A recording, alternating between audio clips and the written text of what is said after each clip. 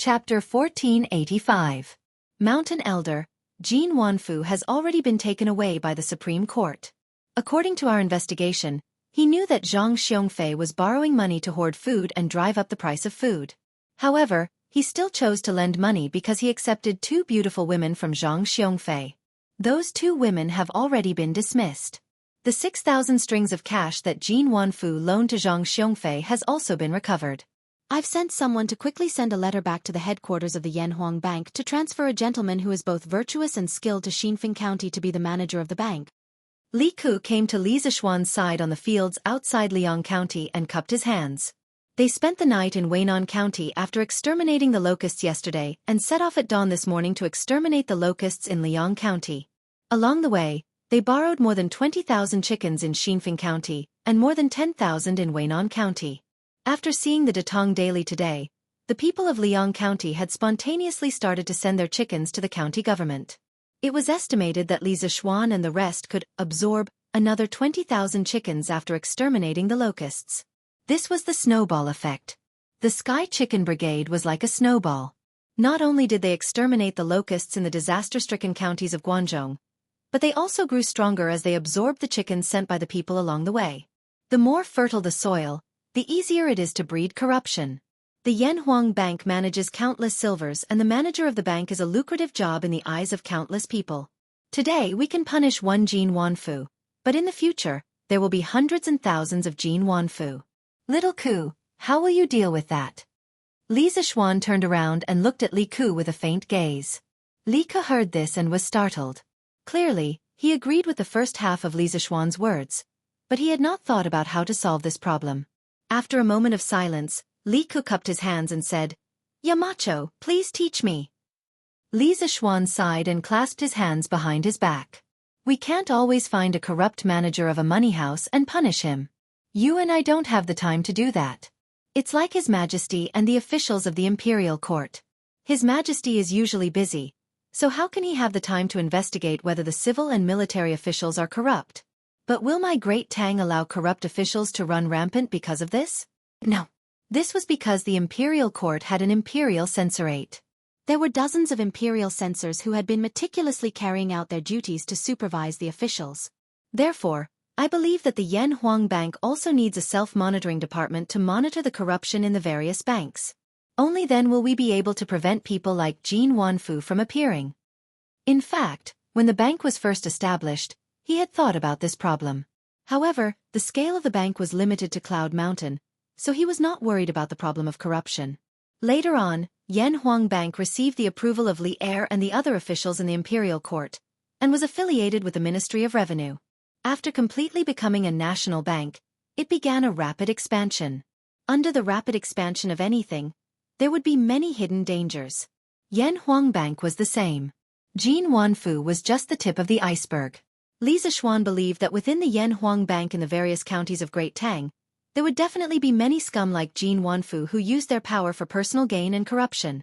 Catching one and dismissing another would obviously not solve the problem completely. The only way to solve the problem was to improve the current system and prevent such a phenomenon from happening again. That was the correct way to solve the problem. When Li Ku heard this, he suddenly understood and said, "Yamacho is wise. After this operation to exterminate the locusts is over, I will return to Chang'an to gather people and set up a monitoring department in the Yanhuang Bank. They will regularly check the accounts of the banks in the various counties, and from time to time, send monitoring officers to the local banks to investigate if there are any illegal activities by the managers of the local banks." Li Zishuan nodded and said, "That would be best. Otherwise, if there are too many people like Jin Wanfu, not only will it cause a great loss to the bank's economy, but it will also cause the bank's reputation among the people to plummet." At this point, Li Zishuan's face flashed with a hint of anger. Humph. Colluding with grain merchants to drive up the price of grain. Fortunately, this matter was not blown out of proportion and was nipped in the bud. Otherwise, our Yanhuang Bank would be hated by the people. Little Ku, immediately use Jin Wanfu's example as a model and issue an internal notice in the Yanhuang Bank. Let all the bank managers take note of this. Otherwise, they will end up like Jin Wanfu. Not only will their reputation be ruined, but they will also be imprisoned. The Yanhuang Bank was founded by Li Zishuan. Seeing someone destroy his hard work, of course he would be heartbroken and angry. Li Ke's expression turned serious as he cupped his hands and said, Yamacho, don't worry. I have already released the internal notice yesterday. The managers of the various banks should have received it in the next few days. Also, what should we name the internal supervision department of our bank? Li Zishuan pondered for a moment and said, the bank is involved in gold and silver. Let's call them the gold-robed guards. The gold-robed guards not only need clerical personnel who are good at investigating and analyzing accounts, but also military personnel who are good at arresting and fighting. This department must be well-versed in both the pen and the sword. Because in the future, the scale of the Yanhuang Bank will be bigger and bigger. When Li Ke heard this, he opened his mouth wide in shock. Obviously, he didn't expect Li Zishuan to play with such a big game. Yamacho, this matter involves the military. I'm afraid we will need father's permission to proceed. Li Zishuan nodded and said, that's natural. Yanhuang Bank is, at best, a financial institution. Of course, it does not have the authority to set up an armed force. However, it is precisely because the bank is a financial institution that it needs a strong military force to ensure its internal and external security. Therefore, I will leave this matter to you, Xiao Ku, to consult His Majesty. The future gold-robed guards will not only be able to ferret out the corrupt scum within the bank, but also protect the bank from external criminals. He definitely didn't set up the gold-robed guards for fun. The daily cash flow of the Yanhuang Bank was very impressive. Money could move people's hearts. Everyone liked money.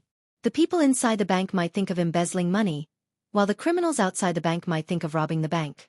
If they didn't take precautions early, something bad would definitely happen one day. For example, modern banks not only had supervision banks like the CBRC, financial asset management companies, trust and investment companies, and other deposit-taking financial institutions, but also bank security guards to protect the safety of the bank. The Yanhuang Bank was similar to modern banks. Of course, it also needed a corresponding supervision and security department. When Li Ke heard this, he seriously pondered in his heart for a moment.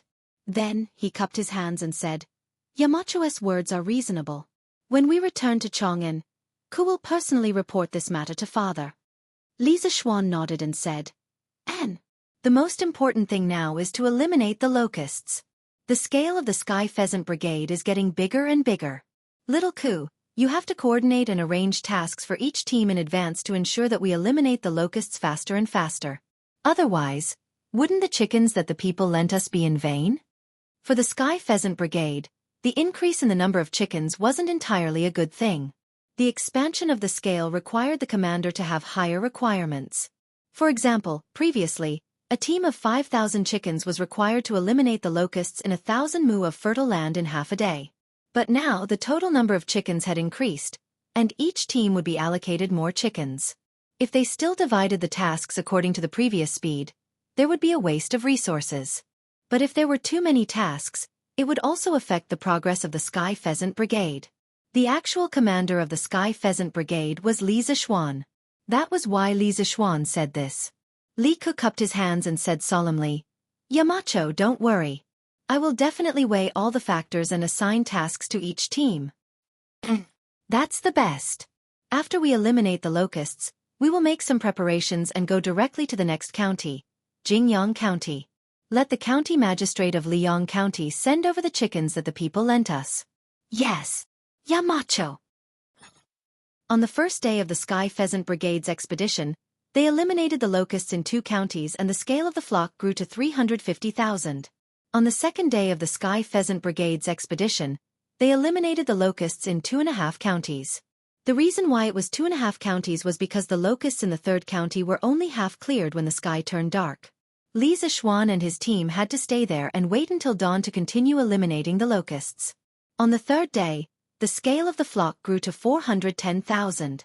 On the 3rd day of the Sky Pheasant Brigade's expedition, they eliminated the locusts in 3 counties and the scale of the flock grew to 470,000. At noon on the 4th day, after the Sky Pheasant Brigade had eliminated the locusts in Xianxia County, the Sky Pheasant Brigade made up of 500,000 chickens split into 2 groups. 200,000 chickens were led by Li Zishuan and set off to the west. The other 300,000 chickens were led by Li Ku and Cheng Chumo and set off to the east. They followed the Yellow River and eliminated the locusts in the disaster-stricken counties along the way. As the good news spread out, the scale of the Sky Rooster Brigade was also increasing exponentially. The people in the disaster area who had been in desperation and helplessness because of the locust plague were immediately ignited with infinite fighting spirit after they read the good news about the Sky Rooster Brigade on the Tang Dynasty Daily. All the states and counties in the Guangzhou area that were affected by the disaster began to carry out large-scale relief operations. At the same time, the various departments of the imperial court had already begun to move. The 12 imperial censors had been sent by Li Er to the 12 disaster-stricken counties to investigate the officials who had failed to provide disaster relief and had even used the locust plague to make money. Moreover, behind each imperial censor was a long transport team. Some of the transport teams even borrowed the power of the Yanhuang Chamber of Commerce. This could be considered the second time in the history of the Great Tang that officials and merchants had openly cooperated with each other. The first time was when the imperial court had sent a fleet south to trade for grain last year, and many private merchants had participated. As for the source of the grain, it all came from Chang'an's largest granary, Taizong. Taizong was considered the granary of the imperial family. Its main function was to provide for the imperial family's consumption, rewards, the salaries of officials, military supplies, and the government's financial aid. Although Taizong's main function was to serve the ruling center, it also had some positive functions. For example, whenever there was a famine, Taizong would take out grain to replenish Chongping's granary and suppress the soaring price of grain. It would also sell some grain at a low price to provide relief to the victims. Last year, the imperial court had sent a fleet south to trade for grain, and directly filled Taizong to the brim. Now, Taizong had a total of 600,000 dan of grain, and Luoyang's Hanjia granary had more than 1,000,000 dan of grain stored. It could be said that the Great Tang had enough resources to deal with this locust plague. As the locust plague had started, the effects of the shortage of grain had not yet appeared. The imperial court had sent a portion of the grain to the various provinces and counties mainly to tell the affected people in the Guangzhou region that the imperial court had the strength and ability to help them through this difficult time. In the face of such a huge natural disaster, sometimes, it was better to take out white rice than 10,000 words to make the people feel more at ease. Thus, the grain in Taizong was not only for disaster relief, but also to stabilize the people and stabilize the price of grain. Li Er not only had to stabilize the price of grain with his words, but also with his actions. On the evening of the 5th day of the Sky Rooster Brigade's expedition, Li Zishuan's group and the roosters arrived at Yong County. Li Zishuan also finally saw his old friend whom he had not seen for many days. Wang Ranbiao. Haha. Little Xian, I haven't seen you for nearly half a year. I didn't think that we would meet again under such circumstances. Renbiao really doesn't know if I should be happy or sad in this situation. At the end of last year, Li Er had appointed Wang Ranbiao as the provincial governor of Qizhou, and ordered him to go to Qizhou at the beginning of this year. Qizhou belonged to Jianghu province and was also known as Fengxiang province. It had 9 counties under its jurisdiction, and the administrative center was Yong County, where Li Zishuan and the others were now. A natural disaster should be sad for the people, and a meeting should be happy for friends. There is no conflict between the two. Li Zishuan smiled and said. Wang Renbiao's eyes lit up and he could not help but sigh. Little Xian, you are still as cheerful and open-minded as before. After sighing, his expression suddenly turned solemn. He bowed solemnly and said, Today, as a mere provincial governor, I welcome your Sky Rooster Brigade on behalf of the 400,000 people of Qizhou. Li Zishuan quickly helped him up and said, You and I are brothers, there is no need to be so polite. Besides, it is the Sky Rooster Brigade's duty to kill locusts and provide disaster relief. We are just following the route that we planned before we set off. Even if you are not the provincial governor of Qizhou, the Sky Rooster Brigade will still come to Qizhou. Wang Ranbiao shook his head and said, No matter what, I have to support you, Little Xian. Little Xian, you must be tired after such a long journey. Follow me back to the provincial governor's mansion to rest. Li Zishuan thought about it and refused. No, it is more important to kill the locusts. Actually, I am not very tired along the way. After all, I have martial arts. The ones who are most tired are these children. Wang Ranbiao could not help but look at the children in the field who were holding loudspeakers and directing the chickens. They were all sweating profusely. However, they were still as enthusiastic as before. He could not help but sigh with emotion. Lantian County is really a place with outstanding talents. With a virtuous and knowledgeable marquis like you, little Xian, these children will definitely be able to do well in the future. I have already ordered people to prepare meat, throat-soothing soup, and summer soup. How about I treat the children tonight? This? Li Zishuan wanted to refuse, but he was interrupted by Leng Yuyao, who was beside him. Marquis, don't refuse. When my young master knew that you were coming to Qizhou today, he had already sent people to prepare these things yesterday. Yu Yao knows that you don't lack the money for these meals, but my young master also wants to show his sincerity. Please fulfill his wish. Li Zishuan was helpless. After thinking for a moment, he could only nod and agree. All right. Renbiao, you have to spend money. Actually, Renbiao, you are now the provincial governor of a province. You should prioritize your official duties. There is no need for you to personally come out of the city to welcome us. Wang Renbiao laughed and said, Little Xian, you and I are brothers. There is no need to be polite. The same words, but the answers were different. The two of them could not help but look at each other and smile. All right. I won't be polite with you. Prepare 20 watermelons for the children tonight. Haha. No problem. I will send people to buy them now. Chapter 1486. Haha. Eat. All of you eat more. Little guys, you've worked hard all the way here. At night, in Yong County, the provincial governor's mansion held a banquet and invited guests. The entire back garden of the provincial governor's mansion was decorated with lanterns and colored banquets. It was very lively, as if it was the new year. Wang Renbiao walked back and forth between the tables in high spirits and said loudly to the children around the table. Slurp. This official is really generous. He even gave us watermelons to eat. Ernyo muttered as he ate the delicious watermelon. Denyo rolled his eyes and said, Heh. He's the provincial governor of Qizhou. How can he not be generous? Although he was talking, Denyo's mouth did not stop. Although Li Zishuan had also treated them to watermelon, this thing was not enough for the children.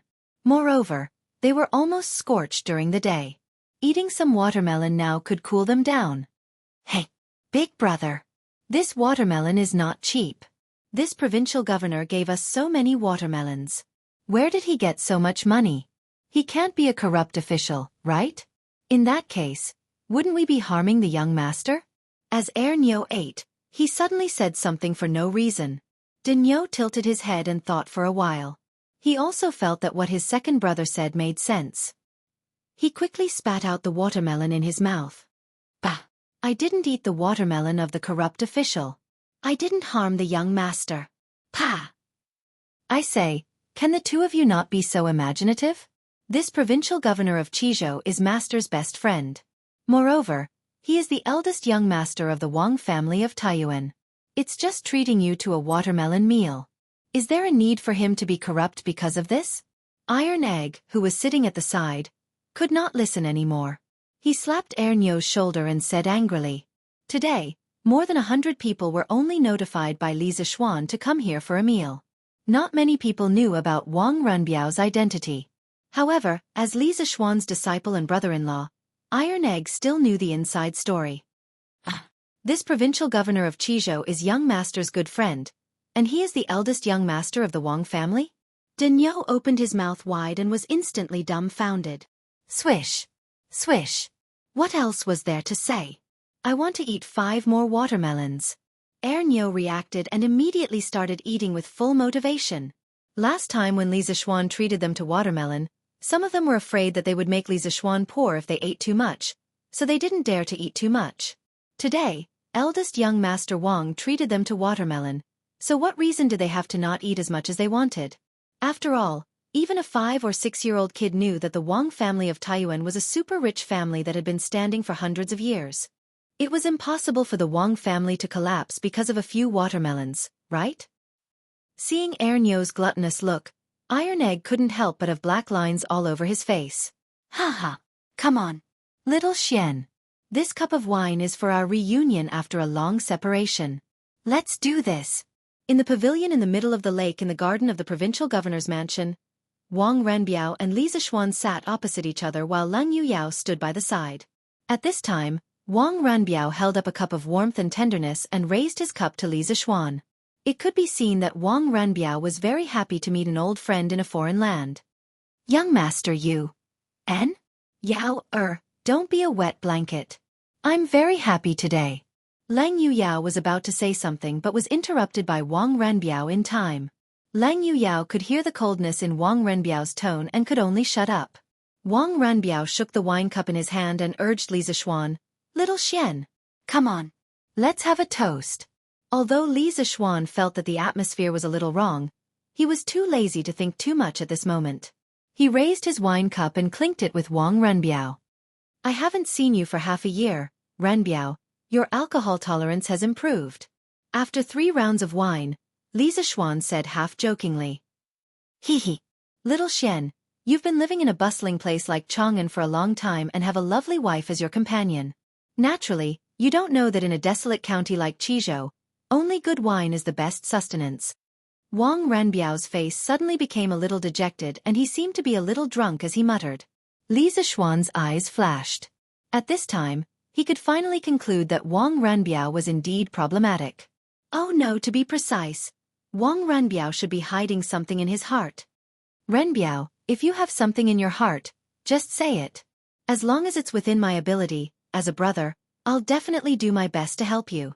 Li Zixuan put down his wine cup and said with a serious face. Hee.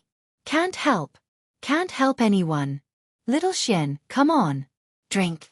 Let me tell you, once a person is drunk, it's like he's an immortal. Incomparably happy. If you don't believe me, you can try it. Wang Ranbiao waved his hand and then poured himself another cup of wine. He raised his head and drank it all. Li Zixuan curled his lips. When he was drunk, he would only have a splitting headache, but he had never felt as happy as an immortal. Perhaps only those who drowned their sorrows in alcohol would have such a feeling, right? Because the air they breathed in reality was bitter. Only when they were drunk and entered a dream would they forget the bitterness. "Young master, you can't drink anymore." Lang Yuyao, who was standing at the side, couldn't hold it in anymore. She went up and took the wine pot from Wang Renbiao's hand and shook her head. "And, Lang Yuyao? Are you going to disobey me too?" Wang Renbiao's voice suddenly became incomparably cold, causing Lang Yuyao's body to tremble. At this time, she saw that his hair had unknowingly become messy. With his disheveled appearance, he looked like a drunken arrogant scholar, but also like a lonely lovelorn. Li Zixuan had never seen Wang Ranbiao like this before. He couldn't help but advise, "Ranbiao, you've drunk too much. Go and rest first. If there's anything, we'll talk about it tomorrow. Miss Lang, quickly help your young master to rest." Lang Yuyao looked at Li Zixuan gratefully and then went up to help Wang Ranbiao up from the chair. However, Wang Ranbiao twisted his body and broke free. He snorted, "I'm not drunk. I'm not drunk. Who dares to pull me?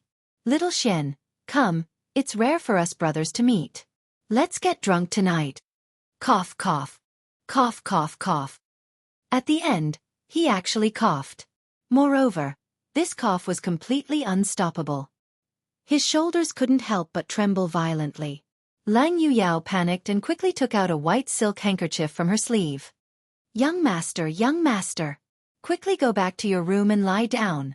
Yao, or we'll send someone to call Dr. Zhang over right now." Cough, cough, cough. Wang Renbiao's entire body arched as he coughed. Suddenly, his expression changed. He quickly snatched the handkerchief from Lang Yuyao's hand and coughed heavily. Then, as if he had collapsed, he directly fell into Lang Yuyao's arms. That white and flawless handkerchief was now dyed bright red. As Wang Renbiao fell, that handkerchief slowly fell to the ground. "Someone, quickly go to the west of the city and call for Dr. Zhang." Lang Yuyao's face instantly turned pale. At this moment, she couldn't care about anything else. She directly helped Wang Renbiao up and anxiously said to the servants in the courtyard. Li Zixuan's expression changed. He quickly got up to help Lang Yuyao support Wang Renbiao and said to Hu Hanyun in the courtyard, "Uncle Hu, let the children go back to rest. Today's banquet is over." "Yes, young master."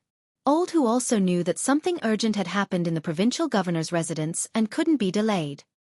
He responded and called a group of stunned children out of the provincial governor's residence. Miss Lung, quickly help Ranbiao lie down on the bed. Let me take a look at him first. Li Zixuan looked at Lang Yuyao, whose face was full of tears, and said in a deep voice. Lang Yuyao, who had always been a cold-faced swordswoman, was not only crying like a pear blossom in the rain, she was also a little confused. After Li Zixuan's voice fell, it took her a while to realize that Li Zixuan also seemed to know medical skills. Thus, her eyes suddenly burst forth with infinite splendor. "NN. Marquis, you must save my young master." Lang Yuyao supported Wang Ranbiao into the room and said to Li Zixuan with a face full of expectation. Li Zixuan nodded and said, "Ranbiao is my good brother, I will do my best." While the two were talking, they had already helped Wang Ranbiao into the side room and laid him down on the bed. Li Zixuan grabbed Wang Ranbiao's wrist, and a pure and gentle Taoist true qi slowly entered Wang Ranbiao's body. From his wrist to his arm, then to his internal organs, limbs, and bones. Li Zixuan's brows were knitted deeper and deeper. Lang Yuyao was trembling with fear as she watched from the side. She was so anxious that tears fell down drop by drop, but she didn't dare to make any noise. "Miss Lung, Dr. Zhang is here." After an unknown period of time, a servant's shout came from outside the room. "Come in." Lang Yuyao saw that Li Zixuan didn't speak for a long time and was at a loss. When she heard the servant's shout, it was as if she heard a voice from the heavens and hurriedly said. But then she realized that this was disrespectful to Li Zixuan and hurriedly said, "Wait. Don't come in first." But her words were a little too late. A white-haired old man carrying a medicine box had already walked in. The old man couldn't help but say with an awkward expression, Miss Lung, should this old man come in or go out?" Lung Yuyao couldn't help but be embarrassed. She froze there and didn't know what to say. "Since you're here, come forward and take a look at Provincial Governor Wang." At this time, Li Zixuan, who was taking Wang Ranbiao's pulse by the bed, finally stood up and said to the old man, "This?" The old man had a troubled expression. For a moment, he didn't know what to hear. Because he knew Lang Yuyao, but he didn't know Li Zixuan. Lang Yuyao first looked at Li Zixuan apologetically, then said to the old man, "Marquis Yong, and wants you to take a look at my young master. Why aren't you going?" You are Marquis Yong'an? Pardon my disrespect." The old man opened his mouth in shock. Li Zixuan wasn't just famous in martial arts and engineering, he was also extremely famous in the medical field. After all, other than the Imperial Physician Bureau, the best medical institution in Great Tang was on Mount Yunshan. This old man will take Provincial Governor Wang's pulse now." The old man wiped the sweat on his forehead and suddenly felt a little pressured. After all, he had heard of Li Zixuan treating Qin Qiong's illness. In his opinion, Li Zixuan's medical skills definitely wouldn't lose to him. "Marquis, I'm sorry." Yu Yao lost her composure just now and let Physician Zhang in. At the door, Lang Yuyao said softly with an apologetic expression. Li Zixuan waved his hand and said, "This Marquis isn't a petty person. Some doctors have the problem of being arrogant because of their talents, but this Marquis doesn't. The most important thing now is to stabilize Renbiao's condition, then we can talk about other things." Lang Yuyao said gratefully, "Thank you, Marquis." After pausing for a moment, she asked softly, "Marquis, how is my young master?" Li Zixuan shook his head and said in a deep voice, "Let's talk about it after Physician Zhang is done." Although Lang Yuyao was anxious, she couldn't persuade him anymore. She could only suppress the uneasiness in her heart and wait quietly by the side. 15 minutes later, Physician Zhang stood up and walked toward Lang Yuyao and Li Zixuan. "How is my young master, Physician Zhang?" Lang Yuyao couldn't wait to welcome him and asked. Physician Zhang sighed and said, "Miss Lang, the provincial governor is still suffering from his old illness. This old man has already told him not to let the provincial governor drink anymore, but why?" At this point, he looked at the tear-stained Lang Yuyao and thought that the other party wouldn't be able to persuade Wang Ranbiao to drink, so he sighed helplessly and said, "Sigh. To the provincial governor, alcohol is a poison that penetrates the intestines. Miss Lang, if it's for the sake of the provincial governor, please don't let him drink anymore." Lang Yuyao's tears fell to the ground and she nodded repeatedly. "I will definitely not let my young master drink anymore in the future." "Physician Zhang, when do you think my young master will wake up?" Physician Zhang shook his head and said with a difficult expression, "It's hard to say. If it's short, it'll be an hour. If it's long, it'll be 3 to 5 days." Of course, this is only this old man's personal opinion. If I've said something wrong, I hope Miss Lang and Marquis can forgive me. After saying that, he cupped his hands toward Lang Yuyao and Li Zixuan. Lang Yuyao quickly turned her gaze to Li Zixuan. Li Zixuan said in a deep voice, "Physician Zhang's diagnosis is basically correct. It's just that this Marquis feels that although drinking too much has hurt Renbiao's liver and stomach, Renbiao's biggest problem right now is that he overthinks and has a knot in his heart. If this heart disease can't be cured, even if he doesn't drink for the rest of his life, his body will continue to deteriorate." A trace of surprise flashed across Lang Yuyao's eyes, but it was more of pain. The tears in her eyes flowed faster. She probably didn't cry as much as she did in the past 10 years. At this time, Physician Zhang nodded and said, "Marquis is right. This old man has also said that the provincial governor has more of a heart disease. But this old man has lived for dozens of years and only knows how to treat physical illnesses, but not mental illnesses. Please forgive this old man for being powerless, Miss Lang. Farewell." After saying that, Physician Zhang carried the medicine box and turned to leave without waiting for Lang Yuyao's persuasion. Physician Zhang. By the time Lang Yuyao reacted, Physician Zhang had already gone out of the door.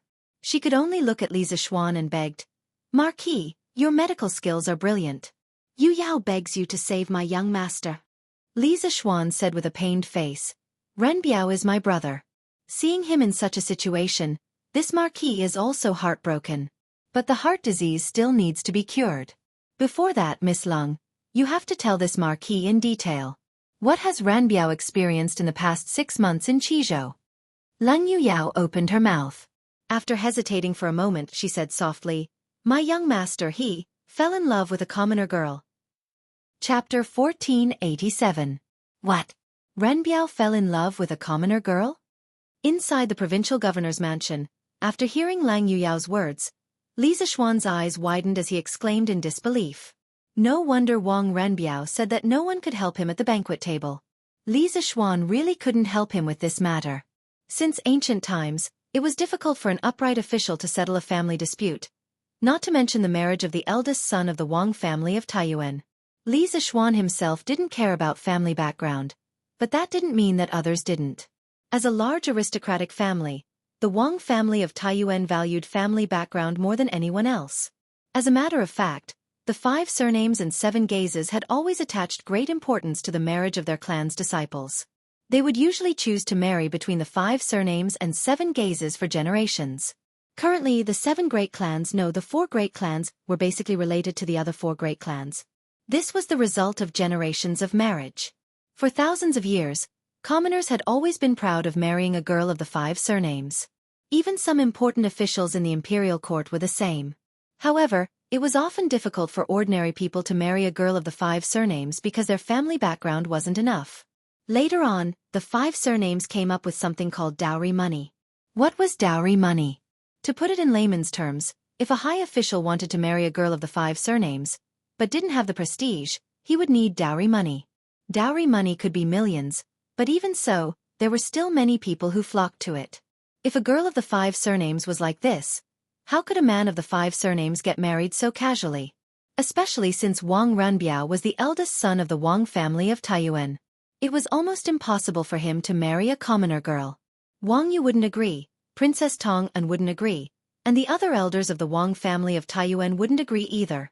And young master did fall in love with a commoner girl, but that girl doesn't seem to like young master.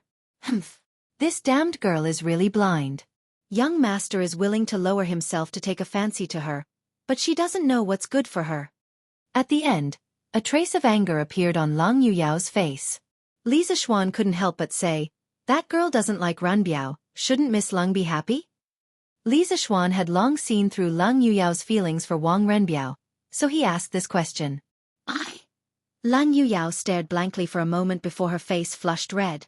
This made Li Zixuan click his tongue in wonder. Even an icy beauty like Lang Yuyao would blush? "I am only young master's shadow. Wherever young master goes, I will be there. But I will never be young master's woman.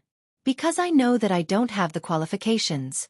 In this life, I only want to silently guard by young master's side. I will never have any improper thoughts." After a moment of silence, Lang Yuyao said softly, Li Zishuan was speechless. He didn't think that Lang Yuyao's love would be so humble. Sure enough, the prejudice of family status killed people. Miss Lang, what's the name of the woman that Ren Biao likes? Where does he live? How did they know each other? Can you tell me more about it? The awkward atmosphere lasted for a long time. Li Zishuan wasn't good at comforting people, so the two just stood there quietly. After a long time, Li Zishuan opened his mouth and asked faintly. He was really curious about the woman that could make Wang Ren Biao fall head over heels for her. Who was she? Leng Yuyao's face turned cold. She paused for a moment and recalled.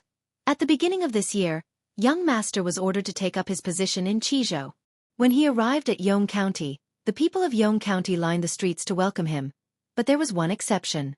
Just as young master was about to enter the city, a white-clothed woman in mourning clothes and two servants carrying a coffin blocked the city gate. Wearing mourning clothes and blocking the gate with a coffin. Could it be that there was an unjust case in Yong County?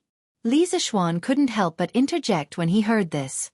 Lang Yuyao nodded expressionlessly and said, "There was indeed an unjust case." At that time, young master also didn't expect to encounter such a thing. But young master was kind and didn't blame her for it. Instead, he went up and asked the woman if there was an unjust case. After some questioning, he found out that the woman's name was Li Jingchu. Her father's name was Li Xingyun. Li Xingyun had owned a carriage shop when he was alive. It was the largest carriage shop in the Qizhou. He bought goods from the members of the Yanhuang Chamber of Commerce and specialized in selling carriages and bicycles from the Strange Taste Pavilion in the Qizhou.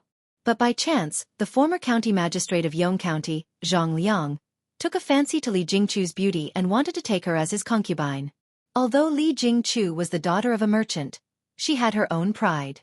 Of course, she wouldn't marry a man in his 40s and would rather die than become his concubine. Zhang Liang couldn't be forced, so he could only set his sights on Li Xingyun. He first invited Li Xingyun to the county office and tried to persuade him. But Li Xingyun wasn't willing to use his daughter's happiness to climb up the social ladder, so he tactfully refused. Zhang Liang was furious and threatened to make Li Xingyun unable to do business in Yong County. From then on, the Li family's carriage shop had local ruffians causing trouble every few days. Li Xingyun reported it to the officials a few times, but in the end, nothing was done. What was more serious was that one night, a large group of bailiffs suddenly surrounded the Li family's residence.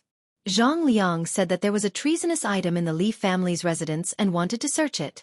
When Li Xingyun heard the news, he immediately came out of his bedroom. But he couldn't stop the bailiffs from searching the residence. The entire Li family was in chaos. The women were also alarmed. They all put on their clothes and left their rooms to avoid being violated. Li Xingyun thought that Zhang Liang was just trying to scare him. But who knew that the bailiffs really found a treasonous item in the Li family's residence? It was a gold medal. Gold medal? What gold medal? Li Zishuan was curious. Lang Yuyao paused for a moment and said softly, "That gold medal came from the Eastern Palace. And it was engraved in the Wuda era." Hidden Crown Prince? Li Zishuan sucked in a breath of cold air. He secretly thought that the county magistrate was really King Ruthless. He actually used King Shili Genqing to frame Li Xingyun. This was playing with fire. Lang Yuyao nodded and said, "That's right. That was the gold medal used by the Eastern Palace when the Hidden Crown Prince was still in power. Zhang Liang used this as an excuse to put Li Xingyun in jail. In jail, he ordered the jailers to torture Li Xingyu and force Li Xingyun to agree to marry his daughter to him. He also secretly sent someone to send a message to Li Jingchu, saying that if she wanted to save her father, she would obediently become his concubine. In order to save her father, Li Jingchu hesitated for a while before finally deciding to give up her lifelong happiness. That day, she went to the county yamen alone and expressed her willingness to give herself to Zhang Liang, begging him to let her father go. Zhang Liang naturally agreed and immediately ordered the yamen runner to bring Li Xingyun out of the prison. But who knew that the yamen runner would return empty-handed in less than a quarter of an hour? It turned out that Li Xingyun was worried that Li Jingchu would do something stupid in order to save him. Coupled with the fact that he couldn't endure Zhang Liang's torture, he used a wooden chopstick to pierce his throat and committed suicide. Li Zishuan's eyes flashed with a trace of anger. He couldn't help but say, "Bastard! How can such a scum be worthy of being a county magistrate?" "Miss Lung, what happened after that? Where is that Zhang Liang now? Lang Yuyao sighed softly and continued to narrate. When Li Jingqiu heard that Li Xingyun had committed suicide in the prison, she was extremely sad. She immediately pulled out the knife in the yamen runner's hand and was about to slash at Zhang Liang. But Zhang Liang narrowly dodged it. Zhang Liang was naturally shocked and furious that his head was almost chopped off. He quickly ordered his men to capture Li Jingqiu.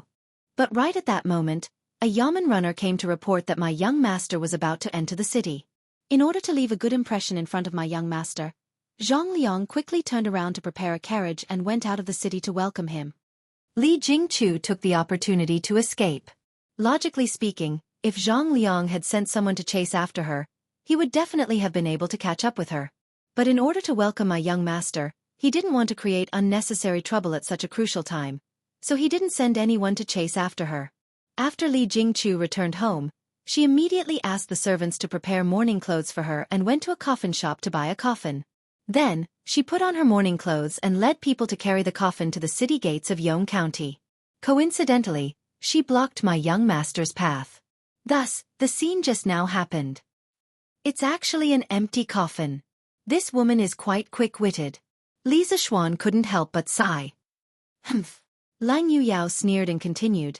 At that time, Li Jingqiu told my young master that if my young master could make a decision for her, this coffin would be prepared for her father who died unjustly in prison.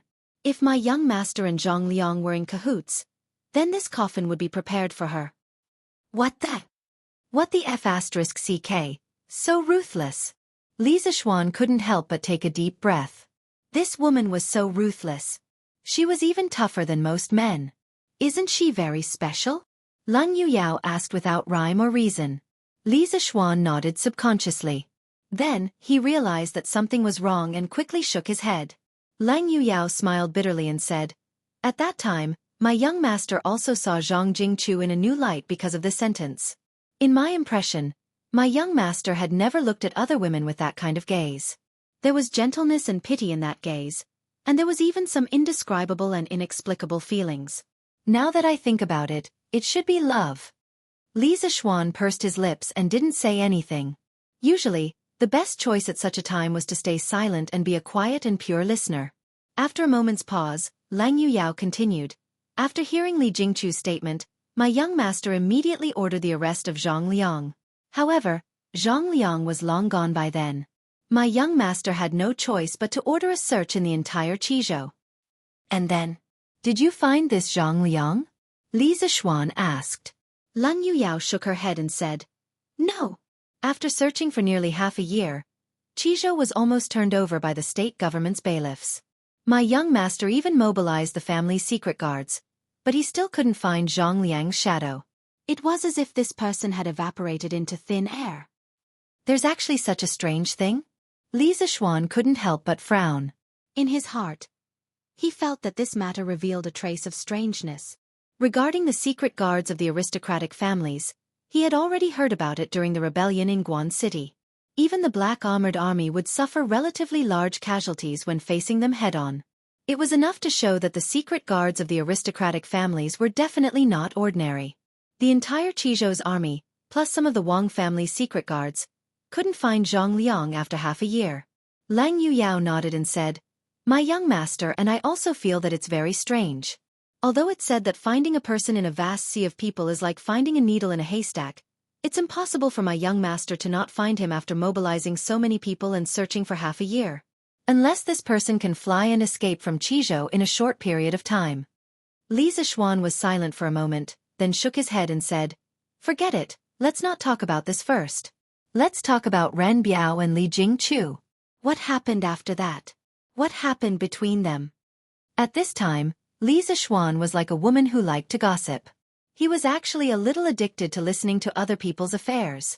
Lang Yuyao pursed her lips and said, Later on, Li Jingqiu transported Li Xingyun's corpse out of the prison and buried it in a low-key manner. My young master attended Li Xingyun's funeral and told Li Jingqiu that if she needed anything, she could go to the provincial governor's mansion to find him. From then on, I already felt that my young master did indeed treat Li Jingqiu differently from others. But that Li Jingqiu was unmoved by my young master's good intentions. Her birth mother passed away early, and Li Xingyun remarried a few years ago. After Li Xingyun committed suicide, The Li family's huge assets were all seized by her concubine mother because her younger brother was born from her concubine mother. When Li Jingchu was in poverty, my young master sent people to give her money more than once, but she didn't accept it. When she was chased out of the house by her concubine mother time and time again, my young master extended a helping hand time and time again, but was rejected by her every time. Why is that? Ren Biao is young and has a high position. Moreover, he is a talented person. Why does Li Jingchu keep him at a respectful distance? Hearing up to here, Li Zishuan couldn't help but wonder. The more he listened, the more he felt that this story was like the story of Cinderella and the prince. However, although Li Jingchu was a Cinderella who was tortured by her stepmother, Wang Ranbiao wasn't the prince who could win Cinderella's heart. But logically speaking, Wang Ranbiao's hard conditions weren't bad. He had a powerful family background, an official position, money, and good looks. He was simply the perfect husband in the hearts of the women of this era. Why didn't Li Jingchu like him? Hearing Li Zishuan's question, Lang Yuyao was a little angry and said, "Humph. It's that Li Jingchu who doesn't know how to appreciate kindness. She doesn't know the immensity of heaven and earth. My young master appreciating her is her fortune. She actually doesn't know what's good for her and brushes away my young master's good intentions again and again. She doesn't know that even if she is willing, master and princess aren't willing." Hearing that, Li Zishuan couldn't help but be speechless. This Lang Yuyao's logic was really weird. In her eyes, any woman that Wang Ranbiao took a fancy to should be that woman's fortune. That woman should eagerly come up to thank Wang Ranbiao for his appreciation. This was probably the scene in Lang Yuyao's heart. Indeed, beauty is in the eye of the beholder. Cough cough. Cough cough. Yao, don't talk nonsense. Just at this moment, a violent cough came from the bed. It turned out that Wang Ranbiao, who was in a coma, actually woke up at this moment. Young master, you're awake? Are you thirsty? Do you want to drink water?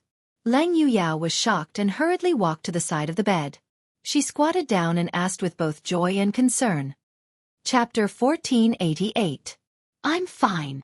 In the side room of the provincial governor's residence, Wang Ranbiao finally calmed down after coughing for a while. With Lang Yuyao's help, Wang Ranbiao propped himself up and leaned against the bed. He turned to Li Zishuan and bitterly smiled. Little Xian, I've let you see a joke. I brought this upon myself, and I shouldn't have told Yao, to disturb your state of mind. Li Zishuan frowned. We're brothers, and there are some things that we should share together. Indeed, I can't interfere in the matters of the Wang clan, but I, Li Zishuan, can't watch my brother suffer. If Ranbiao truly likes that Li Jingchu, then courageously pursue her. Let's not worry about the consequences for now. Even if your father and Princess Tong and don't agree to this marriage, we'll think of another way. The worst outcome is that you'll be expelled from the Wang clan, but do you care about that? Li Zishuan vaguely remembered that Wang Renbiao's son was called Wang Fengyi, a famous general of the Great Tang during the Gaozong era. His mother's surname seemed to be Li, and she might be the Li Jingchu that Lang Yuyao spoke of. Bringing this pair of fated people together was not only to follow the trend of history, but also to help Wang Ranbiao fulfill his wish. If Wang Ranbiao continued in this state, he might not be able to live for long. This was definitely not an exaggeration. When he took Wang Renbiao's pulse earlier, he could feel that the latter's pulse was weak, and there was an extremely dense gloomy aura in his body. Furthermore, Wang Renbiao also died at an early age, so Li Zishuan couldn't help but be cautious. At this moment, as long as he could resolve the knot in Wang Renbiao's heart, Li Zishuan was willing to do anything, let alone persuading him to fall out with Wang Yu and Princess Tong En. This was because he felt that Wang Renbiao was a good person, and he valued this friendship. Lang Yuyao, who was standing by the side, couldn't help but stiffen. What did he mean by the worst outcome is that he'll be expelled from the Wang clan? When did the title of the eldest son of the Wang clan become so worthless? Furthermore, who would persuade someone to betray the clan? Was he trying to persuade him? Just as she was about to say something, Wang Renbiao, who was lying on the bed, said, "Of course I don't care about these empty titles. The title of the eldest son of the Wang family in Taiyuan may mean glory and wealth in the eyes of ordinary people, but for me, it's more of a burden. Although ordinary people live in poverty, they can find a wife who can share weal and woe with them for the rest of their lives. But I don't even have the right to pursue the person I like. I'd rather not be the eldest son of the Wang family. Li Zishuan nodded approvingly and said, since you don't care about these false reputations, then what's there to worry about? Even if you leave the Wang clan, with your talent and knowledge, are you afraid that you won't be able to make a living? Moreover, even if you leave the Wang clan, you still have me as your brother. How can I just stand by and watch you suffer? Therefore, use all your strength to pursue the person you think is worth pursuing. If you are overcautious, you will only get nothing. Don't regret it when you are old. It will be too late by then.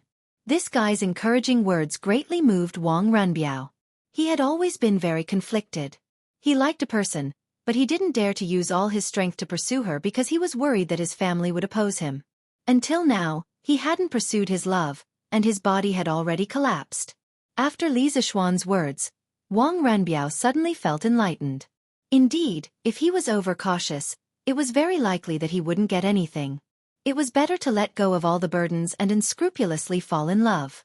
At that time, even if he lost his identity as the young master of an aristocratic family, it would be worth it. Xiaoxian, you are the first person to support me. It is the fortune of my life to have a friend like you.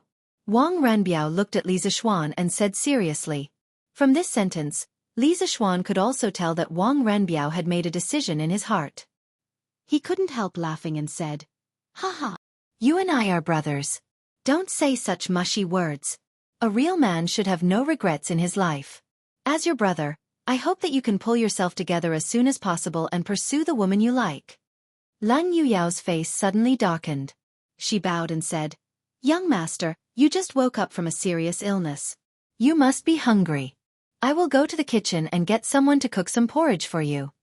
After saying that, without waiting for Wang Renbiao to respond, Lan Yuyao turned and left the room. Her back view was very bleak. Li Zishuan looked at Lan Yuyao with a complicated gaze. He felt a little uncomfortable in his heart. He only cared about comforting Wang Renbiao and neglected Lan Yuyao's feelings. Although Lan Yuyao once said that she didn't have any extravagant hopes of becoming Wang Renbiao's woman, this kind of behavior in front of her, encouraging Wang Renbiao to pursue another woman, would more or less hurt her. Sigh. It's also troublesome to have too many women. Fortunately, I only have one wife. At the end of his thoughts, Li Zishuan couldn't help but rejoice. Miss Lang is also a good woman. Seeing Wang Renbiao looking at Lan Yuyao's back view with a complicated gaze, Li Zishuan, who came back to his senses, suddenly said meaningfully. Wang Renbiao was startled. He then smiled bitterly and said, "Little Xian, don't make fun of me. I only treat Yaoer as a younger sister. There are no feelings between us." "Enough. I don't care about your matters. As a brother, I only hope that you can untie the knot in your heart as soon as possible and pursue your own happiness. This way, we can continue to drink and chat merrily in the future." Li Zishuan waved his hand and said. Wang Renbiao nodded, but then frowned again. He smiled bitterly and said, "Sigh. But Jianghu has always been neither close nor distant to me. I really don't know where to start. Little Xian, you are quite experienced in this aspect. Can you teach this brother?" Li Zishuan heard this and his forehead was full of black lines. "What do you mean by I am quite experienced in this aspect? I only have one wife, okay? Do you have to make me sound like a saint of love?" But compared to Wang Renbiao, who was a noob in the field of love, he did have a little more experience in this aspect. "Renbiao, have you ever thought about why Miss Li has been keeping a distance from you? Could it be that she feels that she is of low birth and not worthy of you?" After a moment of silence, Li Zishuan asked. Wang Renbiao shook his head without thinking and said, "No. Although Jianghu is a woman, she is also a proud person.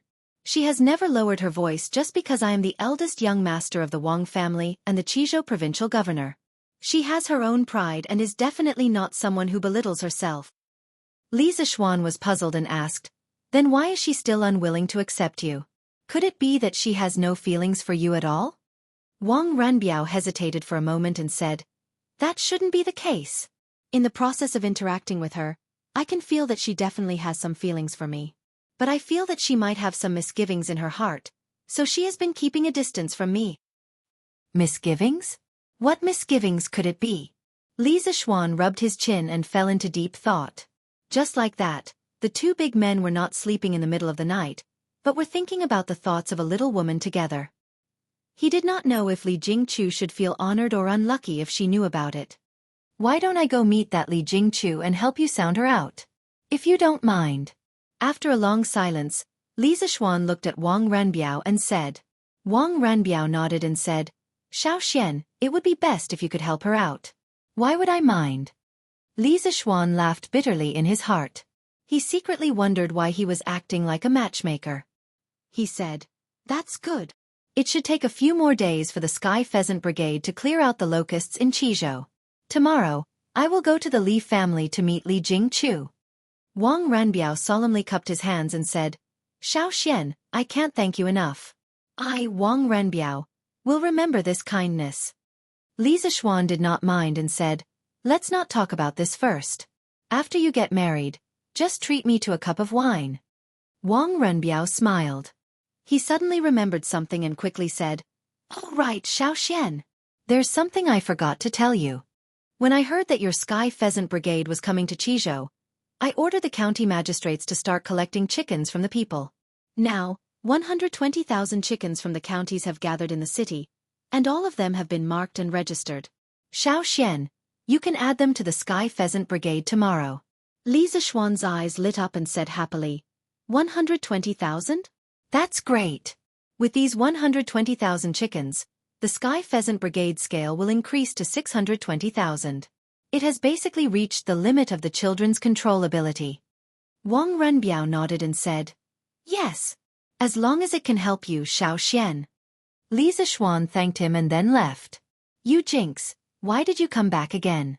Do you want to kill everyone in your family before you are satisfied? In a luxurious mansion in the west of Yong County, a woman in embroidered clothes and a group of servants blocked the gate of the mansion and said fiercely to a woman in white clothes, This is my home. Why can't I go back? The plain-clothed woman, however, remained fearless as she retorted with a cold expression. You damn girl, how dare you talk back? If it weren't for you Jinx, how could Master be harmed by that corrupt official Zhang Liang? How can you still have the face to step into this house? The woman in embroidered clothes said with a sharp voice. My father? Humph. You still have the face to mention my father? The plain-clothed woman's expression turned cold, and the temperature around her dropped to freezing point. She said coldly, Back then, before my father's body was even cold and he was buried, some people were already in a hurry to divide up the family property. They replaced the shopkeeper and accountant of the carriage shop with their own family members. Lu Yuerong, do you dare to say that you have a clear conscience in front of my father's memorial tablet? You rebelled. You wild girl. You're really rebelling. No matter what, I'm still your concubine. How dare you call me by my name? You're really a wild girl who didn't have a mother to teach you. The woman in embroidered clothes pointed at the woman in white clothes with trembling hands and feet, and her voice became sharp. The woman in plain clothes had a cold glint in her eyes. She coldly stared at the woman. If looks could kill, then the woman would have been cut into 1,000 pieces. If my mother was still alive, how could a vicious woman like you be so arrogant? I came back today just to burn incense for my father. I don't want to argue with you. Burn incense? Don't even think about it. Men, get this Jinx out of here. The woman in embroidered clothes glared and ordered the servants around her. Let me see who dares.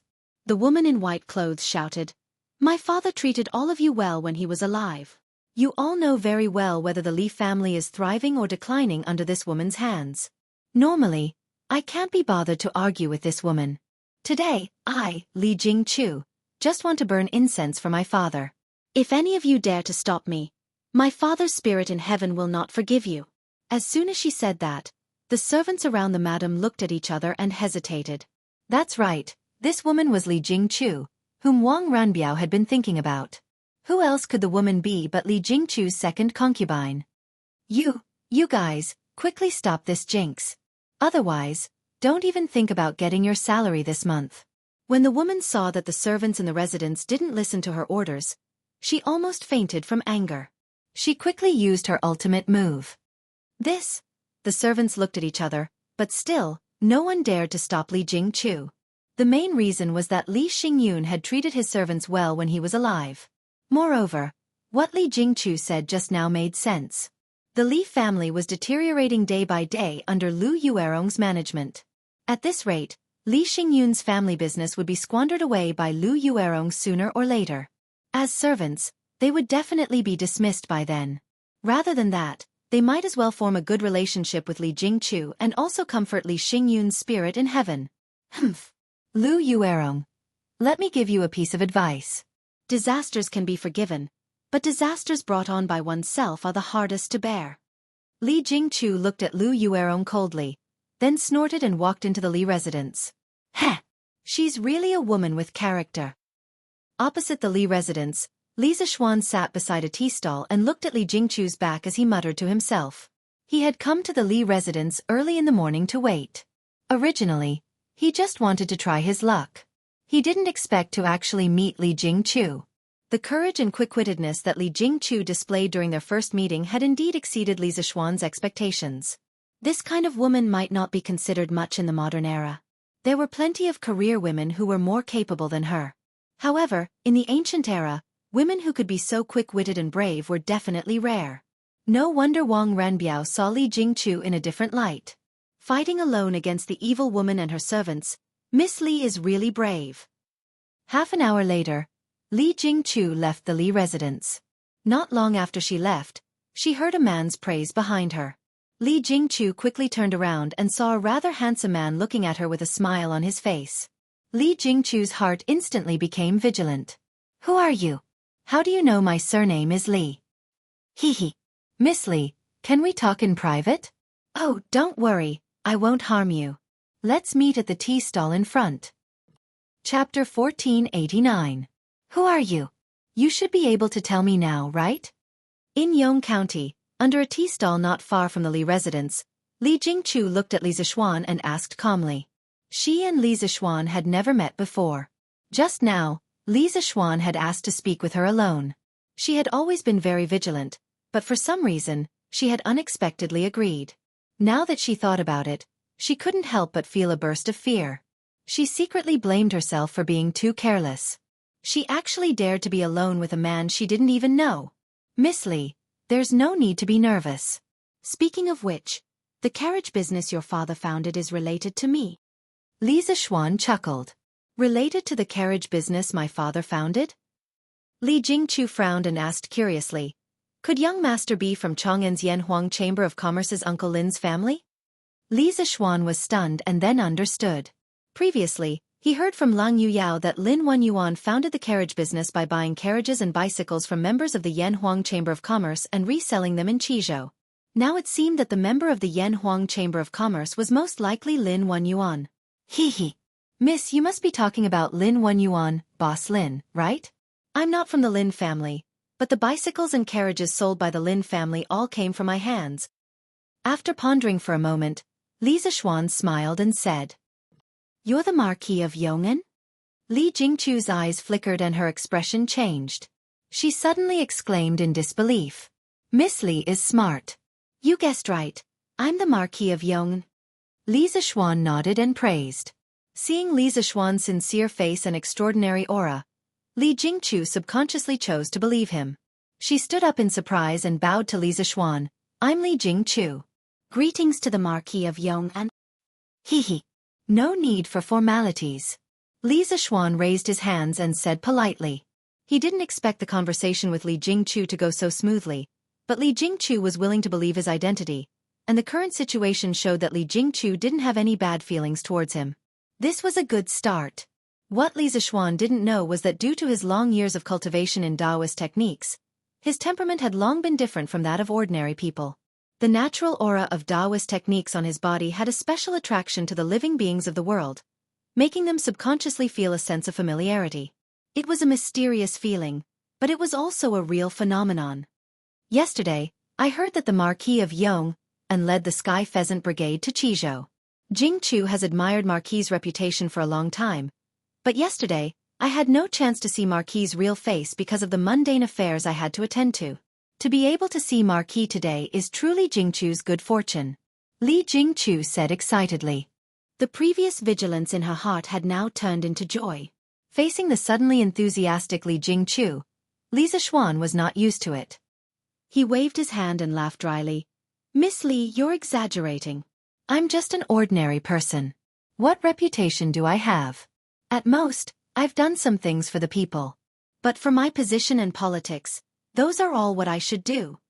Li Jingchu shook her head and said, Marquis treats the people well. Everyone in the world knows that.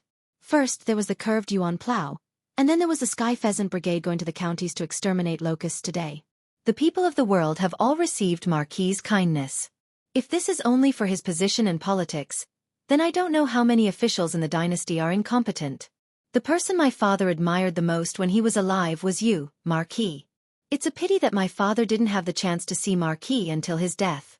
At this point, Li Jingchu's face suddenly became sad. Li Zishuan couldn't help but comfort her. Miss Li, the dead can't be brought back to life. I already know a thing or two about your father. I'm very sorry. Before this, although I didn't know your father's character, your father would rather die than submit for your lifelong happiness.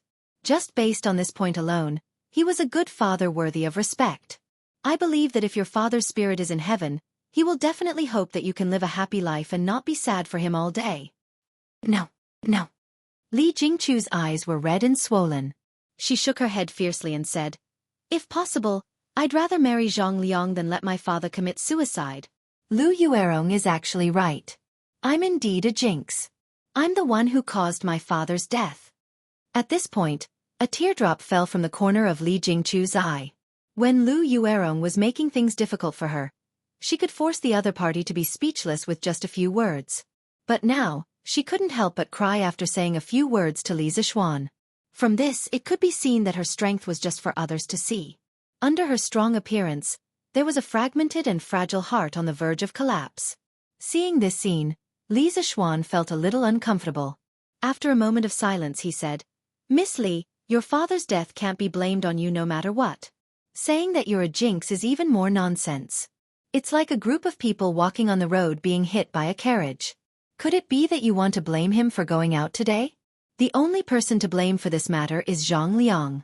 Such a treacherous person doesn't deserve to be a magistrate of a county, much less a person. Thank you, Marquis, for speaking up for Jingchu.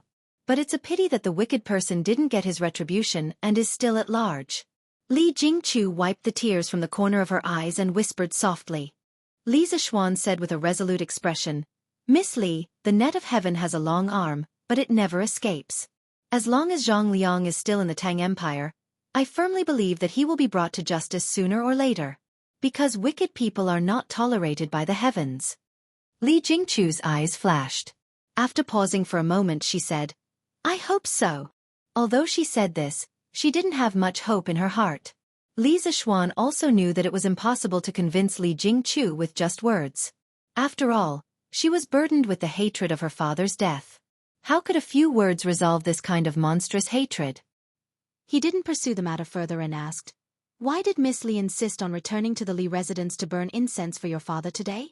Li Jingchu said with a sorrowful expression, Today is my father's birthday. I know that if I don't come back to pay my respects, Lu Yuerong and the others won't remember this at all. I originally wanted to go to the temple to invite the 49 masters back and pay my respects for 49 days. But Lu Yuerong definitely wouldn't agree. Secondly, I'm no longer the Li family's eldest daughter. I can't even afford to donate the incense money. How could the masters in the temple be willing to pay their respects for my father?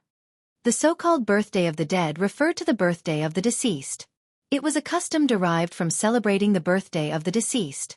In terms of its nature, it was a filial and commemorative event for the ancestors by the family and the family as a unit. It was meant to be cautious and loyal to pursue the distant, and bright and generous, to enhance the family's glory. The birthday of the dead was first done at home and second at the temple. There was no ceremony at home. It was done on land and water. It could be done for 1 to 3 days or even 7 days. The day of completion was the official day. The most solemn ceremony was to invite the 49 monks back and pay their respects for 49 days. After the ceremony, the memorial tablets could be placed in the main hall of the temple to receive the incense. Although there was no specific time limit for the birthday of the dead, it was still mostly done by newly deceased people. Grandparents and parents had died less than 3 years ago, and their descendants had yet to mourn. Or less than 10 years ago, their descendants inherited their elders' property, business, and even titles, out of gratitude for the grace of the heavens. When Li Zixuan heard this, he couldn't help but sigh with emotion. Miss Li's filial piety is commendable and admirable. I'm willing to step forward to help you regain control of the Li family. This way, Miss Li can openly celebrate your father's birthday. What do you think, Miss Li? Li Jingchu was suddenly startled. Obviously, she didn't expect Li Zixuan to propose such an idea. After hesitating for a moment, she shook her head and said, "Thank you for your kindness, Marquis. However, I, Li Jingchu, only want to take back what I've lost. I want everyone to be convinced. I want the Li family to flourish in my hands. Only in this way can I comfort my father's soul in heaven." When he heard this, Li Zixuan couldn't help but raise his opinion of Li Jingchu. He nodded and said, "Miss Li is very bold. Your father can be considered to have a smile in the underworld for having a daughter like you. Since Miss Li has made up your mind, I won't interfere in this matter anymore." Li Jingchu raised her head to look at Li Zixuan and said, "Thank you, Marquis, for your understanding. However, Marquis made a special trip to find Jingchu today. It shouldn't be just about my father, right? If Marquis has any instructions, please don't hesitate to tell me. Jingchu will do her best to help." This question stumped Li Zixuan. He couldn't just directly tell Li Jingchu, "I'm here to matchmake you, right?" If he really said it out loud, he might be scolded as a lecher. After thinking for a while, Li Zixuan coughed dryly and said, "Miss Li, do you know the governor of Qizhou?" Li Jingchu's expression changed slightly. She paused for a moment and replied, "Governor Wang is a benefactor to our Li family. He has helped Jingchu time and time again. Of course Jingchu knows him." However, what does Marquis mean by this question? Li Zixuan faintly glanced at Li Jingchu. Her skin was white and smooth, as if it could be broken by the wind. Her pair of watery eyes were indescribably delicate and moving. It was as if the spiritual energy between heaven and earth was concentrated on her body. Even though she was wearing plain clothes, it couldn't hide the spiritual energy on her body. Not to mention other things, Li Jingchu's appearance was indeed top-notch. Coupled with her maverick personality, she could indeed be considered an outstanding female talent. It was no wonder that Wang Ranbiao yearned for her day and night. To tell you the truth, Governor Wang and I are best friends. Last night, Ranbiao suddenly fell ill. He vomited 3 liters of blood and is bedridden. After a moment of silence, Li Zixuan suddenly spoke. "What?" Li Zixuan's words were like a bolt from the blue, causing Li Jingchu's small face to instantly turn pale. A trace of anxiety flashed in her eyes as she hurriedly asked, "Marquis, why is Governor Wang bedridden? What illness does he have? Marquis, please tell me how Governor Wang is now." Towards the end, there was actually a trace of trembling in her voice. Li Zixuan couldn't help but nod secretly. From Li Jingchu's reaction, she wasn't completely devoid of feelings for Wang Ranbiao. Wang Ranbiao's judgment last night wasn't wrong. I heard from Ranbiao's maidservant that Ranbiao often drowned his sorrows in alcohol. Drinking too much alcohol can easily harm the liver and stomach. The direct reason why Ranbiao vomited blood last night was because he drank too much alcohol. However, the fundamental reason is because he is overly worried and has contracted a mental illness. I know a little about medicine. I can treat Ranbiao's physical illness, but I really can't do anything about his mental illness. With Ranbiao's current condition, even if I can treat his physical injuries, his mental illness won't allow him to live past 35 years old. Smack! Hearing this, the teacup in Li Jingchu's hand suddenly fell to the ground. Her lively eyes instantly lost their luster and became lifeless. Her small face also became frighteningly pale. "No, impossible. How can he not live past 35 years old? He is the eldest young master of the Wang family. All the famous doctors in the world will definitely be willing to treat him. His illness will definitely be cured. He will definitely be able to live a long and healthy life. Marquis, this can't be true. Hurry up and tell me, this can't be true." Towards the end, Li Jingchu was already sobbing uncontrollably. She didn't know what kind of trust it was, but she had already shed all her disguises in front of Li Zixuan and revealed her truest and weakest side. She looked at Li Zixuan anxiously, as if she was praying and pleading at the same time. Li Zixuan said in a deep voice, "Miss Li, Renbiao's illness is indeed very serious. I'm definitely not lying to you.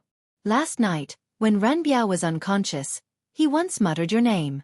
I asked around about you from the others because I'm guessing that the crux of Renbiao's mental illness is very likely related to you. A hint of panic flashed across Li Jingchu's eyes. She stroked the hair in front of her forehead and said, "Oh, Marquis, Jingchu is just a commoner. How can Governor Wang's mental illness be related to Jingchu?" The people around the tea stall had long been sent away by Li Zishuan's guards. Now that there was no one else here, Li Zishuan decided to lay his cards on the table. He looked at Li Jingchu with a burning gaze and said in an extremely serious tone, "Miss Li, I don't believe that you can't sense Renbiao's feelings for you. Today, there's only the two of us here. Can you tell me your true thoughts?"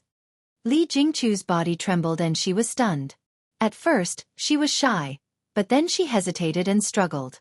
After a long silence, she finally opened her mouth and said, "Marquis, Governor Wang's kindness to Jingchu, of course Jingchu can feel it. Jingchu is very grateful for Governor Wang's help time and time again. However, my father's death has not been avenged and Zhang Liang is still at large. The Li family has also declined because of this. At this juncture, Jingchu really doesn't have the heart to care about personal feelings. Governor Wang's feelings are not something Jingchu can accept." When Li Zishuan heard this, he finally knew what Jingchu's misgivings were. He couldn't help but frown and say, "According to what I know in the past 6 months, Renbiao has not only mobilized the provincial government's troops, but also many Wang family's secret guards. He almost turned the entire Qizhou upside down, but he still couldn't find any traces of Zhang Liang. If Zhang Liang can't be found in 10 years, will Miss Li not get married for 10 years? If your father sees you like this in heaven, I'm afraid he will be more heartbroken than anyone else, right? Besides, can you bear to see Renbiao's body and mind deteriorate and die young because of you?" Li Jingchu hugged her head and said with a pained expression, "Marquis, don't force me. I don't want to let my father down, and I don't want anything to happen to Governor Wang. Please don't force me." Seeing Jingchu's pained expression, Li Zishuan also couldn't bear it. He thought for a while, then gritted his teeth and said, "Fine. Since that's the case, I will make a gentleman's agreement with Miss Li today. Within 2 years, I will definitely help Renbiao find Zhang Liang's whereabouts and avenge your father. When the time comes, I hope Miss Li can face your true feelings." Chapter 1490. Is Marquis speaking the truth? Under the tea stall, after listening to Li Zishuan's gentleman's agreement, Li Jingchu's eyes widened in surprise as she asked. Li Zishuan nodded and said, "Of course. When this matter is over and I return to Chang'an, I will report this matter to the Emperor and have the Supreme Court issue a warrant for Zhang Liang in the entire Great Tang. In addition, I will use the power of the Flaming Yellow Chamber of Commerce to mobilize all the merchants and commoners in the world to find Zhang Liang. As long as this person is still in the Great Tang, he will have nowhere to hide." Yes. Jingchu believes that Marquis will definitely be able to find Zhang Liang. Li Jingchu nodded excitedly. Li Zishuan heaved a sigh of relief. At this point, he had finally fulfilled his mission. Yes. Since that's the case, I hope that Miss Li can keep your promise when the time comes. Don't suppress your feelings and don't be overly cautious. Not only will you hurt yourself, but you will also hurt the people who love you. It's unfair to you and Renbiao. If your father knows this in the netherworld, he will definitely not be willing to see his daughter torment herself because of him." Hearing this, a trace of sadness flashed through Li Jingchu's eyes. After a moment of silence, she said softly, "The Marquis is right. My actions from before were indeed too selfish. In the future, I will face this feeling squarely and will not harm Provincial Governor Wang again." Li Zishuan hesitated for a moment and could not help but say seriously, "I helped you find Zhang Liang not to force you to be with Renbiao. I just want you to face your own heart and not suppress your feelings. If you really have no feelings for Renbiao, you can tell him clearly. This Marquis will not blame you for this." In the end, Li Zishuan did not want this matter to become a transaction. As the saying goes, a melon that is forcefully picked is not sweet. This was especially true for feelings. After all, two people would spend a lifetime together. Hearing this, Li Jingchu couldn't help but smile through her tears and said, "Marquis, don't worry. Now, no one can force me to do something I don't want to do, and no one can force me to marry someone I don't want to marry.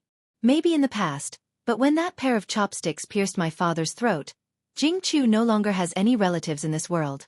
She no longer has any scruples, and she won't be threatened by others. At this point, Li Jingchu's voice turned low. She raised her head to look at Li Zishuan and said with a serious expression, "Governor Wang holds a high position, but he treats people modestly. If it wasn't for him, the entire Li family might have suffered under Zhang Liang's evil schemes." When Jingchu was in despair, Provincial Governor Wang helped her time and time again. Humans are not plants. How can they be heartless? How could Jingchu not be touched by his affection? There's no need to wait for Zhang Liang to be executed. Jingchu is willing to marry him now. Ah! Li Zishuan was stunned when he heard this. He opened his mouth and asked in confusion, "Didn't Miss Li say that she would only agree after I capture Zhang Liang?" "That's what you said, Marquis." "Jingchu didn't say that." Li Jingchu blinked her eyes and looked a little mischievous. Since Marquis has agreed to help Jingchu find Zhang Liang's whereabouts, what is there for Jingchu to be worried about? Even if we still can't find Zhang Liang after 2 years, at least all of us have tried our best. Marquis, what you said just now is right. Jingchu can't punish herself because of this obsession. Punish? Provincial Governor Wang. And I can't let my father die with everlasting regret. After speaking, Li Jingchu opened her arms and looked up at the sky. It was as if she had been reborn and was filled with spiritual energy. Good, good, good. Li Zishuan clapped and sighed. Congratulations to Miss Li for being able to see through the obsession and get rid of the inner demons. Life is just a short few decades. While we are remembering our ancestors, we should also cherish the people in front of us. Cherish the people in front of us, Li Jingchu murmured. Then, she looked at Li Zishuan and said, "Marquis, I want to visit Provincial Governor Wang. I wonder if you can help me?" Li Zishuan pursed his lips and thought to himself, "Isn't this change too fast?" It seemed that this girl was not only soft on the inside but also dared to love and hate on the outside. Once things were explained, her determination to pursue love was even stronger than Wang Renbiao's. These two people were really a match made in heaven. "Why not? Come with me, Miss Li." Li Zishuan smiled and said seriously, "However, there is one thing that you have to consider carefully. Renbiao is born in the Wang clan of Taiyuan, which is one of the top clans in the world. I don't need to tell you how serious the prejudice is. If you choose to be together with Renbiao, the difficulties and obstacles you will encounter in the future will be more than you can imagine. Have you really thought it through?" Li Jingchu was silent for a moment. Then she said with a firm expression, "There is a solution to the problem. Provincial Governor Wang is willing to lower his status and sacrifice so much for Jingchu. Even if the road ahead is full of thorns, Jingchu will not be afraid. I am willing to face it with him. Criticism, censure, and insults, so what? Sour, sweet, bitter and spicy. Only after tasting it yourself can you experience it." "Good. Renbiao really didn't misjudge you." Li Zishuan nodded. He couldn't help but praise Li Jingchu greatly. This woman had too many shining points. It was no wonder that she could train a peerless hero like Wang Fengyi. "Let's go. Let's go to the provincial governor's residence. If Renbiao knows that you are here to visit him, I reckon his illness will be half healed in an instant." "Marquis, you're back. Why are you here?" In the front courtyard of the provincial governor's residence, Lang Yuyao saw Li Zishuan walking in and quickly went up to greet him. However, when she saw Li Jingchu behind Li Zishuan, Lang Yuyao's expression instantly turned cold. "Miss Lang, I heard that Provincial Governor Wang is seriously ill. This little girl has received many favors from Provincial Governor Wang, so I specially came to visit him today." Li Jingchu didn't shrink back or get angry because of Lang Yuyao's cold expression. She first bowed respectfully to Lang Yuyao, and then spoke in a natural and unrestrained manner. Lang Yuyao's beautiful eyes narrowed. Clearly, she didn't expect Li Jingchu's attitude to change so quickly. There was a voice in her heart telling her not to let Li Jingchu in, but her rationality told her that Li Jingchu could speed up the recovery of Wang Renbiao's illness and could completely dispel Wang Renbiao's heart disease. She had to let Li Jingchu in. In the end, her rationality won over her selfishness. Lang Yuyao took a step to the side and gave way. Then she said indifferently, "Go in. Young master just woke up not long ago." "Thank you, Miss Lang." Li Jingchu looked at Lang Yuyao gratefully and then walked towards the side room. Li Zixuan thought about it and didn't want to join in the fun or be a third wheel. He looked at Lang Yuyao and wanted to say a few words of comfort. However, he realized that he couldn't because he wasn't Wang Renbiao. His comfort was pale and powerless. Marquis, you don't have to worry about Yu Yao. Yu Yao said before that I don't dare to have extravagant hopes of becoming young master's woman. I only hope to be able to protect young master for the rest of my life.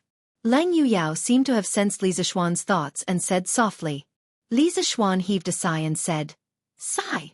I hope all the lovers in the world can find their way together. Take good care of Ranbiao and let him get better as soon as possible. The 400,000 people of Qizhou are counting on him. This marquis can't stay here for long. I have to leave in 2 days." After that, he clasped his hands behind his back and turned to go out. As for the progress of Wang Ranbiao and Li Jingchu, he was not in the mood to care about it now. Now that Li Jingchu had untied the knot in her heart, there was no obstacle between her and Wang Renbiao. It was only a matter of time before they got together. There was no suspense. On the other hand, Li Zixuan felt that he had brought a couple together, but he had hurt the other person's heart. This made him feel guilty. Wang Renbiao, now you owe me too much. You can't die early. Otherwise, who can I find to collect the debt in the future? After leaving the provincial governor's mansion, Li Zixuan couldn't help muttering to himself. According to the official history, not long after Wang Fengyi was born, Wang Renbiao died of illness. Wang Fengyi was as sad as an adult and was praised as a filial child at that time. Wang Fengyi's mother, Li Jingchu, was ostracized by her mother-in-law, great elder Princess Tong En, and moved to Fengquan Villa. Wang Fengyi was still young, so he cultivated farmland, planted trees, and repaired walls and houses with other handymen. From this, it could be seen that there was a huge gap between a child with a father and a child without a father. After returning to the inn where Old Hu and the children were staying, Li Zixuan took out the telegraph and began to send a telegram to Yun Shan. The content of the telegram was very simple. It was to ask Ma Zhou to publish a notice in Datong Daily that the Sky Chicken Brigade had stopped collecting chickens.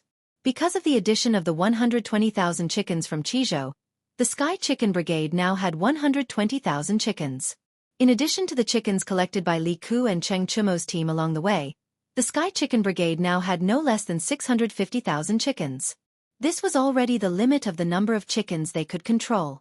If there were more, not only would it not have a positive effect, but it would also have a negative effect and slow down the speed at which they killed the locusts. After sending the telegram, Li Zixuan breathed a sigh of relief. He did not go to the provincial governor's mansion to see how Wang Renbiao and Li Jingchu were doing. Instead, he directly went out of the city to observe the speed at which the Sky Chicken Brigade was killing locusts for the people on the farm. Now, the cooperation between the various small teams of the Sky Chicken Brigade had become extremely tacit. As a result, with the same number of chickens, the speed of killing locusts had increased by at least 30% compared to the beginning. In addition, the scale of the Sky Chicken Brigade had been greatly expanded. Li Zixuan conservatively estimated that within half a month, the Sky Chicken Brigade could eliminate more than 60 counties of locusts, which was close to 2/3 of the disaster area. The disaster relief operation was in full swing.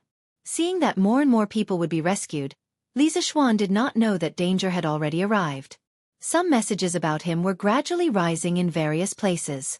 At first, it was just a spark, but as more and more people spread the news, the spark began to have the momentum to start a prairie fire. The rumors had even spread to the vicinity of the capital. Don't sell the locusts to the government. Why? These locusts can be sold for a few coins. Bah! Are you stupid? 2 caddies of locusts can only be sold for 1 coin, but the Marquis of Yong'an bought these locusts, fried them by the chef, and sold them at the Drunken Immortal restaurant. A plate can be sold for a few hundred coins. How is this possible? The Drunken Immortal restaurant is a place that sells food and wine. Why would they sell locusts? Who would eat something like that? Why not? Have you heard of the soaring prosperity that the Drunken Immortal restaurant introduced last year? That was made with locusts. What? Soaring prosperity was made with locusts? How is this possible? Why is it not possible? I have a relative who works as a waiter at the Drunken Immortal restaurant. He said it himself. Hiss. Then this Drunken Immortal restaurant is really black-hearted. A plate of locusts can be sold for a few hundred coins. I think so. It is not the drunken immortal restaurant that is black-hearted, but the Marquis of Yong'en. No wonder he is so rich. This kind of gossip was not too much. What was worse were some conspiracy theorists. In my opinion, the Marquis of Yong'en must have known about this year's locust plague long ago. Where did this come from? Humph. Why don't you think about it? Why would the Marquis of Yong'en raise hundreds of thousands of chickens in his own manor last year? Even if old Master Li is rich, he wouldn't let the Marquis of Yong'en waste his money like this, right? Think about the sky chicken corps that is destroying locusts in various places. Everything seems to have been planned. Who dares to say that the Marquis of Yong'en didn't raise chickens for this year's locust plague? So what? If not for the Marquis of Yong'an's sky chicken corps, who knows how many crops would have been destroyed by the locusts? That's right, that's right. Bullshit. You think the Marquis of Yong'en is doing this for the citizens? Since he knew about this year's locust plague, why didn't he tell everyone in advance? If he did, there wouldn't be a locust plague now. The Marquis of Yong'en wants to use this locust plague to make a fortune. Make money? How can locusts make money? Heh. Firstly, the drunken immortal restaurant's soaring prosperity is made with locusts. That thing is sold at a high price. A plate costs a few hundred coins. How much does the drunken immortal restaurant pay for a caddy of locusts? Back then it was 3 coins a caddy. Now it's even cheaper, 1 coin for 2 caddies. The drunken immortal restaurant used this to make a fortune last year. Hiss. The drunken immortal restaurant's soaring prosperity is made with locusts? Is this for real? Ugh. I even ate soaring prosperity last year. The Marquis of Yong'en is really black-hearted. A plate of locusts is actually sold for a few hundred coins. Kiki. That's not all. Last year, the price of chicken seedlings in Chang'an City skyrocketed. The Marquis of Yong'en was summoned to the imperial court because of this. At that time, the Marquis of Yong'en claimed that he bought so many chickens to rear a batch of fresh and tender wild chickens, so that the drunken immortal restaurant could use them for a full chicken banquet this year. Now you guys have also seen that the Marquis of Yong'en's Sky Chicken Corps is eating locusts all over Guangzhou. When the time comes, they will definitely be plump and tender, perfect for a full chicken banquet. Won't the Marquis of Yong'en make a fortune again? Now you guys should understand why the Marquis of Yong'en knew that there would be a locust plague this year but didn't tell us, right? He wants to use our food to feed the locusts, and then use the locusts to feed his chickens. Hiss. Now that you mention it, it's true. I previously guessed that the Marquis of Yong'en might have predicted this year's locust plague last year. After all, he is the son of an immortal. But I didn't expect that there was actually a huge conspiracy behind this. Too black-hearted. I originally thought that the Marquis of Yong'en was a good marquis who empathized with the people. I didn't expect him to be such a selfish and black-hearted person who only cares about profits. That's right. To think that I even erected a longevity monument for him. I'm going to smash it when I get back. Chapter 1491. Bah! You ungrateful villains. How dare you slander Marquis behind his back? Do you still have a conscience? If it weren't for Marquis who created the curved plow last year, many of us would have starved to death. How could we still be alive? Rumors spread everywhere, and under the encouragement of those with intentions, these rumors became more and more perfect, more and more convincing. However, over the past year, the number of people who had received Li Zishuan's kindness numbered in the tens of millions. Even if these rumors spread in an orderly manner, as if they were true, there were still many people with a conscience who chose to believe Li Zishuan. Moreover, they were willing to stand out and speak up for Li Zishuan. When one person stood up, hundreds and thousands of people followed suit. That's right, that's right. Last year, the land on our farmstead was so dry that we couldn't plow it. If it weren't for Marquis who created the curved plow, our land would have been deserted last year. Other things aside, the Tang Dynasty Dictionary, compiled by Marquis, allowed my child to learn how to read in just a year. If this was in the past, if my child wanted to learn how to read, he would have to worship a teacher. However, it would cost a lot to hire a teacher to teach him. Zhao Lauer is right. It's all thanks to Marquis. If it weren't for him, there wouldn't be a single person in our house. We wouldn't even be able to read De Tong daily. I don't care if Marquis knew in advance that there would be a plague of locusts this year. I only know that the locusts in our farmlands in Stone Village were eliminated by Marquis and the Sky Pheasant Brigade. Without Marquis's righteous help, our family of 7 would have had nothing to eat this year. If anyone dares to speak ill of Marquis, I, Old Goo, will fight to the death with him. Yes. If anyone dares to speak ill of Marquis, I will fight to the death with him. In the face of the fierce rumors, a large number of people quickly formed a united front to fight against those who were bewitched by the rumors and kept attacking Li Zixuan. The war between the two sides could be said to be on the verge of breaking out. In fact, if it was any other day, there would not be so many people talking bad about Li Zixuan. This was because Li Zixuan had always had a good reputation among the people. But now that the locust plague had broken out in Guangzhou, it was a time when the people were panicking. Someone had coincidentally released such a reasonable and irrefutable statement at this time. Those people who were not firm in their stance and had little contact with Li Zixuan were naturally bewitched. Humph. If the Marquis of Yong had informed the people of this year's locust plague earlier, then every household would have raised over 100 chickens. Would we still have to wait for the Sky Chicken Brigade to exterminate the locusts for us? We'll destroy them ourselves. The Marquis of Yong is clearly a hypocrite. He wants to use our crops to feed the locusts and then feed the locusts to the chickens. Yes. The Marquis of Yong is a hypocrite, a selfish villain. Using our crops to feed the locusts and wanting us to be grateful to him. He is a villain who only wants to make money. Bull *T. Even if Marquis knew that there would be a locust plague this year, even if Marquis told this news to you, Sun Laochi, with your little wealth, how many chickens can you afford? Don't you still have to wait for Marquis's Sky Chicken Brigade to help you exterminate the locusts? You dog thing. You really are an ingrate. A few days ago, when Marquis helped your family exterminate the locusts, you thanked him profusely. Now, at the slightest sign of trouble, you join those evil people in slandering Marquis. Your father has always been highly respected in the Sun family village. How did he give birth to such a disappointing thing like you? I think that you bastard just can't bear to see Marquis doing well. That's right. Sun Laochi, you are the one who calls him bastard the most fiercely. When I return, I will tell your father and see if he doesn't beat you to death. You heartless wolf cub. Hearing this, a young man with a sharp mouth and monkey cheeks couldn't help but shrink his neck, not daring to say another word. Everyone, listen to me. At this moment, a young man who looked like a scholar roared loudly.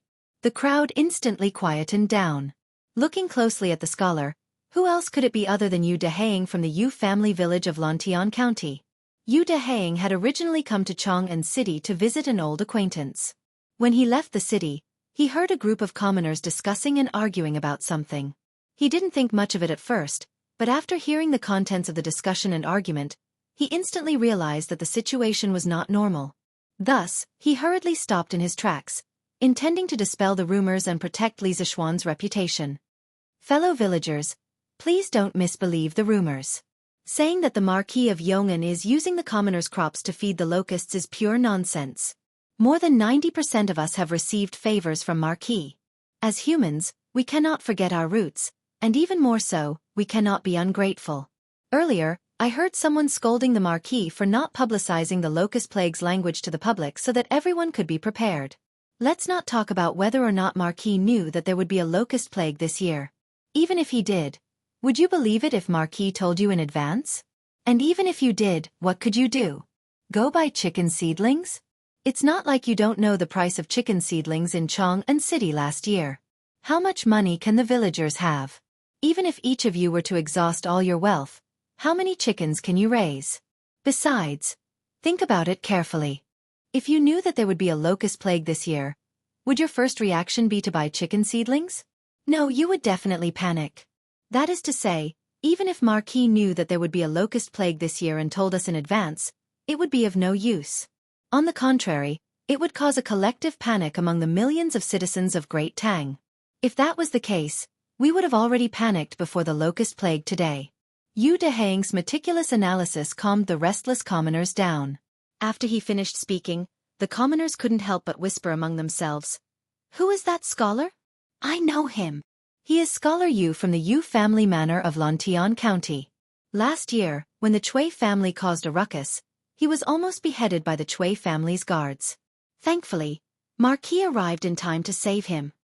So he is from Lantian County. No wonder he would speak up for the Marquis of Yong'an. But what he said makes sense. Even if Marquis told us in advance that there would be a locust plague this year, it would still be useless. Based on the price of chicken seedlings in Chang'an City last year, even if we used all our money to buy chickens, we would only be able to buy 60 to 70 of them. It is not enough. That's right. It seems like the Marquis of Yong'an really cares about us commoners. In order to help us exterminate the locusts, he specially bought tens of thousands of chickens. I heard that last year, Marquis spent over 10,000 strings of cash just to buy chicken seedlings. We have wrongly blamed Marquis. Hey. Then what about the drunken immortal restaurants soaring to meteoric success? Just as some of the commoners were about to change their minds, a gloomy voice suddenly sounded out from the crowd. Yu Dehang frowned. After searching for a long time, he couldn't find the person who spoke. This made him angry. That's right. The Marquis of Yong'an bought locusts at a low price from us and sold them at a high price at the drunken immortal restaurant. What about this matter? That gloomy voice successfully attracted the attention of the commoners. Immediately, a large man with a full beard shouted out. Yu Dehang's expression didn't change, but his mind was racing. A moment later, he took a step forward and looked at the large man and asked, "This uncle, this you will say something disrespectful. The drunken immortal restaurant's soaring to meteoric success is a bit expensive, but have you eaten it before? Or have the drunken immortal restaurant forced you to eat it?" That large man's face turned red and his imposing manner weakened. He opened his mouth and said, No, that soaring to meteoric success is so expensive. How could I be willing to eat it?" Yu Dehang nodded and said, "That's the logic. Although the price of soaring to meteoric success is expensive, but what does that have to do with us commoners? The drunken immortal restaurant's dishes were originally prepared for those rich people. Not to mention the drunken immortal restaurant, the other restaurants in Chang'an City also don't have cheap dishes. Why don't you go and talk about it? Why only talk about the drunken immortal restaurant? The drunken immortal restaurant is open for business. First, they don't force people to buy or sell. Second, they don't sell shoddy goods. Those who have been to the drunken immortal restaurant all feel that it is worth it. They don't feel that soaring to meteoric success is expensive, so what qualifications do we have to talk about it?" After Yu Dehang said this, the commoners couldn't help but nod their heads. Seeing this, Yu Dehang struck while the iron was hot and continued, "In addition, have you heard of locusts being sold for money? No. Now Marquis is willing to buy locusts from everyone. Although the price is a bit cheaper, a family of 4 can catch locusts for a day. If they sell it to Marquis, they should be able to get at least 10 copper coins, right? These 10 copper coins can be exchanged for 3 to 4 stones of grain. Where else can you find such a good thing? This is originally a good thing for all of you and Marquis. Some of you have mistakenly believed in slanderous words, thinking that Marquis is making black-hearted money. Where is your conscience? Enlightening to the deaf." Yu Dehang's 2 reasonable and well-founded words could be said to be enlightening to the deaf. Hearing this, the commoners who had been bewitched earlier all blushed and lowered their heads in shame, not daring to say another word. Scholar Yu is right. This is originally a good thing, but some people are insatiable. They think that the benefits they get are too little. These bastards don't even think about it. Without Marquis, what kind of life would he be living now? He would probably be starving to death. That's right. Since we are indebted to Marquis, we have no reason to slander Marquis. If anyone dares to say anything bad about Marquis, I will beat them to death even if I have to risk my life." Seeing that the commoners had finally come to their senses, Yu Dehang couldn't help but breathe a sigh of relief. At this moment, he suddenly caught a glimpse of a mysterious person wearing a bamboo hat in the crowd retreating and quickly walking away. Yu Dehang's intuition told him that there was something wrong with that person. He wanted to chase after him, but before he could take 2 steps, the mysterious person had disappeared. Yu Dehang's heart sank. He felt that this matter wasn't as simple as it seemed. Otherwise, why would there be so many rumors about Li Zixuan out of the blue? There's no smoke without fire. There must be something fishy about this. I have to go to Yanhuang College and tell Mr. Li Gang about this. I'm afraid that someone is trying to harm Marquis. Yu Dehang's eyes narrowed. Almost in an instant, he had made up his mind to go to Yanhuang College. Hey, kid. You've ruined Grandpa's plans. Where else do you want to go? After leaving the official road outside Chang'an City, Yu Dehang stepped onto the cement road to Yun Mountain. When she went around a mountain, two masked men in black suddenly appeared in front of Yu Dehang. One of them stepped forward and directly blocked Yu Dehang's path, and said, "Who are you? What do you want?" Yu Dehang's expression changed, and his heart was in his throat. His mind was racing, but he didn't forget to scan his surroundings. There were hills on both sides, so it wasn't convenient for him to escape. If he wanted to escape, he could only run backward. Thinking of this, Yu Dehang took half a step back. "Hee. We are the ones who want your life. What do you think we want?" The man in black laughed sinisterly. He didn't seem to move, but a cold dagger suddenly appeared in his hand. These two people actually wanted to kill Yu Dehang directly. Yu Dehang's heart was instantly nervous to the extreme, but at the critical moment, Yu Dehang forced himself to calm down with strong willpower. He said without changing his expression, "There must be a reason to kill, right? I have no grudges with you. Why do you want to kill me?" He wanted to stall for time because this cement road wasn't unfrequented. There were often farmers who were going to Chang'an City to attend the market, passing by here. He wanted to wait for reinforcements. The man in black opposite him seemed to have seen through Yu Dehang's thoughts.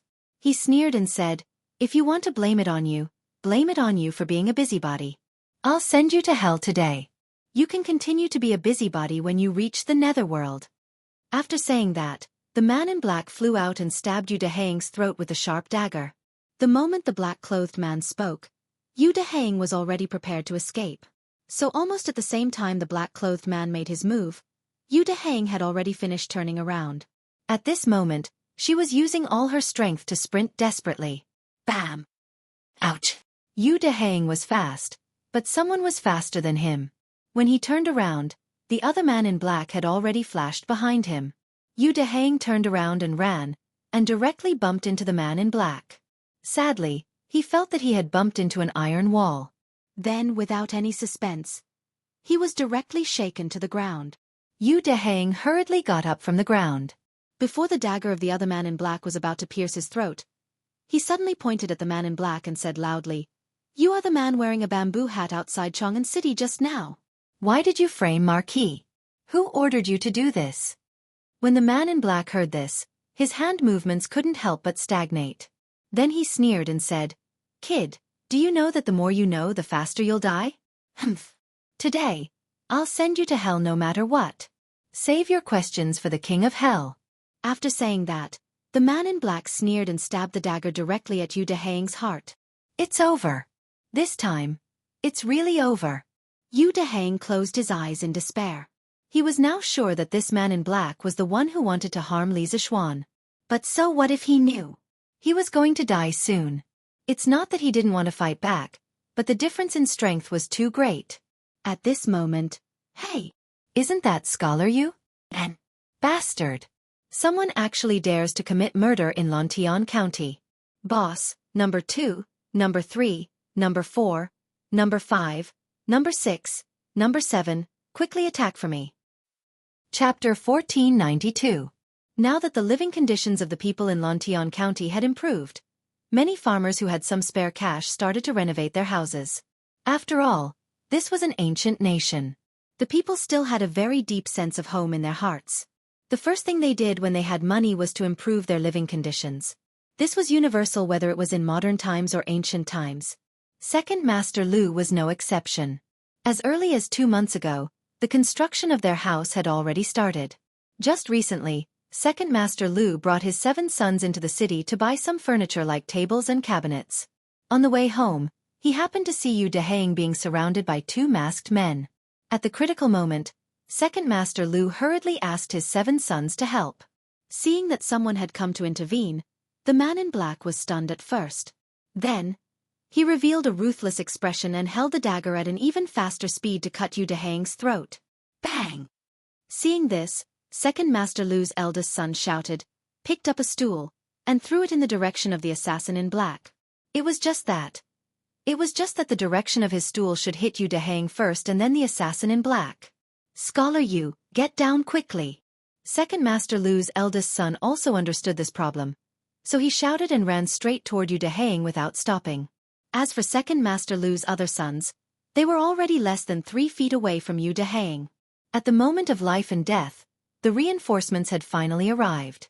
Yu Deheng's desire to live was still very strong. Hearing the shout behind her, Yu Deheng quickly leaned back and then fell straight to the ground. Huff, huff, huff. The stool spun rapidly in the air, and with a whistling sound, it smashed toward the assassin in black's face. Humph! Damn it! Although the assassin knew kung fu, he would definitely not feel good if the stool hit him. He had no choice but to temporarily give up on Yu Deheng and quickly retreat. In such a short time, the 7 brothers of the Lu family had already surrounded Yu Deheng and shielded her behind them. Retreat! The 2 black-clothed assassins looked at each other and spat out the word, retreat. Then, without prior agreement, they flew to the hillsides on both sides. It was not that they could not beat them, but the Lu brothers were all tall and strong. If they really fought, they could win with their kung fu, but it would inevitably take some time. If other people passed by during this time, it would be difficult for them to escape. Ouch! It hurt so much. Yu Deheng, who was lying on the ground, couldn't help but heave a sigh of relief when he saw the assassins escape from the 2 sides of the hill. However, a sharp pain came from the back of his head. He crawled up from the ground and cried out while rubbing his head.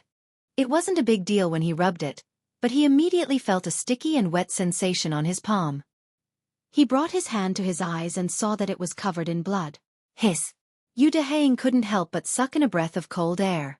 He didn't expect that the fall just now would cause the back of his head to bleed. Scholar Yu, are you all right? Second Master Lu's eldest son asked aloud. I'm fine. Thank you Second Master Lu and the uncles for your help. Otherwise, Deheng would have died today. Yu Deheng hurriedly bowed to the few of them and thanked them solemnly. Hey! Scholar Yu, who did you offend? Why would anyone want to kill you? Second Master Lu squinted and asked. Second Master, I don't know them, but one of them seems to be a mysterious person I met just now outside the city. Yu Deheng rubbed his head and explained briefly. At this moment, he remembered the important matter and quickly said, I don't have time to explain to you. I have to go to the academy to find Mr. Li Gang as soon as possible. Someone wants to harm Marquis. What? Someone wants to harm young master? Second Master Lu's eyes immediately widened when he heard this. He wasn't someone who didn't know the severity of the situation. Yu Deheng was just an ordinary scholar from the countryside. Logically speaking, he wouldn't offend anyone. But now, Yu Deheng was being chased by 2 masked men in black. Therefore, when Second Master Lu heard Yu Deheng say that someone wanted to harm Li Zixuan, he immediately realized the severity of the situation. So, he hurriedly shouted to his sons beside him. Quick! You guys, quickly escort Scholar Yu to the academy. In case he gets into danger again. One of the young men couldn't help but ask. Father, what about this cart of things? Second Master Lu said angrily. What things? What time is it now? Who has the time to care about these things? Quickly escort Scholar Yu to the academy. Yes, yes, yes. The young man hurriedly said. Yu Deheng clasped his hands gratefully at Second Master Lu and said, Thank you, Second Master. I'll explain the details to Second Master later. Then, without waiting for Second Master Lu's response, Yu Deheng turned and left. The group of 8 rushed towards the Cloud Mountain as fast as they could. Teacher Wenji, there are a few villagers outside the academy. They say that they have an important matter to discuss with you. Li Gang was in the office going through the final exam questions that had been drafted by the various departments. At this moment, Mo Zhong's voice sounded from outside the door. Come in. Li Gang frowned. After Mo Zhong pushed the door open and entered, Li Gang asked, Did the villagers say what important matter it is? Mo Zhong clasped his hands and said, No. But there's a young man named Yu Deheng among them.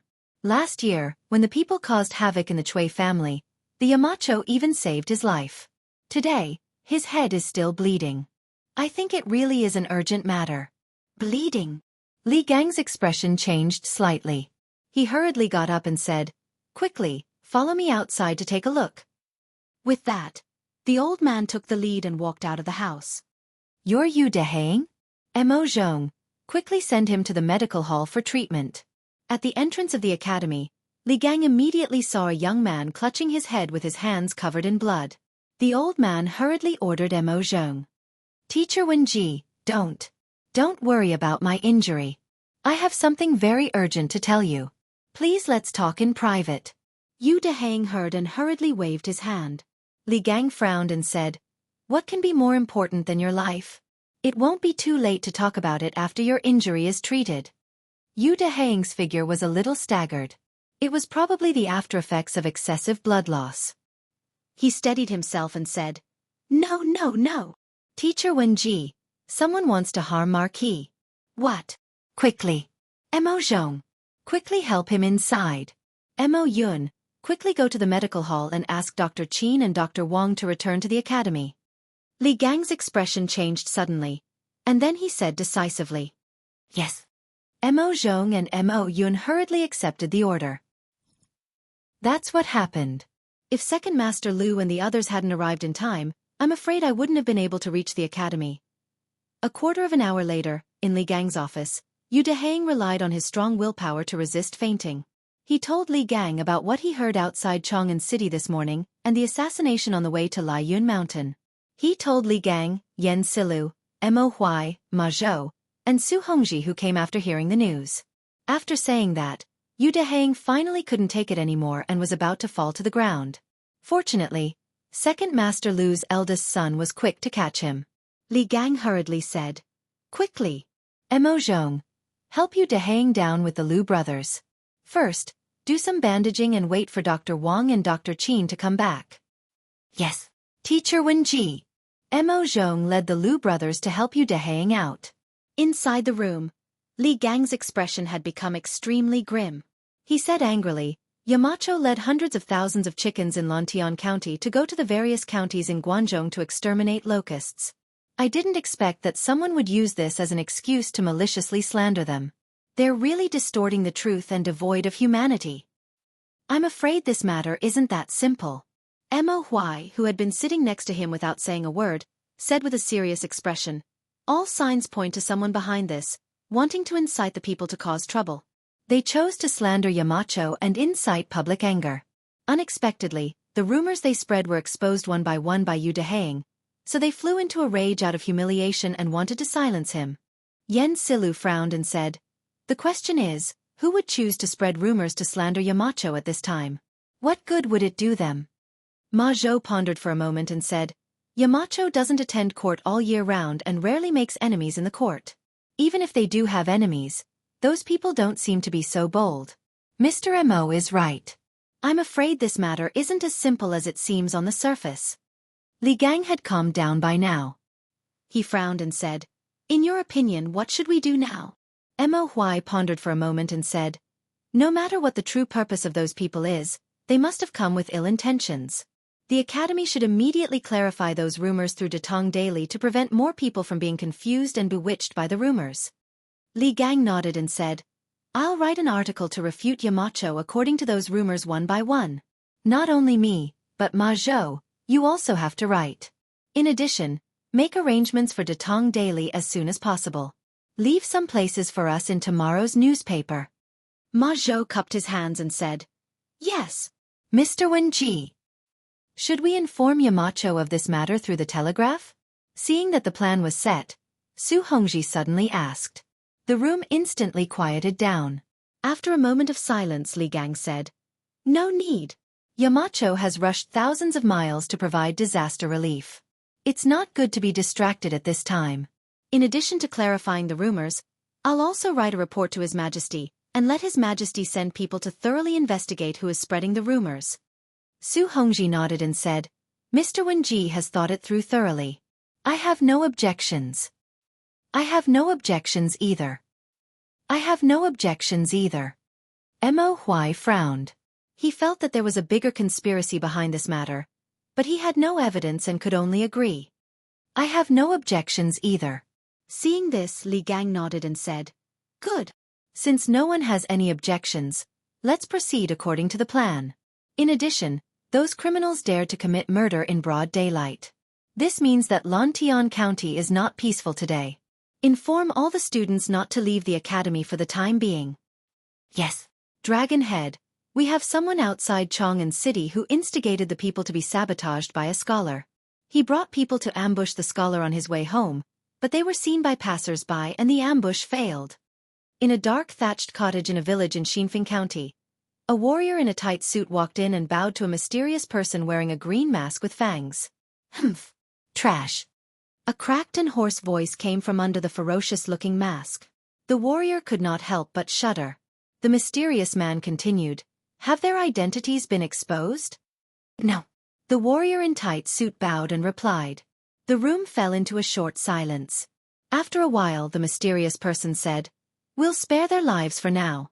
They can be spared the death penalty, but they can't escape punishment. Cut a tendon in each of their hands." "Yes." The warrior in tight suit trembled and left to carry out the order. Dragon Head. It seems that this Li Zixuan has the people's hearts. At this time, a ghostly figure walked out from the darkness of the room. Upon closer inspection, there was a sinister scar above his eyebrows. He looked like an evil spirit from hell. He said in a gloomy voice, "Humph. The more he gets, the more I will make him lose. Only when he has nothing and is notorious, will he be completely useful to me. This is only the first step, the more exciting part is yet to come." Speaking of this, the masked man's voice had a trace of fanaticism. "Have you got the formula for the gunpowder?" The scarred man replied, "No. That Li Zixuan is cunning and ruthless. There is no place in the Strange Taste Pavilion to produce gunpowder, and no one knows the complete formula. Now we can only use that thing as a substitute. Although it's a little weak, it should be enough." Gunpowder. Logically speaking, only Li Zixuan and Li Er knew about gunpowder. Who would have thought that these two people knew about gunpowder? The so-called Dragon Head nodded and said, That's the only way. Tell the people below to be careful. Don't cause any unnecessary trouble. Don't be like that idiot Jin Wanfu, carelessly ruining this Dragon Head's plans." "Don't worry, Dragon Head. I will tell the people below to be careful," the scarred man replied. The mysterious Dragon Head nodded and said after a moment of silence, "Tomorrow, release another rumor. I'd like to see how Li Shimin will react when he finds out." Dragon Head. Isn't it a little too early? The scarred man asked hesitantly. Hee. It's not early. It's not early. The mysterious Dragon Head smiled and said, "We need to make the Tang Empire fall into chaos as soon as possible. Only then can we do things better. This is called taking advantage of the situation. Tell the Earth Emanations Group to get ready. Once the time is right, we will act immediately." "Yes." Dragon Head. Dragon Head is wise. The warrior in tight suit bowed and left. Only the Dragon Head was left in the room. With his hands behind his back, he looked in the direction of the Southwest Imperial Palace and sneered twice. Then he muttered, "The show is about to start. Li Shiming, oh Li Shiming, I want you to become my prisoner." Chapter 1493. Your Majesty, Mr. Li Gang of Yanhuang College has sent a memorial. Afternoon. Evening. Zhao Song brought a memorial to the Ganlu Hall and bowed to Li Er, who was sitting at the head of the table. Although Li Gang did not hold any position in the imperial court, the old man was well versed in both ancient and modern times. He had been the teacher of two crown princes, Yang Yong and Li Zhenqing. Last year, he had almost become Li Chengqian's teacher. The old man was an influential figure in the literary world of the Great Tang. Although he was not in the imperial court, he still had the authority to listen to memorials. Li Gang's memorial? Li Er had just finished reviewing the memorial. Confused, he hurriedly said, "Hurry and present it." Li Er had a keen sense of smell and sensed that something might have happened at the academy. Otherwise, Li Gang would not have sent him a memorial. "Here." Zhao Song stepped forward and handed the memorial to Li Er. Li Er opened it and began to carefully read it. But the more he read, the deeper his frown became. Around 7 minutes later, Li Er closed the memorial, his face ashen. Truly, demons appear in troubled times. It hasn't even been 10 days since the plague of locusts began, but some people are already unable to hold themselves back. Zhao Song. Zhao Song had been listening in on the side, confused. He hurriedly said, "This old servant is here. Take a look as well." Li Er threw the memorial to Zhao Song. Zhao Song nimbly caught it, But before he could take a closer look, Li Er coldly ordered. Pass on the decree to Li Junxian. Order the cavalry to immediately investigate who is spreading rumors and inciting the people. Remember, there is definitely more than one person spreading rumors. You must be careful. It would be best if you could follow the clues and catch the mastermind. To dare to ambush and kill the people in broad daylight, the mastermind must be planning something big. At this moment, Zhao Song had already skimmed through the contents of the memorial. His heart was in turmoil. Spreading rumors, inciting public anger, and silencing witnesses. All these signs indicated that there was a hidden dark force in the empire that was ready to make a move. It could not be ignored. This old servant obeys the decree. Zhao Song bowed and accepted the order, then hurriedly retreated. In the main hall, Li Erdwan sat on the dragon couch. The corners of his mouth suddenly curled into an icy smile, only to hear him muttering to himself, "Come. If you want to come, come together. Using this chance, we will catch all of you demons and monsters hiding in the shadows in one fell swoop. Only then can we rest at ease and fight to the death with the Turks." The rumors that slandered Li Zishuan did not stop at the wise ones. Instead, they spread very quickly among the people. Basically, with Chang'an as the center, they gradually spread outwards. It was estimated that in a few days, it would reach Li Zishuan's current location, Yong County in Qizhou. Marquis Yong. The Marquis is such a benevolent Marquis. Of the Marquis, such a benevolent person. How can such a benevolent person is? The next day, after reading the article written by Li Gang in the Tang Daily, the citizens of Chang'an could not help but discuss it. Yes, Marquis Yong and cares about the people of the world. Marquis Yong An is leading the Sky Pheasant Brigade to provide disaster relief. No matter what, he should not be subject to such baseless slander and accusations. Marquis Yong said that he did not know if Marquis had predicted this year's locust plague last year. But even if Marquis knew in advance, Marquis Yong felt that Marquis should not have made it public. That would cause chaos in the country. The people would not be in the mood to farm, causing thousands of people to lose their homes. That's right. If we had known that there would be a locust plague this year, we would not have farmed at the beginning of the year. Now, we can only wait for the food to run out and starve to death. But although we have encountered a locust plague recently, with the help of the Sky Pheasant Brigade, most of the crops in the fields were saved. We should be grateful to Marquis. Li Gang had personally written an article to refute Li Zishuan's rumors. It was of some use, but that was all. Hey!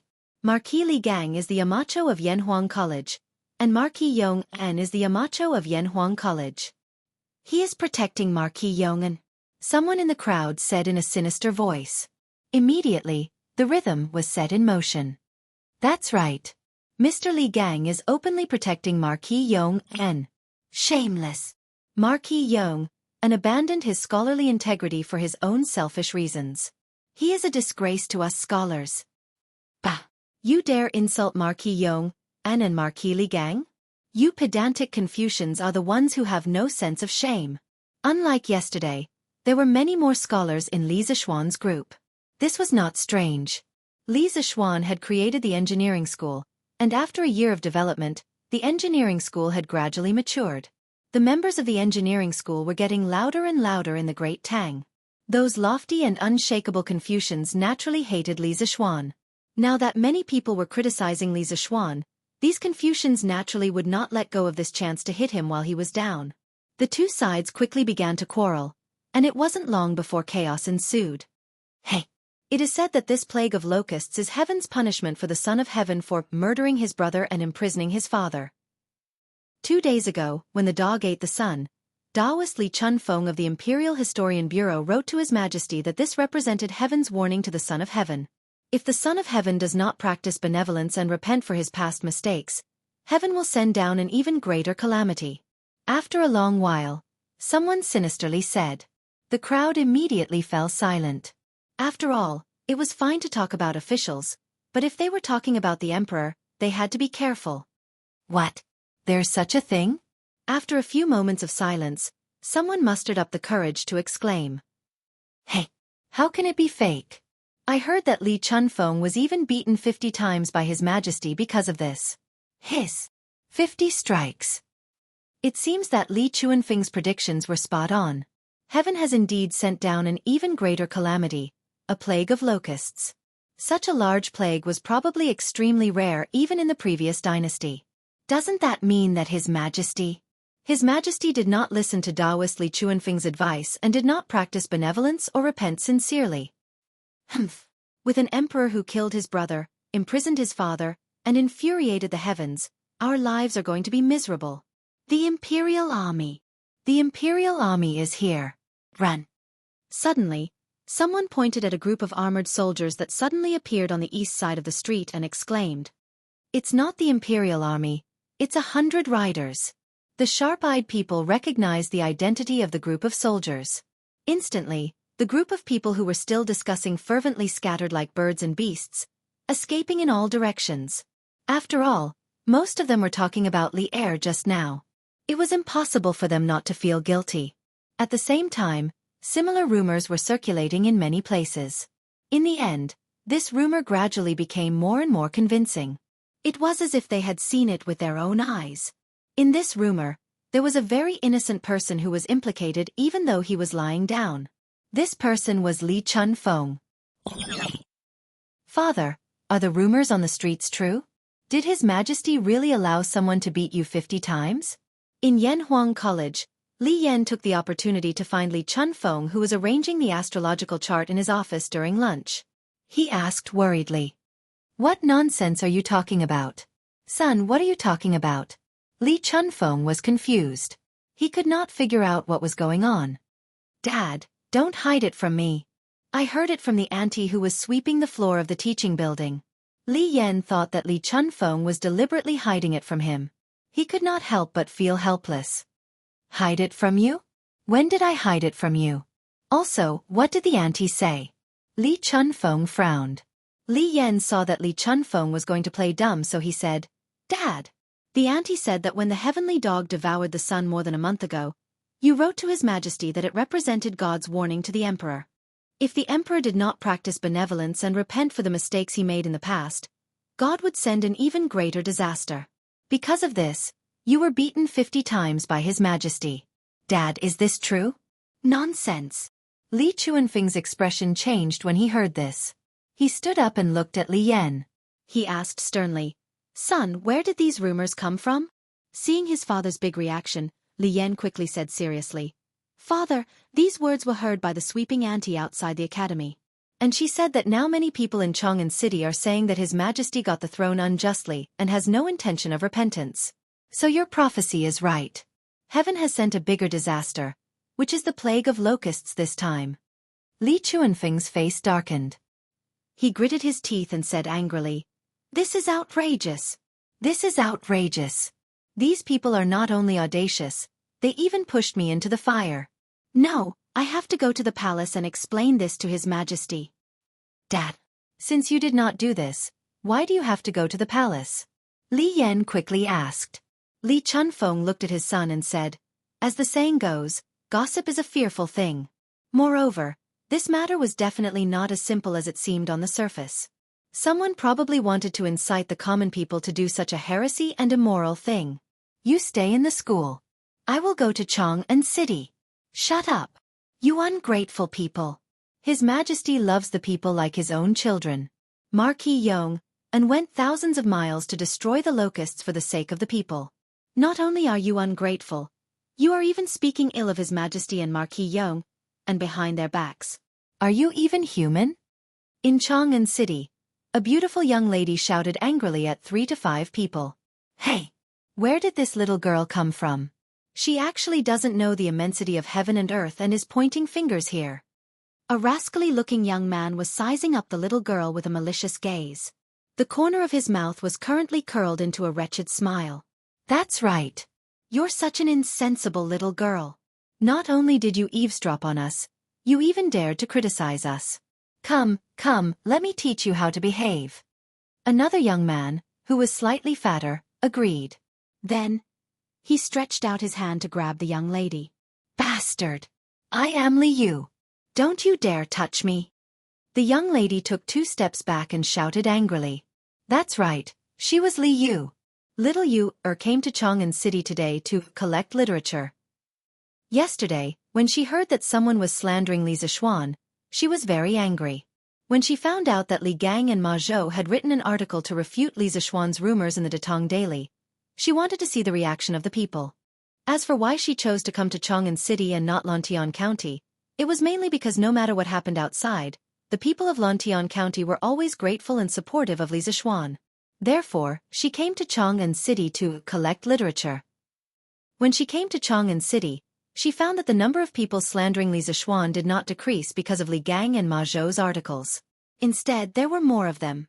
This was because, under the guidance of some people, most of the people thought that Li Gang, Ma Zhou, and Li Zixuan were all jackals of the same tribe. Naturally, their words were not convincing. Because of this, little Yu had already reprimanded several groups of people today. With her glib tongue and smart mind, those who were reprimanded by her were all ashamed and said that they did not dare to slander Li Zixuan anymore. When she was riding on the crest of success, little Yu did not expect to meet a tough nut. Li Yu?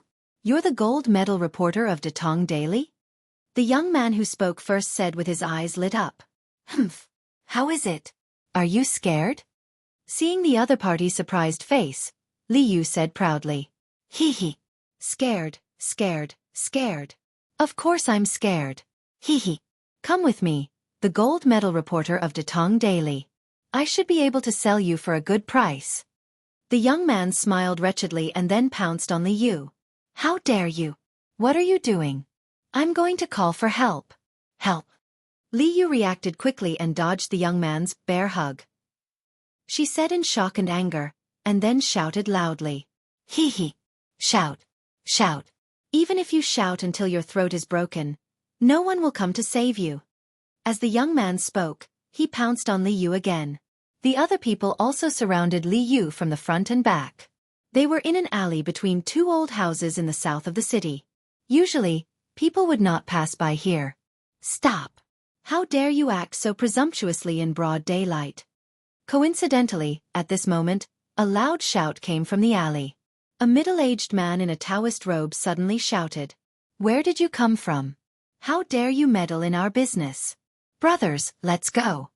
The young man was furious that someone had ruined his plan. He waved his hand and the few of them ran towards the Taoist priest. Taoist priest Li, be careful. Seeing that someone had come to save her, especially someone she knew, Li Yu was relieved.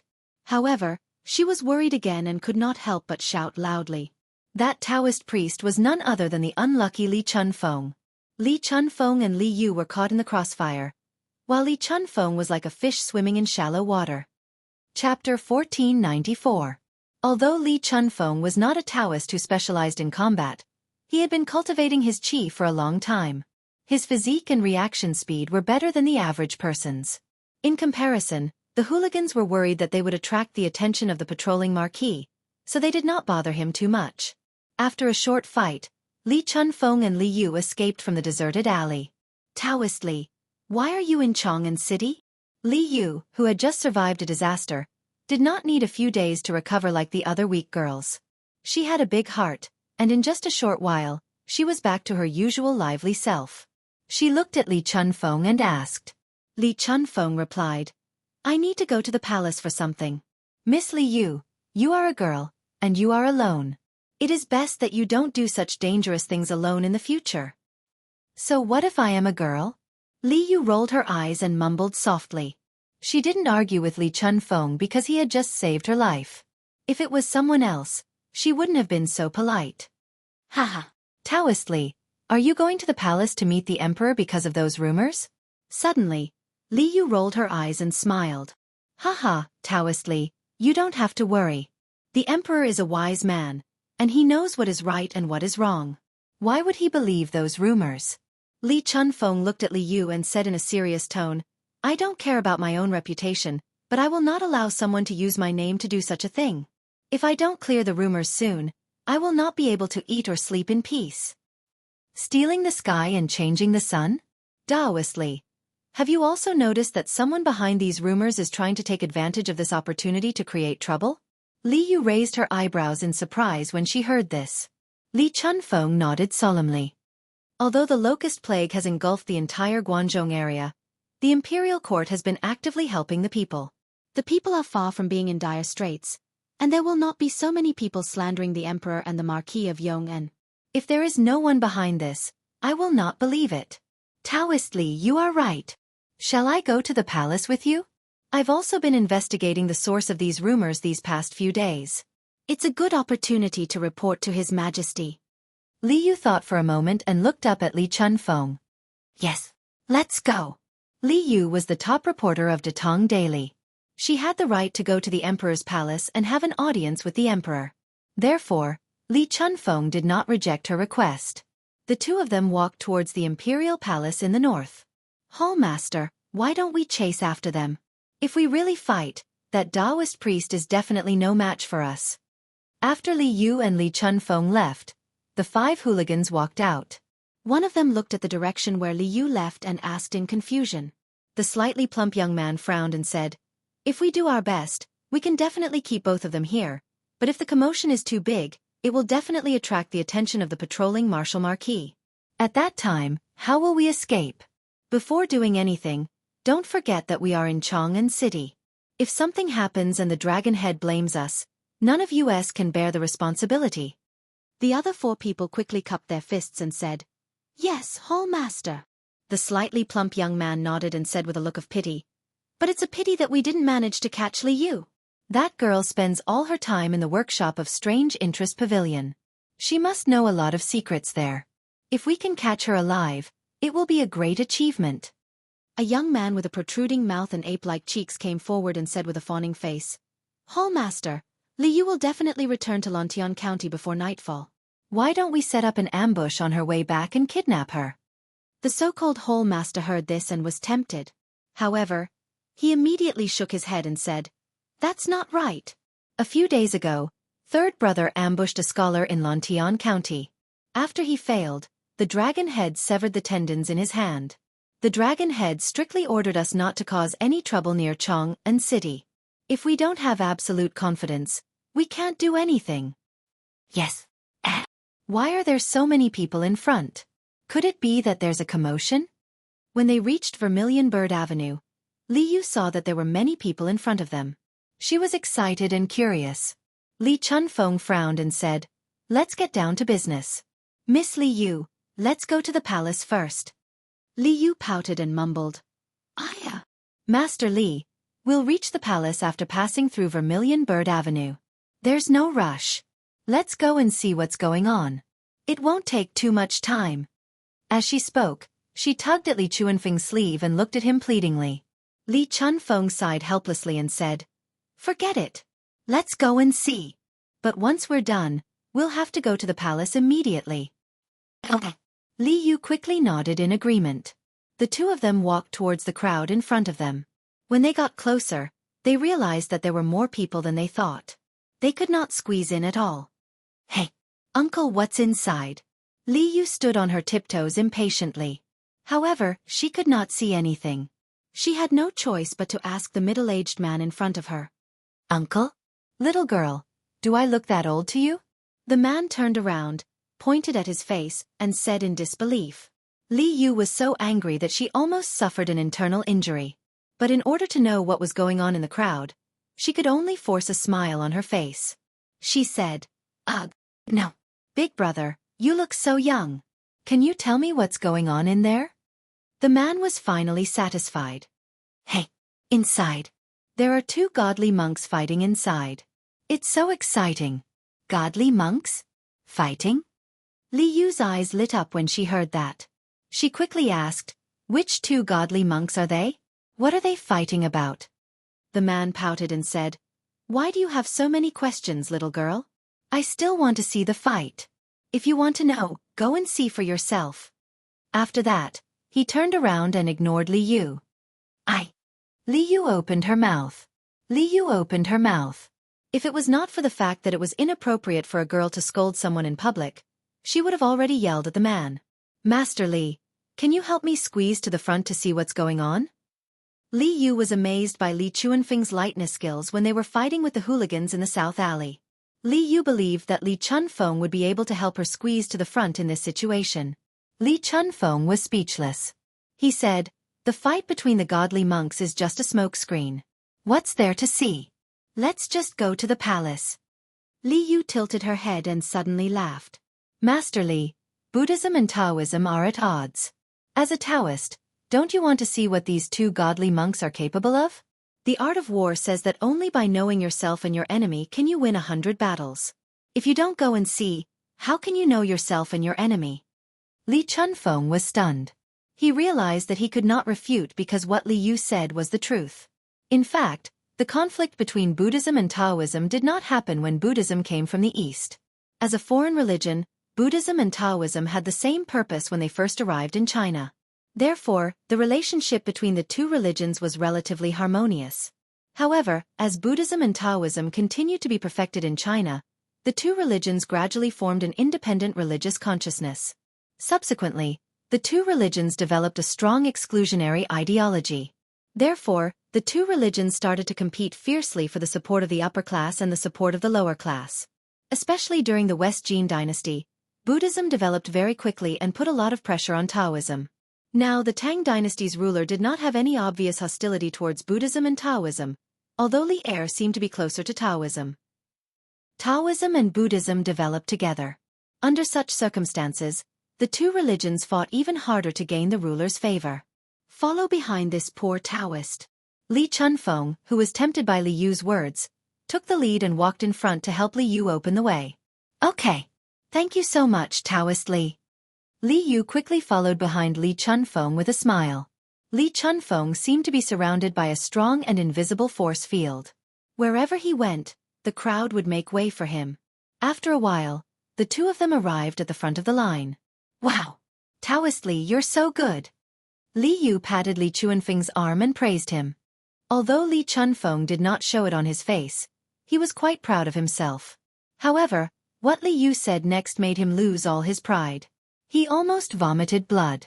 Taoist Li, since you're so capable, does that mean you don't have to line up at the academy's cafeteria? If I go to the academy next time, I'll look for you to have a meal together.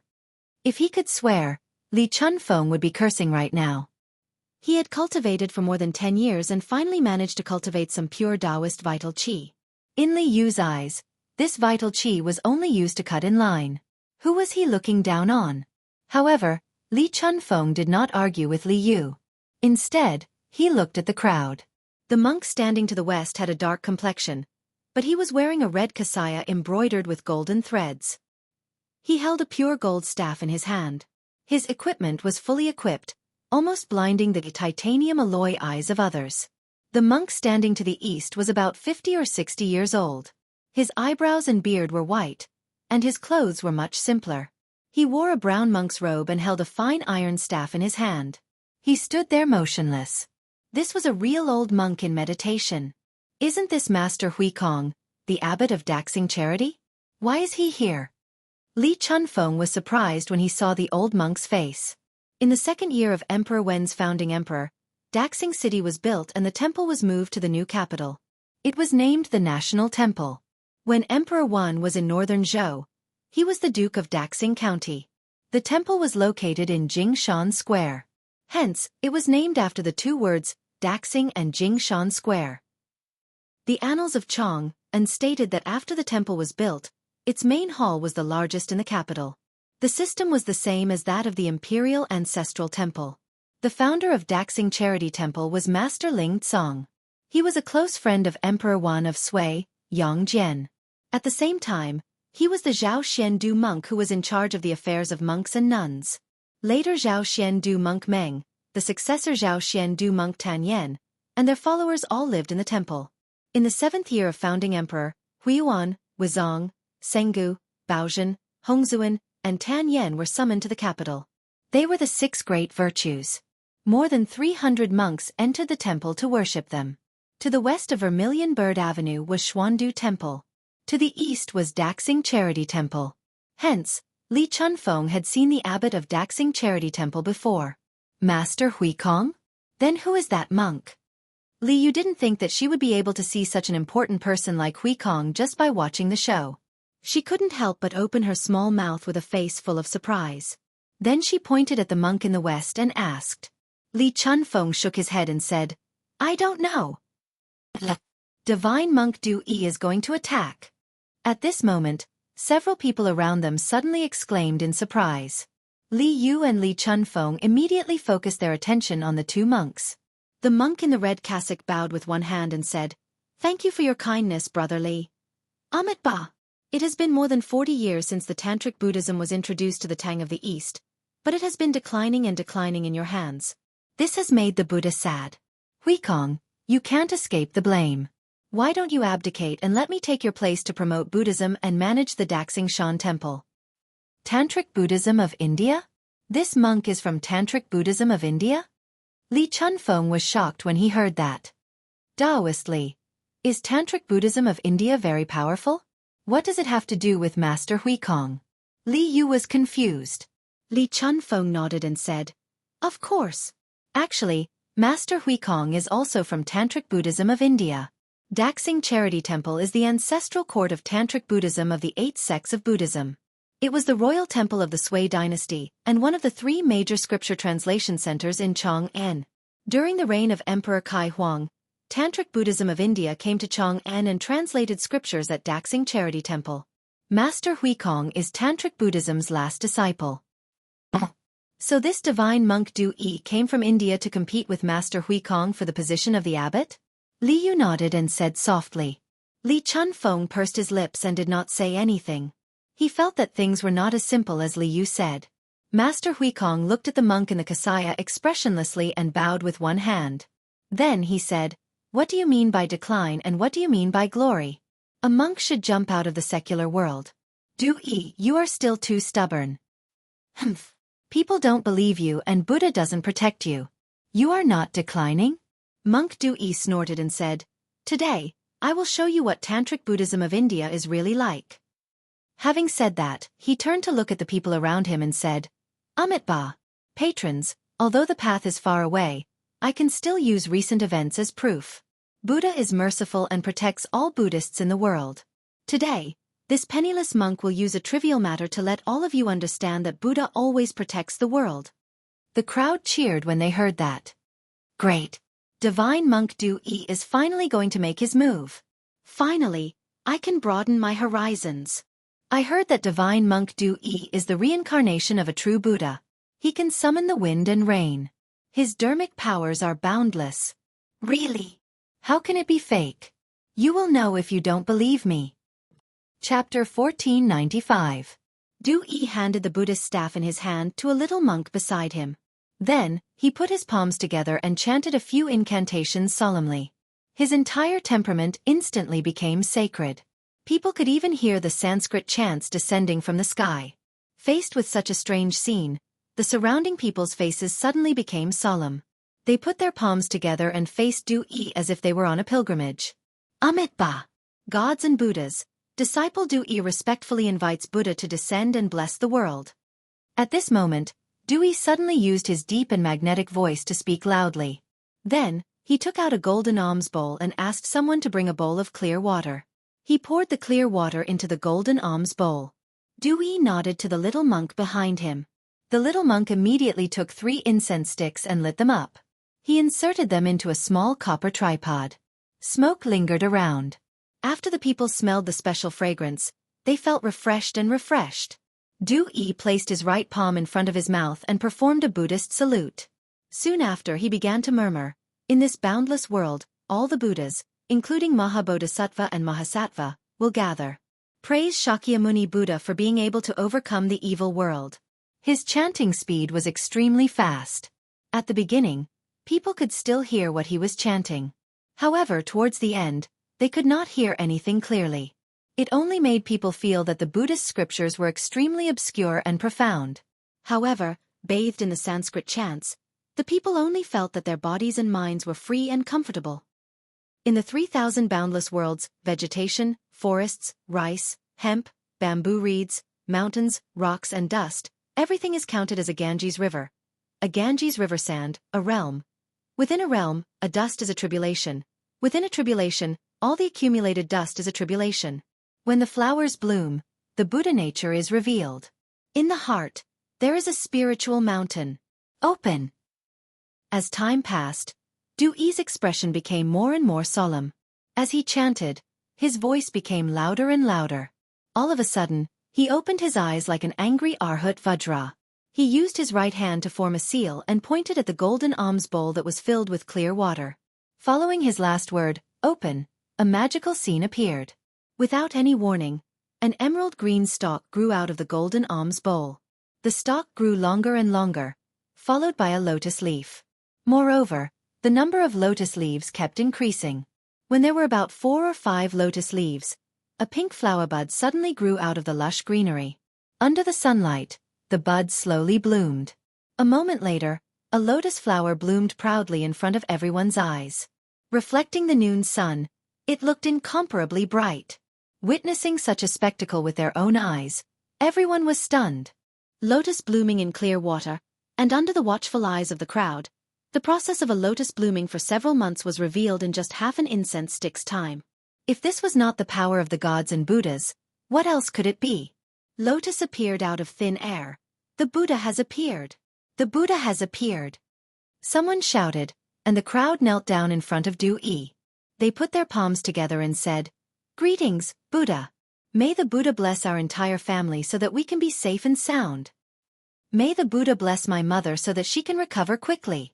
May the Buddha bless me so that I can become rich. May the Buddha bless my wife so that she can give birth to a fat child for me this time." In an instant, the people had all kinds of wishes. Li Yu's eyes widened. She tugged at Li Chuanfeng's sleeve and whispered, "Wow! Priestly, this divine monk Du-yi is so powerful. I clearly saw that there was nothing in the golden alms bowl except for clear water, but he could make a lotus bloom. It's so magical. Could this divine monk Du-yi really be the reincarnation of a god? That's not right. Mr. told me before that there are no gods or Buddhas in this world." Li Chunfeng shook his head and said, "Although I can't tell what method Du-yi used, he's definitely not the reincarnation of a god." Priestly, why are you so sure? Li Yu asked curiously. Li Chunfeng pursed his lips and did not know what to say. He could only say, "Intuition. I think you're jealous of divine monk Du-yi's supernatural powers." Li Yu curled her lips and said softly. Li Chunfeng almost vomited blood when he heard that. At this moment, Monk Hui Kong, who was opposite Du-yi, was expressionless. He held a Buddhist bow with his right hand and said, "Amitabha, the lotus flower in the clear water is like the moon in the water. Everything in sight is illusory. Du-yi, you're so good at Buddhism, but you're using it to confuse the masses. That's ridiculous. I advise you to repent before it's too late." Hui Kong, you don't have the ability to communicate with the gods and Buddhas, yet you're slandering me. You're being disrespectful to the Buddha. Aren't you afraid that the Buddha will punish you? Hearing this, Du-yi's gaze focused as he glared hatefully at Hui Kong and said. Abbot Hui Kong's expression did not change. He said, "Amitabha, I have a clear conscience. Why would I be afraid of the gods and Buddhas?" Du-yi sneered and said, "I can't be bothered to argue with you. I asked you out today to compete in Buddhism. Now that I've used my magic, it's your turn. Let the people of Chang and be the judge and see whose Buddhism is more profound." Hui Kong closed his eyes and recited 2 lines of Buddhist scriptures. He then said, "Amitabha, I don't know your magic. I only know how to recite Buddhist scriptures, promote Buddhism, save the world, and persuade the people to be good. I'm willing to admit defeat in this kind of battle." Du-yi's eyes flashed with surprise. He then could not help but laugh and said, "Haha, save the world, save the world, save the world. I'll show you what it means to save the world and save the world." Then, he held the golden bowl with the lotus and turned to look at the people who were kneeling on the ground. He was about to speak when he looked at Li Chunfeng and Li Yu. He said unhappily, "Why aren't you two kneeling when the gods and Buddhas are descending?" Because everyone around them had knelt down. Only Li Yu and Li Chunfeng were still standing. Moreover, these 2 people were standing at the front, so they were particularly conspicuous. Just now, Du-yi was debating with Hui Kong, so he had no time to observe the situation around him. Now that he turned around, he happened to see these 2 living people standing. How could he bear it? The rest of the people who were kneeling on the ground looked at Li Yu and Li Chunfeng angrily after hearing Du-yi's question. Li Yu blushed and did not know what to do for a moment. Li Chuanfeng's expression did not change. He bowed and said, Master, please don't blame me. It's not that I don't respect the gods and Buddhas, but I only believe in the Jade Emperor and the 3 pristine Taoist ancestors. That's why I can't kneel. Du Yi's expression turned slightly better when he heard that. So you're a friend from Taoism. Then, please stay here and observe the ceremony. Feel the holy light of Buddhism. Then Du glanced at Li Yu, who was beside Li Chunfeng. He didn't say anything, probably because he didn't want to argue with the girl. He turned to the people kneeling on the ground and said loudly, "Everyone listen to me. Amitabha. Dear benefactors, this lotus is the lotus under the Buddha. This water is the holy water of Jasper Lake." The Buddha said, "When the flower blooms, one can see the nature of Buddha. There is a spiritual mountain in one's heart. If you can see the water lotus, it means that you are fated with the Buddha. The Buddha is compassionate to all living beings, so he specially gave me the holy water of the divine lotus to cure all diseases. Therefore, the holy water of the golden bowl can cure all diseases in the world. Eating the lotus leaves can prolong one's life without any pain or worry." Wow! As soon as Du Yi finished speaking, the surrounding people were in an uproar. According to Du Yi, the water in the golden alms bowl could cure all kinds of diseases, and the lotus in the clear water could prolong one's life. Wasn't this the effect of a divine object in the heavens? As a mortal, who would not want to drink the holy water and eat a lotus leaf? Therefore, the people kneeling on the ground went crazy. "Divine monk, my leg hurts when it rains. Please give me a drop of the holy water of Jasper Lake." In the future, this old man will definitely abstain from meat and pray for the divine monk day and night. "Master, my mother has been suffering from abdominal pain recently. Please do me a favor and give my mother a drop of the holy water of Jasper Lake. I will go to the temple tomorrow to buy some incense money. Please give me a drop of the holy water of Jasper Lake. I am willing to donate 100 strings of incense money. I have been suffering from headaches recently. Please give me a lotus leaf. I am willing to donate 200 strings of incense money." Soon, the scene almost turned into an auction. Previously, the monk Du Yi used the ability of clear water lotus, which made everyone completely believe that he was the reincarnation of the true Buddha. So now, naturally, no one doubted that the water in his golden alms bowl could cure all kinds of diseases. There were millions of diseases in the world, and there were always some that could not be cured. For some rich people, as long as their diseases could be cured, they were willing to fork out some money. Therefore, in order to get a few drops of the holy water, the rich people began to throw money at it. Li Chunfeng, who was standing at the side, frowned imperceptibly. Seeing this, Li Yu quickly asked in a low voice, "Master, can the water in lotus really cure all diseases and prolong one's life? Should I go and ask for a piece too?" Li Chunfeng replied without hesitation, "Impossible. I am not good at medicine, but ever since I entered Yanhuang College, I have often talked with Master Sunday. There is no such thing as a miracle medicine that can cure all diseases in this world. However, your body is fine. Why do you want to ask for water and lotus like those people?" At the end of his sentence, Li Chunfeng looked at Li Yu with a puzzled expression. Li Yu said embarrassedly, "Didn't divine monk Du Yi say that the lotus can prolong one's life? I want to live for a few hundred more years." A few hundred more years? Li Chunfeng's mind was in a mess. He decided not to talk to this mischievous girl for the time being. He felt that the generation gap was serious. Well, Li Chunfeng had to know what the generation gap meant first. "Amitabha. Buddha will help those who are fated. I will choose a few donors who are in urgent need of treatment to come forward and drink the holy water," Du Yi said loudly in the midst of the commotion. Then, the crowd quieted down. Everyone looked at Du Yi with eager eyes and prayed that he would choose them. "Almsgiver, come forward." Du Yi pointed at the old man who said that his leg hurt and said, Master, you called for me?" Although the old man was the first to speak, when he heard that the rich people behind him were all willing to pay a few hundred incense sticks, he suddenly felt that he had no hope. Now that Du Yi chose him first, he could not believe it. "That's right. Donor, please come forward." Monk Du Yi nodded and said, Yes, yes, yes. Thank you, Master." The old man bowed respectfully, then limped out of the crowd and came to Du Yi's side. Du Yi asked someone to bring a teacup and poured some of the water from the golden alms bowl into the teacup. He then passed it to the old man and said, "Donor, drink it quickly. Let's see if your leg will be better." Thank you, master. The old man received the teacup with both hands respectfully. Then, he held the teacup to his mouth impatiently and drank it in one gulp. At this moment, there were already thousands of people around. Thousands of pairs of eyes stared at the old man without blinking. They all wanted to see if Dui's holy water could really cure all diseases. My leg doesn't hurt anymore. It's much better now. It's amazing. It's amazing. Thank you, divine monk. Thank you, divine monk. After the old man drank the tea, he paused for a moment and tried to walk 2 steps. Then, he shouted excitedly. Wah! The surrounding people were in an uproar. This time, those who were sick became even crazier.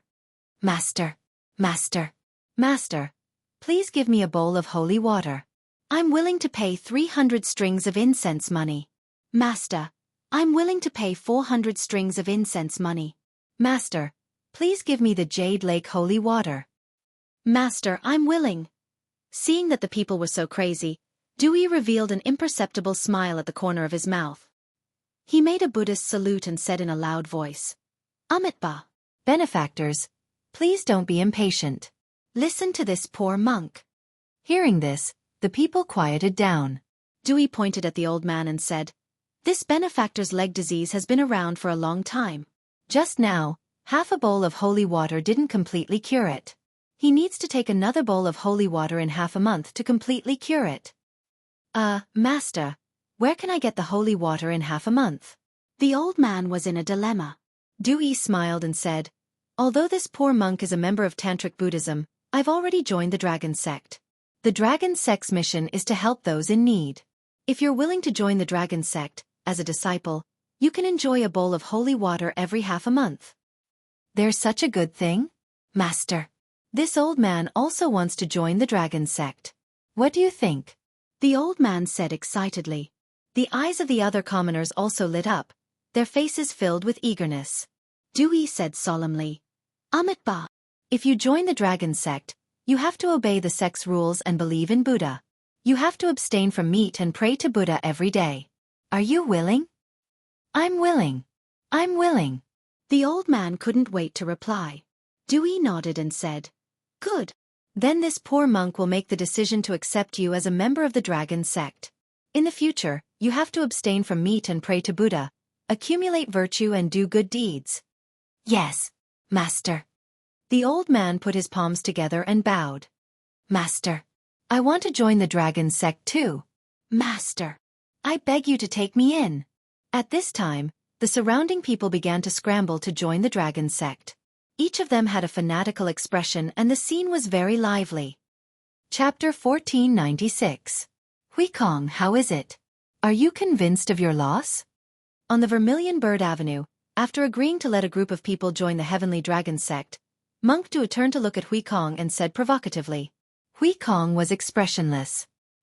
He was neither sad nor happy nor angry, and did not say a word.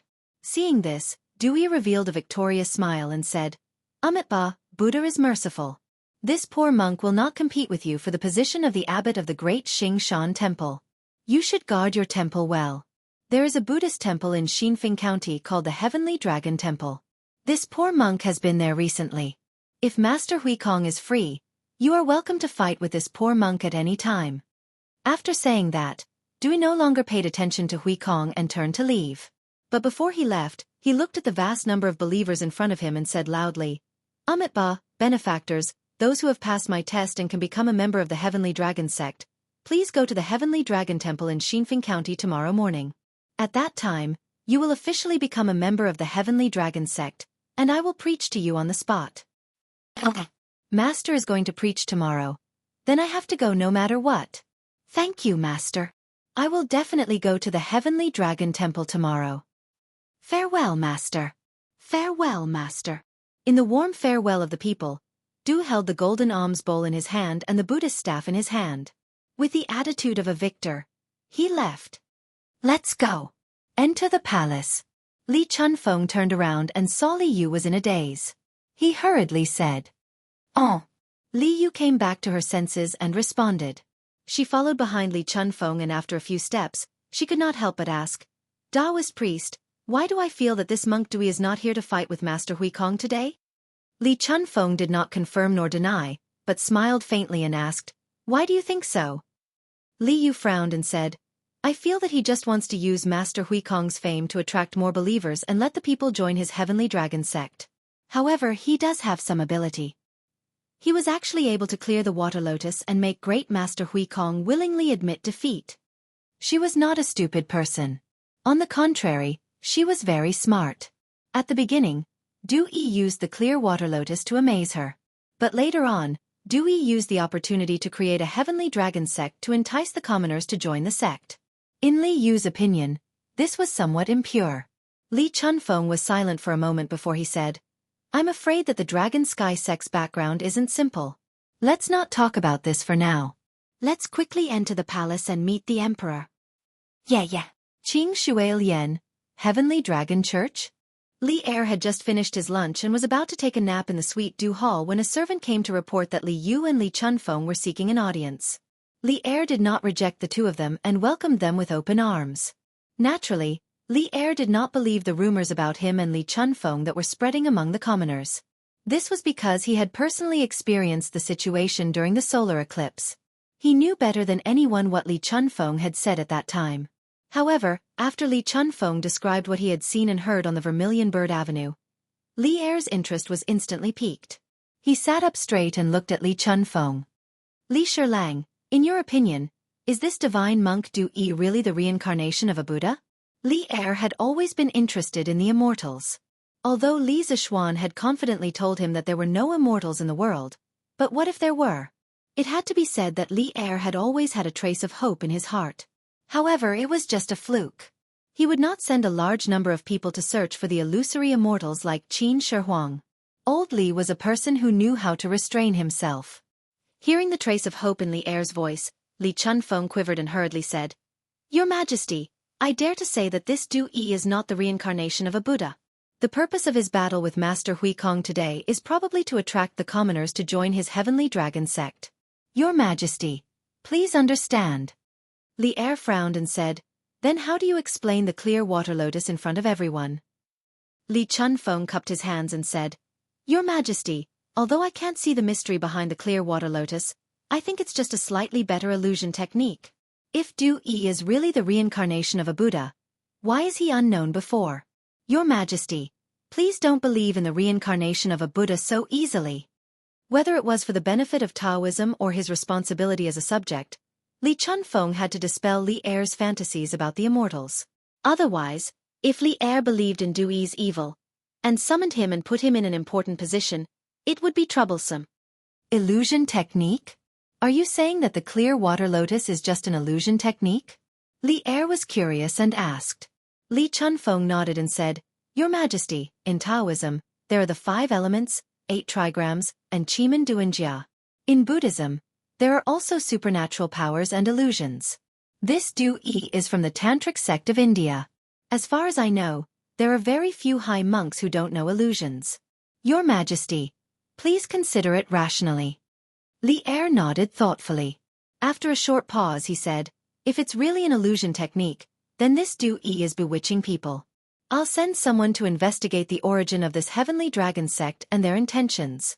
You don't have to worry about it anymore. Your Majesty is wise. Li Chunfeng cupped his hands and said, Your Majesty, in order to save the locust plague, Mr. traveled thousands of miles to the various counties to provide relief. Now, there are many unfavorable rumors about Mr. Your Majesty, please help Mr. to clear Mr.'s name. At this moment, Li Yu stood out and bowed to Li Er. Li Er nodded and said, I've heard about the rumors about the Duke of Yong and I've already ordered people to investigate the source of the rumors. When the time comes, I'll definitely give the Duke of Yong an explanation. I'm not a muddle-headed ruler. I won't believe in slanderous rumors. Li Yu heaved a sigh of relief and said, Your Majesty is wise. I'm impressed. Li Er couldn't help but laugh and said, You little girl, what benefits did the Duke of Yong'an give you for you to speak up for him like this? He always felt that Li Yu was very familiar. There was an indescribable feeling that was very close to him. That was why he gave Li Yu the title of a gold medal reporter. Moreover, his attitude towards Li Yu was more tolerant. If it was someone else who said this to him, he would definitely punish them for the crime of gossiping about the imperial court. However, since it was Li Yu who brought it up, he didn't have any thoughts of getting angry. Li Yu quickly said, "Your Majesty, Li Yu isn't speaking up for Sir, I'm speaking up for justice. Even if I don't say anything, I'm sure Your Majesty knows what kind of person Sir is. However, the rumors about Sir are endless. Not only that, aren't there many rumors about Your Majesty among the people?" Li Er's face darkened. Li Chunfeng had mentioned those rumors before, but he said it in a more tactful manner. Now that Li Yu said it again, it was the same as exposing his scars again. Looking at everything together, I feel that there must be someone with bad intentions behind this.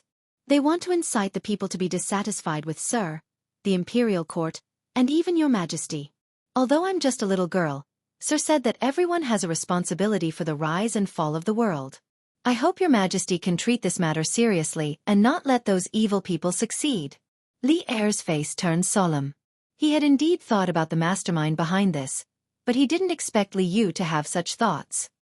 He couldn't help but look at Li Yu with praise and said, "What you said isn't without reason. I'll order the Supreme Court to investigate this matter. You don't have to worry." Li Yu breathed a sigh of relief and said, "Your Majesty is wise. I'll take my leave then." "I'll take my leave too," Li Chunfeng said. Li Er nodded. After the two left, Li Er's face turned gloomy. The rumors that Li Chunfeng had told him earlier kept echoing in his mind. This plague of locusts is God's punishment for the emperor for killing his brother and imprisoning his father. The solar eclipse earlier represented God's warning to His Majesty. His Majesty didn't listen to Li Chunfeng's advice. He didn't practice benevolence and didn't repent sincerely. That's why this plague of locusts is caused. These rumors could be said to be a dagger dipped in poison, stabbing straight into Li Er's heart. As an emperor, Li Er knew the importance of the people's hearts more than anyone else. Otherwise he wouldn't have said to Li Zixuan in prison, "The emperor is the boat, and the people are the water. The water can carry the boat, but it can also capsize the boat." He agreed greatly. It was because he knew the importance of the people's hearts that Li Er was so angry that someone was spreading rumors against him and shaking the hearts of the people. Especially at the end of last year, the 1,000-year-old Cui family was directly trampled by the angry people. Li Er deeply understood the importance of the people's hearts. Those who were spreading rumors now were similar to Li Zixuan's method of dealing with the Cui family last year. They wanted to use the power of the people and the power of public opinion to achieve their own goals. Obviously, someone wanted to destroy his roots. Naturally, he couldn't just sit there and wait for death. He had to fight back. Zhao Song. Previously, I asked the 100 Cavalry Division to investigate the rumors about Li Zixuan. How's the investigation going? After a long silence, Li Er suddenly opened his mouth and asked coldly. Zhao Song bowed and said, "Your Majesty, so far, we've caught 5 people who deliberately spread rumors and incited the people. However, these people are very tight-lipped and refuse to admit to their crimes." Li Er's eyes were cold as he said, "Then use torture. As long as we can confirm that they're deliberately inciting the people, then use torture, regardless of life or death." Li Er could feel that in the peaceful kingdom, there was actually a huge unstable factor hidden in it. He had to do something, or else when the person in the dark finished all the arrangements, it would be too late for him to make a comeback. At this time, why would he care about the life and death of those suspects? Zhao Song shuddered. He understood that Li Er was really angry. He quickly bowed and said, "This old servant obeys." Li Er thought for a while and ordered, "This dragon sect also needs to be thoroughly investigated. Immediately send out a spy from the 100 Cavalry Division. Before tomorrow night, you must give me a result." Zhao Song cupped his hands and said, "Understood." Other than that, order the Wu Ho government to strengthen the patrols in Chang'an City, to prevent people from using this opportunity to stir up trouble. Order the Yanhuang College's Ma Zhou. The recent Datong Daily needs to focus on the current rumors and refute them.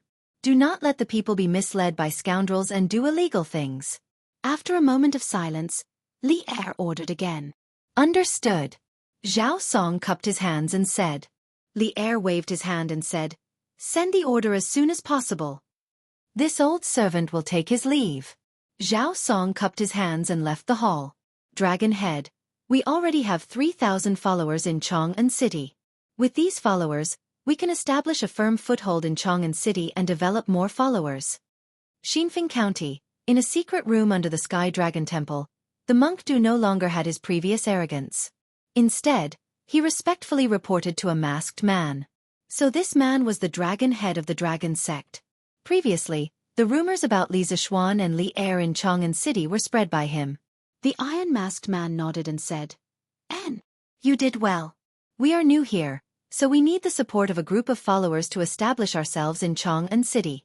But in your opinion, is it really impossible for Abbot Hui Kong to cooperate with us? You guys are from the same sect, and he won't even give you this bit of face?" Dewey performed a Buddhist bow and said, "Dragon Head, although Hui Kong is a member of the Tantric sect, he has lived in the central region for decades and has long regarded himself as a Tang person. In my opinion, he will definitely not cooperate with us." Hearing this, the iron-masked man sighed and said, "What a pity. Hui Kong has quite a reputation among the nobles in Chang'an City. If he can be used by us, our plan is at least half successful." Haha. Dragon Head, why are you so disheartened? Du-Yi smiled and said proudly, "Since Hui Kong is not willing to cooperate with us, then we will develop our own followers. Today, this poor monk used some means to recruit 3,000 followers for my dragon sect. In time, this poor monk's reputation and connections in Chang'an will definitely surpass Hui Kong's." The iron-masked man nodded. After a moment of silence, he said, "In that case, we will have to trouble you." There is not much time left for us. Li Zishuan is more astute than others. We must complete all the arrangements before he returns to Chang'an. Otherwise, he will definitely see through us. After everything is done, the position of Nation Master will definitely belong to you. At that time, why do you have to go back to India to suffer?" Dewey said with joy, "Thank you, Dragon Head. I will do my best to help Dragon Head accomplish your great task." Due to the cover of the mask, the iron-masked man's expression could not be seen. He continued, "Your Jade Lake holy water is very good. Remember to prepare more. The followers of the dragon sect will increase. When the time is right, I will order all the followers of Qingzhou, Qizhou, Cangzhou, and Jizhou to come to Chang'an." Dewey narrowed his eyes and said with a somewhat evil smile, "Dragon Head, don't worry. I have a lot of Jade Lake holy water here. I guarantee it will be enough." Ha ha ha. Good. Tomorrow's lecture will depend on you. The iron-masked man laughed loudly. "Yes, sir." Dewey smiled and cupped his hands. Chapter 1497. The next morning. "All right. Renbiao, you don't have to send me off. Go back quickly." Li Zishuan looked at Wang Renbiao and said in the pavilion outside Yong County in Qizhou. In more than 2 days, all the locusts in Qizhou had been wiped out by the Sky Rooster Brigade. Therefore, Li Zishuan planned to leave Qizhou with the Sky Rooster Brigade and head to the next destination. As for Wang Renbiao, after this guy was nourished by love, his body was now very healthy. Didn't you see Li Jingchu standing next to him like a little bird? Thinking back to how strong she was in the past, who would have thought that after confessing her feelings to the person she loved, she would become like a little girl? Li Zishuan couldn't help but sigh in his heart. Women were indeed unpredictable creatures. However, he didn't know that some women's strength was just a layer of shell used to protect themselves. Once they found someone to rely on, they didn't need to disguise themselves anymore, because their other half would protect them. "Send me off again. Xiao, you've helped me so much this time, but I didn't treat you well. Now that you're leaving after helping me, I should send you off no matter what." Wang Renbiao said with a face full of reluctance. Li Zishuan's trip to Qizhou this time had indeed helped him a lot. First, he had helped him eliminate the locusts, and second, he had helped him solve his emotional problems. It could be said that he had untied the knot in his heart. This kind of great kindness, no matter how much he thanked him, it would not be enough. Li Zishuan said with a smile, "Haha, isn't there a saying that even if you send someone off 1,000 miles, you will have to part in the end? You and I will meet again if fate wills it. Now that the locusts are here, I have to hurry to the other affected states to eliminate them as soon as possible. I can't stay in Qizhou any longer. On the other hand, Renbiao, if the eldest princess knows about the matter between you and Miss Li, she will definitely strongly oppose it. You should be mentally prepared in this regard." At the end, Li Zixuan's face became serious. Wang Renbiao's face stiffened. He had obviously thought about these problems before, but the happy life of the past 2 days had made him choose to temporarily avoid these problems. Now that Li Zixuan had brought it up in front of him, all those troublesome matters immediately floated to the surface of his mind. Little Xian, don't worry. Little Chu and I are already mentally prepared. No matter how difficult the road ahead is, no matter how many people oppose us in the future, we will advance and retreat hand in hand and walk down together. We will never leave each other, and we will follow each other in life and death.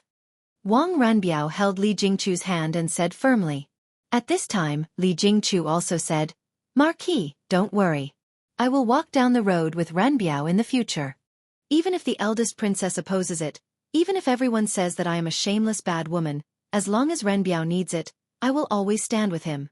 After saying that, the two of them seemed to have some kind of tacit understanding. They looked at each other, their eyes full of determination and love. When Li Zixuan saw this, he suddenly felt that he was unnecessary here. In order to prevent himself from being a third wheel, he quickly said, Since it's like this, then I can be assured. Renbiao, Miss Li, if you need my help in the future, just ask. I can't manage the Wang family's internal matters, but I can still help with the Wang family's external matters. Wang Renbiao said gratefully, Many thanks. In the past, he did not need the help of others, but it was different now. Since he chose to be with a commoner girl, he had to be prepared to break off relations with his family and even be kicked out of his family. The Taiyuan Wang family's young master that everyone envied before, without the support of his family, could become a commoner. In this kind of situation, Li Zixuan was still willing to extend a helping hand to him. This meant that this was true friendship. How could Wang Renbiao not be grateful? How could he not be moved? Li Zixuan nodded and said, All right. You guys take care of yourselves. Renbiao, your body hasn't fully recovered yet, so you need to recuperate for a period of time. With Miss Li here, I definitely don't need to worry about this. Let's part ways here. See you again someday. Wang Renbiao and Li Jingchu both cupped their fists and said in unison, Little Xian Marquis, take care, see you again someday. Li Zixuan nodded. Suddenly he looked at Lang Yuyao and said, Miss Lang, you take care too. Lang Yuyao, who was standing to the side, looked up at Li Zixuan and cupped her fists. Marquis, take care. See you again someday. Li Zixuan responded. Then, he mounted Big White and turned to leave. The Sky Rooster Brigade had already left under Old Hu's lead. Their next stop was the Lan province, because he had received a letter from his father-in-law asking for help yesterday. It was a letter from Wang Qingxing, the county magistrate of Yifang County, who had asked Han Tianhu to send Li Zixuan a letter. The letter said that some counties in the Lan province had also encountered a locust plague. Han Tianhu hoped that Li Zixuan could bring the Sky Rooster Brigade along. How could Li Zixuan refuse? Coincidentally, after leaving the Lan province, he could head east and bring the Sky Rooster Brigade to meet up with Li Ku and Chang Chumo. Moreover, ever since Han Liqing went to Yifang County in the Lan province at the beginning of the year to take care of the 3 villages that Li Zixuan had bought for him, he had never returned to Lantian County. Iron Egg hadn't seen Han Tianhu for almost half a year. This trip was a good opportunity for the father and son to reunite. Your Majesty, according to our investigations, the Heavenly Dragon sect began to rise in the Qing province at the beginning of last year. Later on, it gradually began to develop followers in the Qi province, Song province, and Ji province. Because the Heavenly Dragon sect often provides porridge and treats the common people, it is deeply respected and welcomed by the people. There are even some local authorities that sometimes require the Heavenly Dragon sect's help. As for the monk Du Yi, according to Abbot Hui Kong of the Great Xingshan Temple, his Buddhist name is Shakyamuni Du Yi. He is a disciple of the Tantric Buddhism of India, and his master is the Venerable Dharmachitta of the Nalanda Temple. Nalanda Temple is the holy land of Buddhism in India, and the Venerable Dharmachitta is the most famous monk in India. It is said that he is more than 700 years old, but he has the face of a man in his 30s. The Indians call him the living Buddha. At noon, Li Junxian arrived at the Sweet Dew Palace and reported to Li Er. Due to the urgency of Li Er's order yesterday, the entire 100 Horsemen department had been mobilized in order to find out what Li Er had told them as soon as possible. Including him, he hadn't slept a wink since he received the order yesterday. However, his efforts had paid off and he had found out something. That is Nalanda Temple. Dharma Chitta. Li Er frowned. This Dharma Chitta is really more than 700 years old? Li Junxian had a troubled expression. This subordinate has no way to investigate this, but according to Abbot Hui Kong, Dharma Chitta is very profound, and he is the most likely venerable to become a Buddha in the past thousands of years. In fact, this venerable Dharma Chitta did indeed have a great background. Dharma Chitta, also known as Dragon Wisdom Bodhisattva, Samantabhadra Ali, Dragon Bodhi, and so on, was born in India, now India. He was the direct disciple of Dragon Fierce Bodhisattva, and was the fourth-generation founder of Tantric Buddhism. Dragon Wisdom Bodhisattva had ascended to the Holy Land, and his divine power was unimaginable. His virtue was known throughout the 5 heavens, and his name spread far and wide. It was said that when Xuanzang traveled to India to study, he met Dragon Wisdom Bodhisattva at the eastern border of the Great Forest. Seeing that Dragon Wisdom Bodhisattva was about 700 years old and looked like he was in his 30s, he decided to learn Buddhism from him. Thus, from a certain perspective, Tang Xuanzang could be considered Dragon Wisdom Bodhisattva's disciple. In fact, in another few decades, in the Kaiyuan era, Dragon Wisdom Bodhisattva, who was also Dharma Chitta's other disciple, Shan Wuwei, would also come to Great Tang. According to the official records, Shan Wuwei was deeply favored by Tang Xuanzong, and he became the revered state teacher. At this moment, Li Er nodded thoughtfully. After a moment of silence, he asked, "How many members does the Heavenly Dragon Sect have now? Who is the person in charge?" Li Junxian clasped his fists. "Your Majesty, the Heavenly Dragon Sect has around 3,000 members in Chang'an. As for how many members there are in the other 4 provinces, this general has yet to find out. According to our investigation, Shakyamuni is the venerable of the Heavenly Dragon Sect, and he has a hall master and a dragon head. However, the dragon head of the Heavenly Dragon Sect has always been mysterious, and it is said that very few people have seen it. I heard that Shakyamuni has a holy water called the Jade Lake that can cure all illnesses." Li Er couldn't help but frown. He stood up and walked 2 steps with his hands behind his back. "I didn't expect the Heavenly Dragon Sect to have hidden in our Great Tang for so long and have so many members. In the long run, they will be a great threat to the imperial court. Wait, if the Heavenly Dragon Sect has risen in Qingzhou, why haven't we received any reports from the Qingzhou provincial governor? This general doesn't know." Li Junxian clasped his fists. However, according to the intelligence obtained by the 100 Horsemen Department, not only will the local officials not resist the Heavenly Dragon Sect, they will even welcome them. This is because the Heavenly Dragon Sect has a holy water called the Jade Lake that can cure all illnesses. Firstly, it can help the local officials treat their illnesses, and secondly, if the officials suffer from a difficult illness, they will inevitably seek help from the Heavenly Dragon Sect. Li Er was displeased. "Humph. Preposterous. The local officials should be unconditionally loyal to the imperial court. If that's the case, won't they be suppressed by the Heavenly Dragon Sect? It's fine if the Heavenly Dragon Sect is wholeheartedly benevolent, but if they harbor evil intentions, won't these local officials become accomplices?" Li Junxian decisively shut his mouth, not daring to interrupt. Even if he was beaten to death, he wouldn't say a word when it came to the affairs of the imperial court, because he understood what his duty was. After a few moments of silence, Li Er's anger somewhat subsided. He muttered, "Did you manage to interrogate those 5 people who were intentionally spreading rumors? Are they related to the Heavenly Dragon Sect?" To tell the truth, Li Er really wanted to obtain evidence of the Heavenly Dragon Sect's crimes so that he could use this opportunity to arrest all of them. For the Great Tang, this would remove an unstable factor. Li Junxian clasped his fists. "Your Majesty, even though those 5 were tortured to the point of fainting from the pain, they were still unwilling to say anything. Now, 2 of them have been tortured to the point of death, but they would rather die than tell us why they spread the rumors." Li Er's face instantly turned so gloomy that it seemed like water would drip from it. "Preposterous. Then continue to arrest them and torture them. We don't believe that they'll all be so stubborn." Li Junxian hesitantly said, "Your Majesty, if we make such a big fuss, we might harm the innocent, and if word gets out, the court might criticize us and harm your Majesty's reputation. Your Majesty, please reconsider." Although the cavalry were very cautious in arresting people, there was no guarantee that there wouldn't be any innocent among them. Moreover, if the court learned of this, they would fiercely object. Li Er's brow furrowed, and after a few moments of thought, he said, "Be more cautious when arresting people and more discreet when interrogating them. We must find out as quickly as possible if these people spreading rumors have any connection to the Heavenly Dragon sect."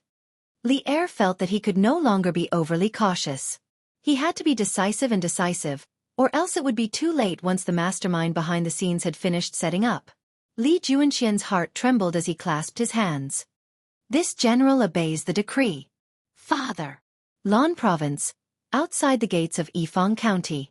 Li Zishuan and the Sky Chicken Brigade had arrived before noon.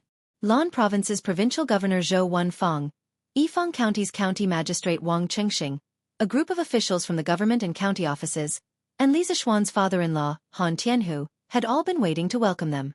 As the procession reached the gates, Iron Egg saw that extremely familiar figure and couldn't help but ride over.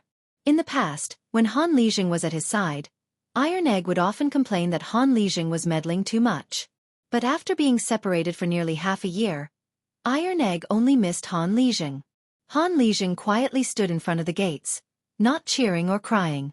It wasn't that he didn't want Iron Egg, but there were so many officials standing next to him that he needed to maintain his calm and self-control.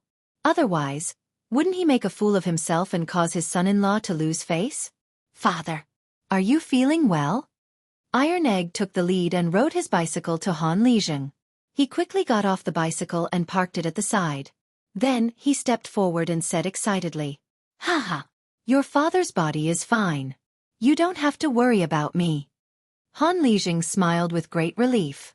Then, he looked at Iron Egg from head to toe and couldn't help but nod. "You've become darker, thinner, and taller. Iron Egg, you've done well this time. More or less, you've accumulated some merit. Also, you've gained a lot of knowledge along the way, right?" Seeing Iron Egg grow from a naughty kid who only knew how to play with mud to his current state, how could Han Lijing not feel gratified? His daughter had married a kind-hearted and capable person, and his son was becoming more and more promising day by day. Han Lijing now had no regrets. He had no more desires. "Haha, Brother Han, you've given birth to a good son. He'll definitely be successful in the future." Lan Province's provincial governor Zhou Wenfeng stroked his beard and laughed. Han Lijing hurriedly said, No. It's fine as long as this brat doesn't cause any trouble for me. How can he bear the provincial governor's love?" Zhou Wenfeng smiled and didn't say anything because Li Zishuan had already arrived. Lan Province's provincial governor, Zhou Wenfeng, greets Marquis. Yifang County's county magistrate, Wang Chengxing, greets Marquis. "Greetings, Marquis." Li Zishuan jumped down from his horse. Zhou Wenfeng, Wang Chengxing, and the other officials came forward to salute him. Chapter 1498. Provincial Governor Zhou, County Magistrate Wang, there's no need for such formalities. Outside Yifang County's city gate, Li Zishuan approached the group of officials and said with a smile, "I came to Lan Province to exterminate locusts. You don't have to worry about me. If you have official business to attend to, go ahead." Li Zishuan was a pragmatic person and didn't like to engage in such superficial formalism. However, Zhou Wenfeng and the others had come out of the city to welcome them out of good intentions. As the saying goes, don't slap a smiling face, so he had no reason to blame them. Zhou Wenfeng's eyes flashed. He was surprised, but his expression returned to normal after a while. He cupped his hands respectfully and said, "Marquis is a man of noble character and unquestionable integrity. I admire you for your devotion to the public." Speaking of this, he turned to the group of officials behind him and said with a serious expression, "Did you all hear that? If you have official business to attend to, go back to the yamen immediately and don't make any mistakes." Lan Province's capital was Yifang County, so Zhou Wenfeng's words were not only directed to the subordinates of the provincial governor's office, but also to the officials of Yifang County's yamen. Yes. The 30-odd officials standing behind couldn't help but look at each other. After a while, they cupped their hands and said in unison. Zhou Wenfeng pointed to the hundreds and thousands of people around him and said to Li Zishuan with a smile, "Haha, Marquis. These people came to welcome you on their own accord after hearing the news. I didn't ask them to come. I can't chase them away." Li Zishuan pursed his lips and looked at the people around him who were looking at him with anticipation. Li Zishuan said loudly, "Folks of Lan Province, I'm here, so you don't have to worry about the plague of locusts anymore. The sun is so hot, everyone should go back and eat. This afternoon, the Sky Rooster Brigade will head to the villages to exterminate the locusts. Actually, on their way here, they had met quite a number of enthusiastic citizens. Li Zishuan was naturally aware of the pleas of the citizens. It was noon, and the scorching sun was blazing above their heads. It was as if it was going to burn people to death.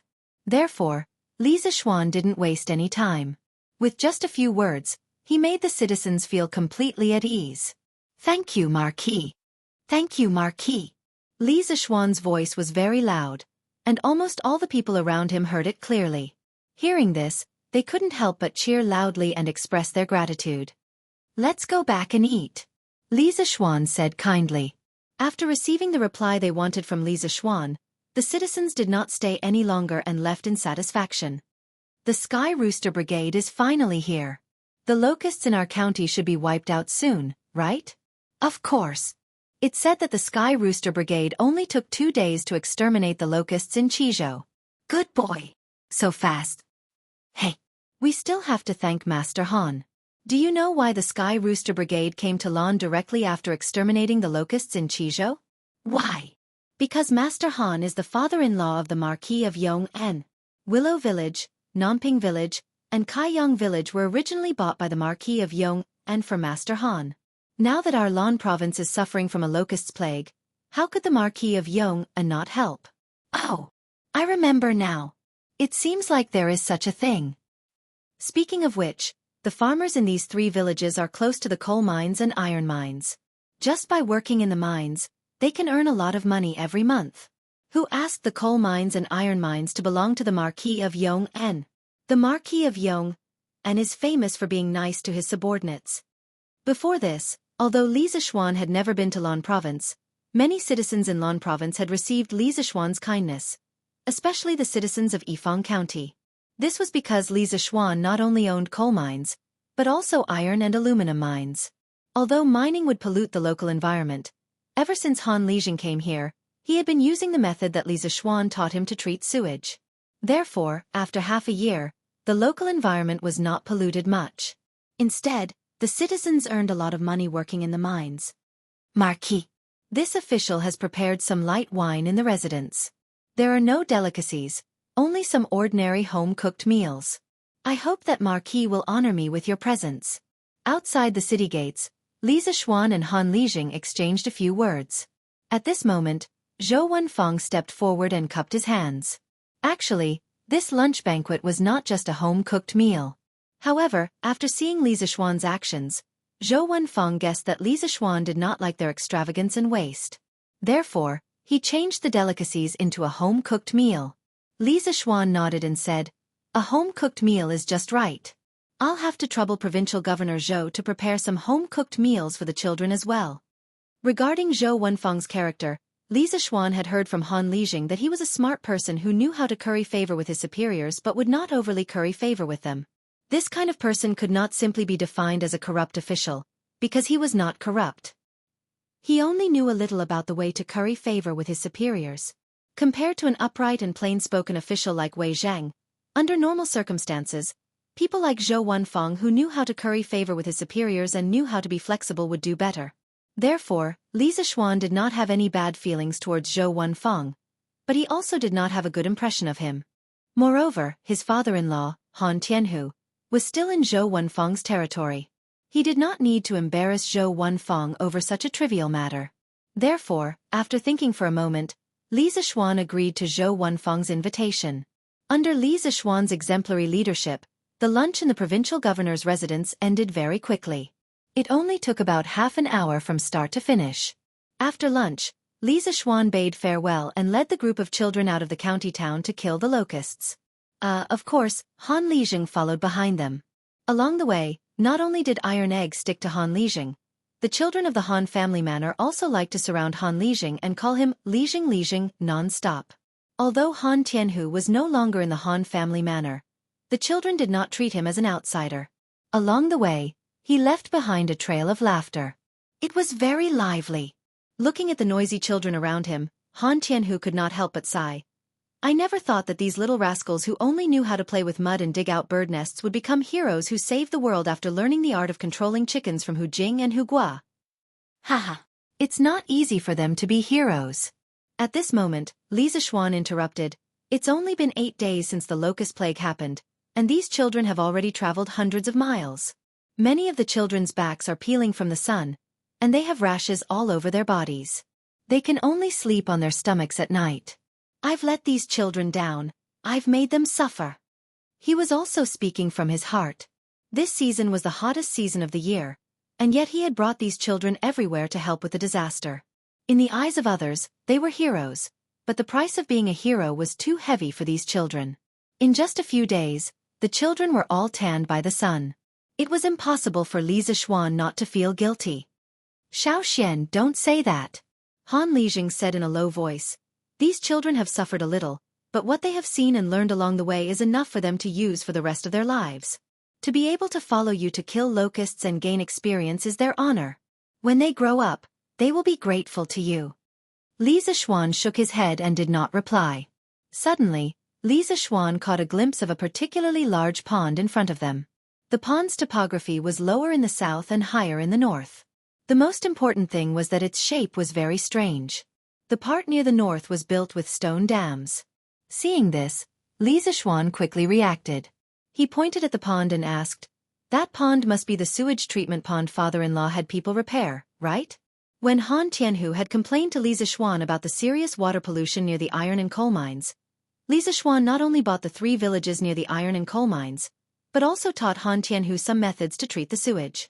One of them was the sewage treatment pond. Han Tianhu looked in the direction Li Zixuan was pointing at, then nodded and said, "That's right. That's the sewage treatment pond. There are 2 other ponds like this near the iron mines. After using this thing, the sewage has indeed decreased a lot. It's because of this that no one objected to us mining." Li Zixuan nodded and praised. That's right. We can't just bury ourselves in mining and ignore the feelings of the locals. Otherwise, we'll become a rat that everyone wants to beat up. That should be our iron mine, right? As he spoke, Li Zixuan pointed to a small hill in front of them. They could vaguely see a lot of people on the hill. Han Tianhu looked at it and then replied, "Yes. That's right. That's our iron mine. It's also the largest iron mine in the Lan province. Today, the iron mine is transporting a batch of ore to Lantian County. Fubin couldn't leave, so he didn't come. Xiaoxian, do you want to go take a look?" After pondering for a moment, Li Zixuan nodded and said, Of course, I have to go take a look." Now, more and more iron was being used in the workshops. Carriages needed iron, bicycles needed iron, and weapons and armor needed iron. Moreover, it was an astronomical number. Now that he was in Yifang County, he could go to the mines to take a look and see if he could increase the mining capacity. "Fubin, come out quickly. Look who's here." When they arrived at the mines, Han Li directly shouted towards the inside. As soon as he finished speaking, a young man with dark skin and a thin figure quickly walked out from the shed. "Uncle Han? Marquis, you're here." The young man first greeted Han Tianhu, then when he saw Li Zixuan, he couldn't help but be stunned. He quickly went forward and bowed respectfully. "Marquis, I know you're going to Yifang County at noon, but I couldn't leave at that time, so this young man is Fubin." Li Zixuan waved his hand and smiled. "No matter. You did the right thing. Business is more important. There are so many people welcoming me. You won't make a difference, right? Hey, you're tanned and thinner than before.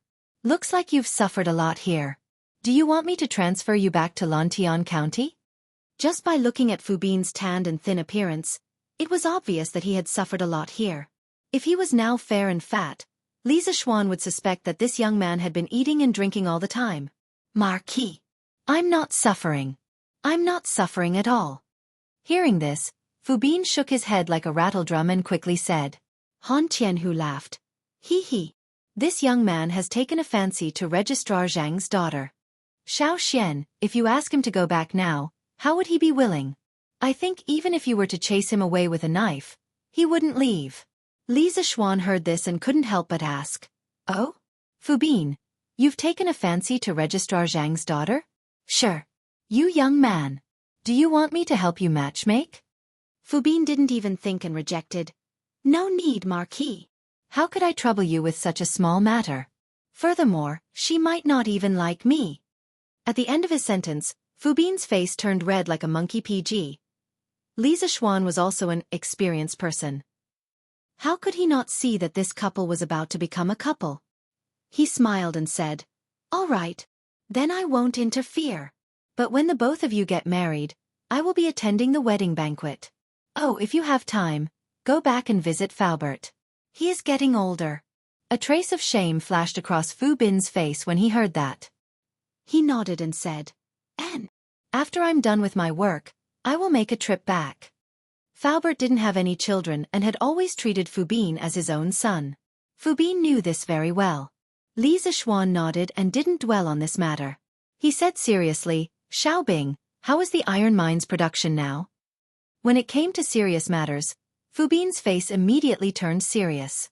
He quickly replied, "Marquis, this iron mine can now mine about 5,000 caddies of ore a day. Under normal circumstances, we have to send a batch of iron ore out of the warehouse every 3 days. Oh, last month, I found that the quality of the ore deeper underground is better and there are more of it. I got someone to dig a mine that is 4 to 5 feet deep and plan to mine from the bottom. This way, we can mine at least twice as much iron ore." The ancient people couldn't dig tens of meters deep into the ground like the modern people. At that time, due to the lack of advanced machinery and technology, most of the ore they mined was near the surface. Fu Bin could think of using a mine to mine directly from the bottom. This was considered a new approach. However, this method of his could easily lead to danger. "What? Mine?" Li Zixuan's face changed and quickly said, "Where is this mine? Bring me to take a look." Fu Bin saw Li Zixuan's face and had a bad feeling. But he couldn't think of what he did wrong. He could only bite the bullet and said, "Marquis, the mine is over there. Follow me." Okay. Under Fu Bin's lead, Li Zixuan came to a 1-meter deep, bottomless pit. Above the pit, there was a rotating device similar to the one above the well. It should be used to pull people or goods. "Marquis, do you think there is anything wrong with this mine?" After a while, Fu Bin asked. Li Zixuan thought for a while and said, "Xiaobing, it is good that you can think of this method. But this method is risky." Chapter 1499. Risks. Marquis, what risks are there? In ancient times, most of the mining was done close to the surface.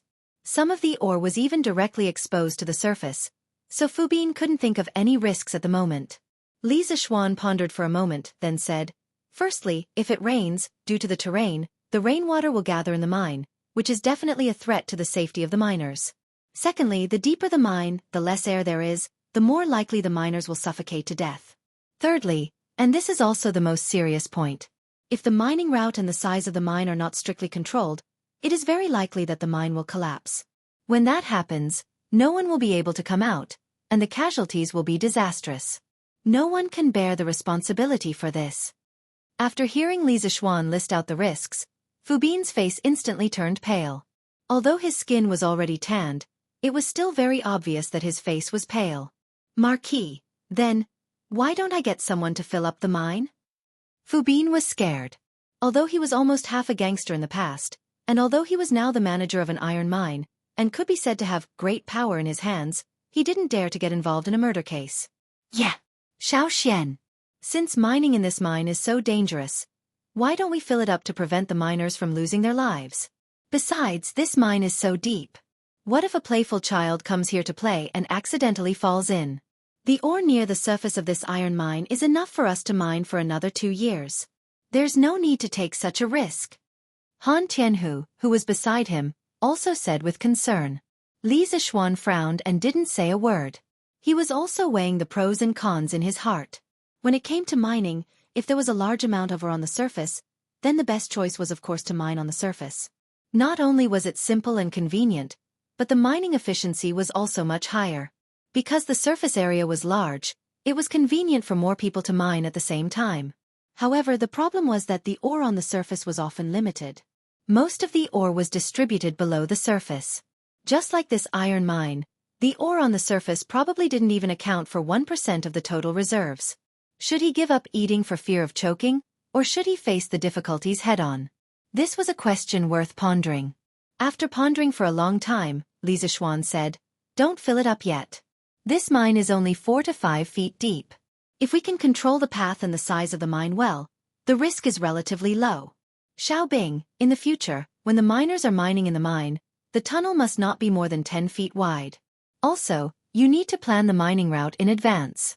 You cannot dig through 2 tunnels. In addition, the mine could only be dug from the depth of the mine. It couldn't be dug any further. The deeper it went, the greater the risk. Before the miners entered the mine, they had to use torches or candles to check if there was enough air underground. They also had to build a drainage ditch above the mine to prevent rainwater from entering the mine. Do you remember all these? A depth of 4 to 5 feet was only about 10 meters. In fact, it wasn't that deep. Most modern mines were about a few hundred meters deep. The world's deepest mine, Bonig Mine, was more than 4,000 meters deep. Therefore, in comparison, as long as the safety measures were in place, there shouldn't be any danger in this mine. Of course, more importantly, Li Zishuan wanted to try mining underground. As Tang Dynasty's industrial base became more and more complete, the demand for all kinds of ores would increase. The ores on the surface would not be able to meet the demand. By that time, they would have to mine from underground. Rather than not knowing anything at that time, it was better to start accumulating the experience and skills of mining underground. This way, they could be prepared when the time came. Fu Bin was actually a little scared at this time. After listening to Li Zishuan's words, he hesitated and asked, "Marquis, is this really okay? There won't be any deaths, right?" Li Zishuan stared at Dong Xuebing. But he thought about it again. Sometimes, it might not be a bad thing to be timid. Take Fu Bin for example. If he had the guts, he would have started using the mine method to mine. Also, the depth of the mine would definitely be more than 10 meters deep. If that was the case, the miners here would have already lost their lives. As long as you do as I say, everything will be fine. This is also a good opportunity for you to increase your knowledge and experience. You have to come here often to check on the mine to prevent accidents. After thinking for a while, Li Zishuan looked at Fu Bin and said. Fu Bin gritted his teeth and said, "Fine. During this time, I will keep an eye here and do everything according to Marquis' instructions." Li Zishuan nodded and suddenly remembered something. He said seriously, "Xiaobing, you can use the mine to mine the iron mines, but you cannot use this method at the coal mines. No matter how shallow the mine is, you cannot use it. Do you understand?" Fu Bin was puzzled and asked, "Marquis, why is that so?" Dong Xuebing really had this thought. Since the iron mines can be used to mine the mine, then the coal mines should be able to do it too. Mining in a mine is more efficient than mining in an open pit. After all, mining in an open pit requires the soil to be removed from the surface. Mining in an open pit can be done directly from the mine. Li Zishuan said seriously, "Don't ask why. Just do as I say. Remember, do not dig on top of a coal mine. I would rather waste more manpower digging in an open pit than dig on top of a coal mine. Or else, a lot of people will die. A coal mine is different from an iron mine. If you dig a mine, there will be gas inside. This gas will explode when it comes in contact with a flame. To light up the mine, you must have special explosion-proof lamps. If not, the mines will explode. With the current conditions, explosion-proof lamps can't be manufactured in a short period of time. So, Li Zishuan asked Fu Bin to give up on the idea of digging on top of a coal mine. Hearing that a lot of people will die, Fu Bin trembled and quickly said, "Okay. Marquis, don't worry. I will remember. I will definitely not dig on top of a coal mine." Li Zishuan nodded and walked around the mine 2 more times before leaving with Han Tianhu. Then, under Han Tianhu's lead, Li Zishuan went to the other nearby mines to inspect. He felt guilty. Ever since he got these mines from Li Er last year, he hadn't seen them in person. Now that he was in Lan Province, how could he not take the opportunity to take a look? However, after looking at the mine, Li Zishuan felt a little bloated. In his previous life, people often joked, if you charge a few thousand yuan for a game, you must have a mine at home. XXXXX, you have a mine at home. Now Li Zishuan really wanted to say, yes, I really do have a mine at home, and not just one. After visiting the mines, it was almost dusk. Zhou Wenfeng sent someone to invite Li Zixuan and the children to dinner, but Li Zixuan politely declined. That night, he and the children planned to stay at Willow Village where Han Tianhu lived. It was a good opportunity to understand Han Tianhu's life here. Hee. It's right in front. When the sun set, the children in the fields officially finished work. Under Han Tianhu's lead, a large group of people and chickens marched towards Willow Village. Han Tianhu said to the children as he walked, "You've all been tired for the day. Later, eat as much as you want. I see that some of you were too embarrassed to eat too much for lunch. You must be starving now, right?" As soon as Han Tianhu's voice fell, the children immediately began to chatter. Yes. I didn't dare to eat after eating 2 bowls of rice in the afternoon. I was afraid that the official would laugh at me. I didn't dare to eat after eating 5 drumsticks. Li Zheng, are there drumsticks tonight? Is there fatty meat tonight? Hearing this, Han Tianhu laughed. Yes. Chicken, duck, fish, and fish are all available tonight. Eat as much as you want. Whoever pretends to be polite and doesn't dare to eat too much, I'll kick that person's ass today. Although he said this, Han Tianhu's eyes were filled with kindness. He was really happy today. Many of the children in front of him grew up under his watch. Of course, some of them were even beaten up by him when they were young. After being in a foreign land for more than half a year, Han Tianhu also missed the people in the Han family manor. Now that he saw these children, he felt as if he had already returned to the Han family manor. That kind of homesickness could only be experienced by those who had been wandering around for years. Oh! I want to eat 4 bowls of rice tonight. I want to eat 10 drumsticks tonight. I want to eat 2 bowls of meat. The children instantly cheered. They were all from the same manor. These children had always treated Han Tianhu as their own uncle. Naturally, there was no need for them to be polite. Unlike when they had lunch at the provincial governor's residence, they had to be considerate of others. Tonight, they could eat as much as they wanted. Father-in-law, can you prepare dinner for so many of us by yourself? Why don't I send someone to the city to invite a few chefs over? Li Zixuan helplessly shook his head as he looked at the group of brats trying to eat Han Tianhu poor. Then he said worriedly. After all, Han Tianhu was alone here without any companions. Han Tianhu smiled and waved his hand. Hee. No need. A few of the villagers have already prepared dinner for you at my house an hour ago. It's just right for you to go back now. From Han Tianhu's tone, the villagers here should have a good relationship with him. Otherwise, they wouldn't have taken the initiative to cook for him. Also, I have already arranged for the children's sleeping quarters. For those who have empty rooms, I will arrange one for each family. Xiao, don't worry. The villagers are very easy to talk to. I have already informed them in advance. The children won't be mistreated if they sleep at their place at night. Seeing that Li Zixuan didn't say anything, Han Tianhu added on. Li Zixuan nodded and said, "Since father-in-law has already made arrangements, then of course I'm not worried." Han Tianhu's love for these children was no less than his. Li Zixuan naturally didn't have any reason to worry. Yo! Tianhu, you're back? This is Marquis, right? This humble one, Ma Jiang, greets Marquis. After entering Willow Village, the group came to a courtyard. A bare-chested, burly man walked out from the door. That burly man first greeted Han Tianhu, then noticed Li Zixuan and hurriedly bowed to Li Zixuan. No need to be so polite. This Marquis is here to freeload a meal. Li Zixuan nodded and joked. However, he had some doubts in his heart. This person in front of him actually called Han Lijing Tianhu. This was very rare. One must know that even in the Han family manor, when the villagers saw his father-in-law, they would only call him Lijing. Almost no one would call him by his name. This could only mean that the burly man in front of him had a close relationship with Han Tianhu. Xiao, Ma Jiang is my brother. During the battle in Yunzhou, he and I were both part of Duke Yi's personal army.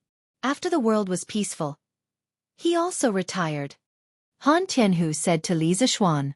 Li Zixuan was startled. He then cupped his hands towards Ma Jiang and said, "So that's how it is. Then this junior should be the one greeting Uncle Ma." This was not only to give face to Han Tianhu, but also out of respect for a soldier who had risked his life for the great Tang Empire. Ma Jiang originally thought that this marquis in front of him was very easygoing, witty, and not at all arrogant. However, when he saw Li Zixuan bowing to him, he was startled. He hurriedly turned his body and said in a fluster, "Marquis, you can just call me Old Ma. I don't deserve to be called Uncle Ma. I really don't deserve to be called Uncle Ma." Li Zixuan said with a serious face, "Since you are my father-in-law's former brother on the battlefield, then you deserve to be called Uncle Ma." No. I can't. Marquis, please don't call me Uncle Ma." Ma Jiang was so anxious that his forehead was sweating. He was at a loss for what to do. At this time, Han Lijing said, "Haha, little Xian, Old Ma, let's not get entangled in this. The children are still hungry. Is the meal ready?" Ma Jiang hurriedly said, "It's ready. It's ready. My wife, Xianxia, and the other family's wives are all inside. They have also prepared the pheasants and hares sent by the villagers. There are 6 tables in the courtyard. They will help to serve the dishes in a while. Jianghu, I will go back and tidy up the house. Later, you can let the children sleep in my house." Han Lijing hurriedly said, "What's wrong? Old Ma? You don't want to eat before going back?" Ma Jiang waved his hand and said, "I don't want to eat. I don't want to eat.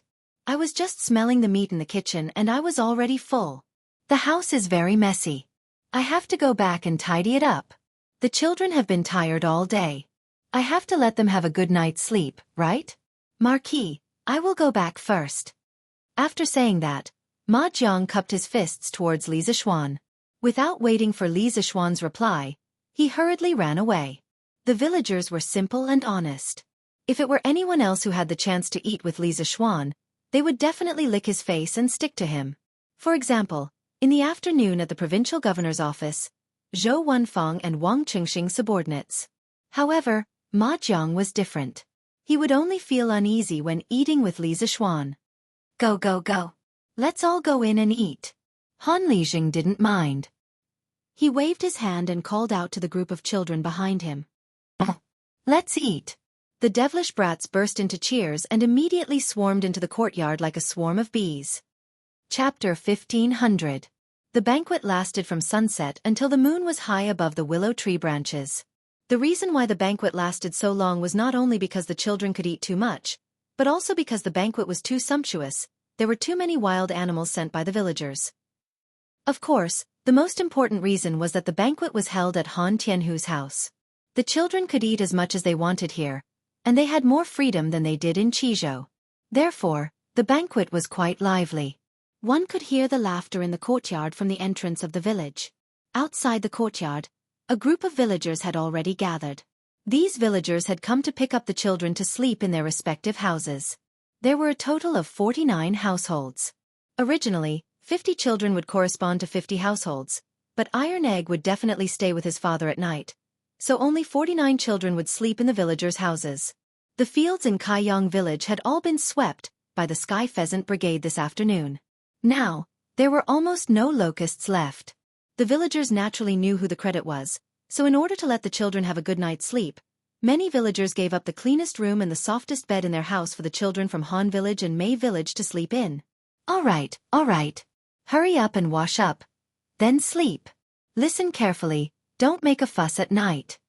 Seeing that the children had eaten and drank to their heart's content, Han Lijing stood up and said loudly, "Don't worry, Lijing. We definitely won't make a fuss at night." "Yes, we definitely won't make a fuss. Haha. Ernyo, do you wet the bed at night?" "Erhu, you're the one who wet the bed." The children played around for a while, then left the courtyard under Han Tianhu's lead. The villagers who had been waiting outside the door came forward one by one. Each family took one child and repeatedly promised that they would not let the children suffer in their own homes. Then, they turned around and left with the children. This scene was just like a modern-day kindergarten where parents picked up their children at the school gate after school. "Father-in-law, your house is quite big." After dinner, Li Zixuan took Iron Egg to visit Han Lijing's new home. After walking around for a while, Li Zixuan couldn't help but exclaim. It was a house with 3 courtyards, about the same size as the Li family's house in Chang'an City's Yongla Lane. There were pavilions, rockeries, ponds, and so on. However, Many places looked as if they hadn't been cleaned for a long time. Fallen leaves, weeds, and dust were everywhere. If this house is too big, it'll be troublesome. According to my original plan, having a place to stay here would be enough. When Han Lijing heard this, he smiled bitterly and said, "You know the original owner of this house, little Xian. It's Lu Shiren and his son." Li Zixuan and Iron Egg were both stunned. "Father, is Lu Shiren also in Willow Village? And how did his house become yours?" Iron Egg said in surprise. He had a deep impression of Lu Shiren and his son. When he was young, he and Han Yushi were oppressed by Lu Shiren and his son. Last year, Lu Haojian even seriously injured him. Li Zixuan pursed his lips and didn't say a word. Regarding Lu Shiren and his son in Willow Village, Han Lijing had mentioned it in his letter to Han Yushi. However, Iron Egg was busy with his studies at the academy and probably didn't see the letter. Han Lijing patted Iron Egg's shoulder and said, "After Lu Shiren was chased out by the villagers of Plum Village, he came to Willow Village and became the landlord here. This year, I came here to buy land and coincidentally met him. Who knew that even though this guy came to Lan Province, he was still dishonest. He was rude and unreasonable in the village, oppressing people and committing all kinds of crimes. Then, he was arrested by County Magistrate Wang's men. His house in Willow Village became ownerless. The villagers didn't dare to live there because they were afraid of offending Lu Shiren. They were afraid that Lu Shiren would find trouble with them after he was released from prison. So, father moved in." Speaking of this, Han Lijing said helplessly, "It's just that this house is too big. How can I take care of it alone? Usually, I only take care of my own house. The other houses have been abandoned for a long time." This was also the reason why Han Tianhu didn't leave more children to live in his house. Those rooms that hadn't been cleaned for a long time would take a lot of time to clean up. It was already not easy to clean up 2 rooms for Li Zixuan and Iron Egg to live in.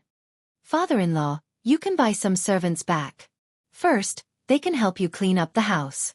Second, they can take care of your daily needs. It's so convenient." Hearing this, Li Zixuan said with a smile. Although Han Tianhu's body was quite good, he was getting older.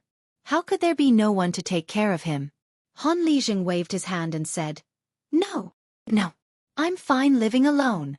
What's the point of buying servants?" "Father, just listen to Master. If you don't have enough money, I still have some money here. I'll give it all to you." Iron Egg interrupted at this time. This child was starting to feel sorry for his father. "Hey, you stinking brat. Your father wants your money? I'm just used to living alone. I don't want the trouble." Hearing this, Han Lijing couldn't help but pat the back of Iron Egg's head. Although he said this, his heart felt warm. All right. That's your room. Go wash up by the well and then sleep." After pausing for a moment, Han Lijing urged Iron Egg again. "Then I'll go to sleep first." "Father, Master, you guys should sleep early too." Iron Egg knew that he couldn't persuade Han Tianhu. He stopped persuading him and prepared to sleep.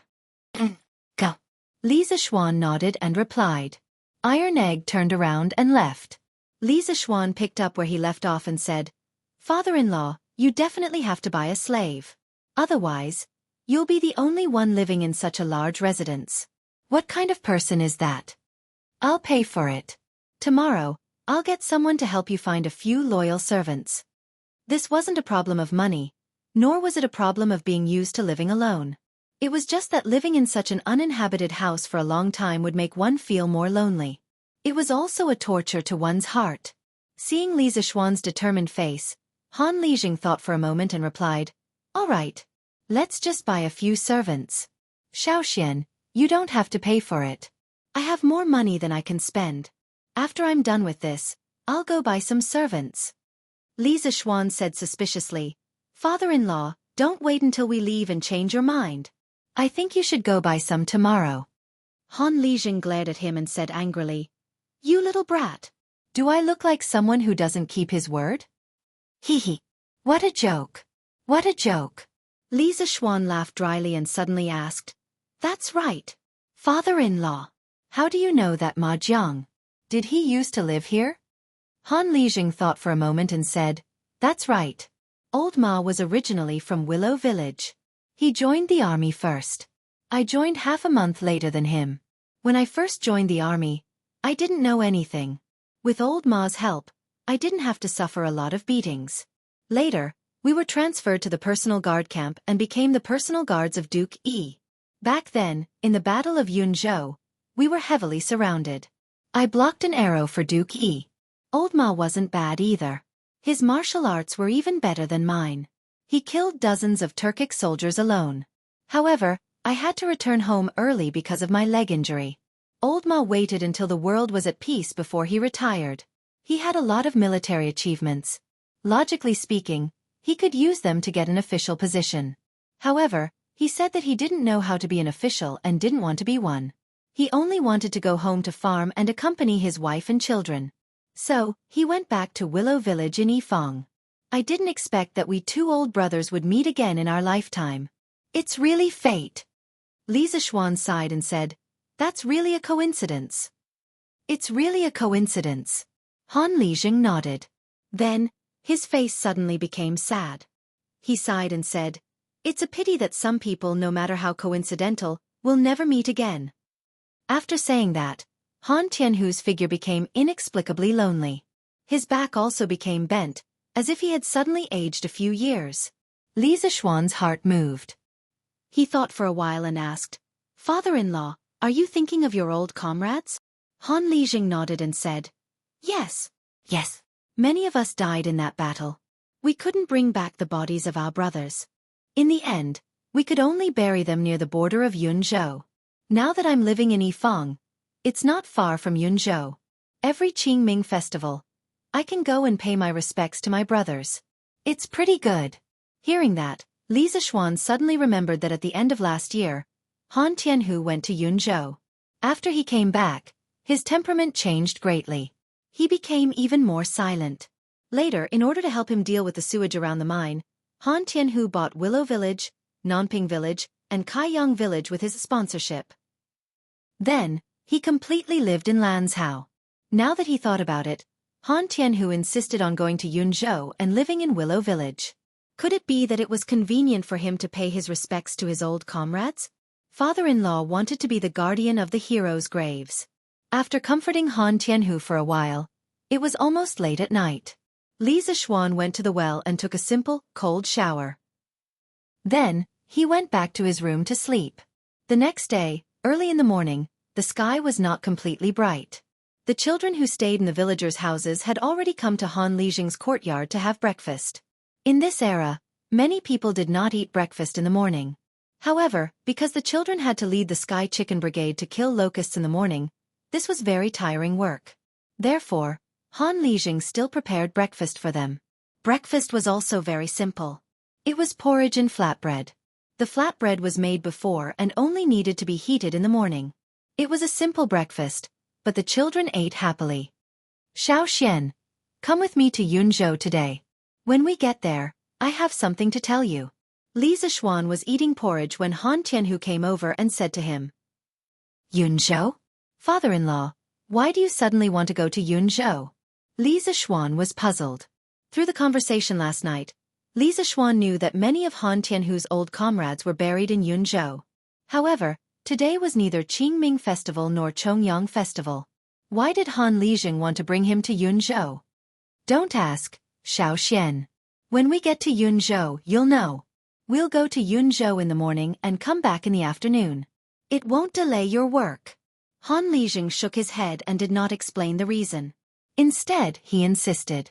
Li Zishuan thought for a moment and then nodded. "All right then.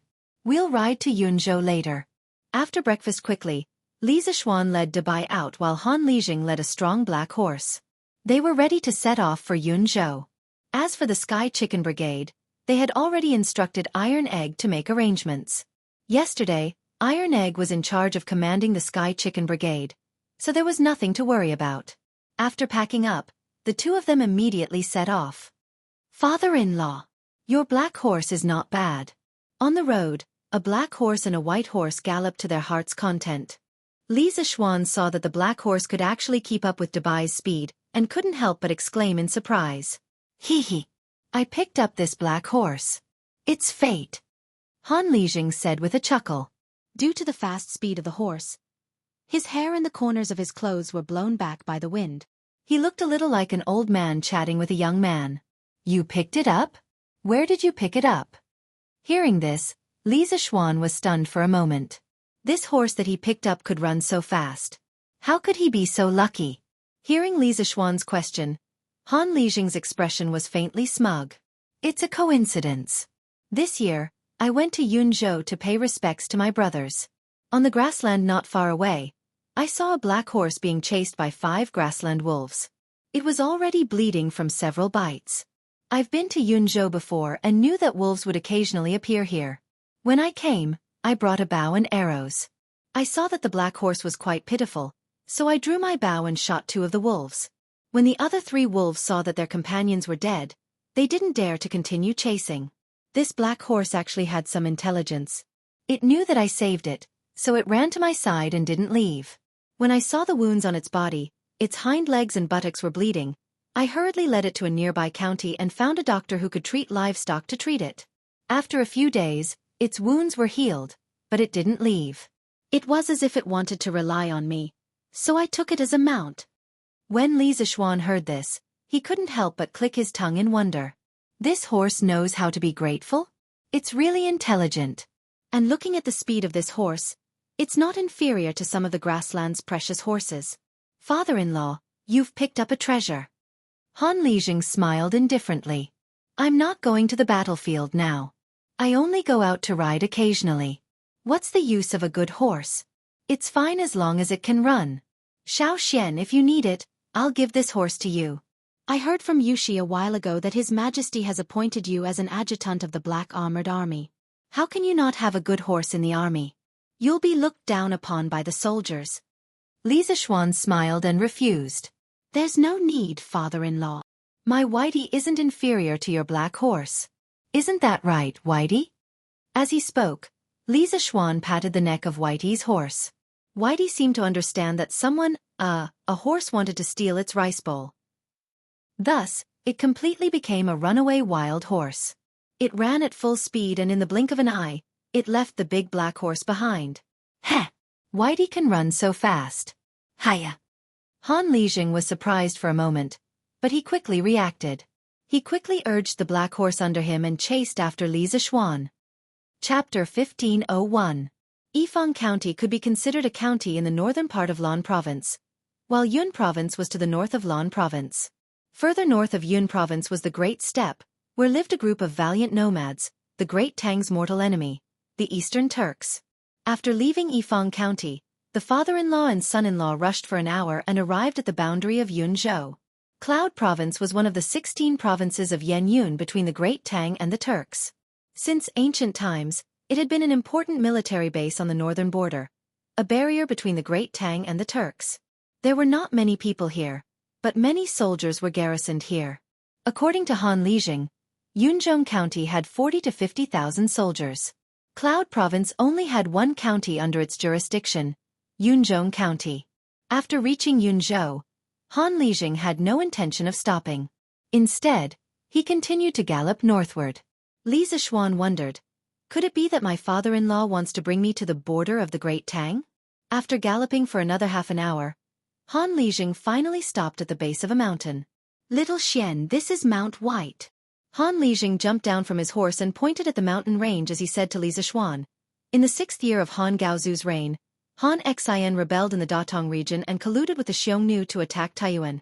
Liu Bang personally led an army of 320,000 soldiers to meet the Xiongnu.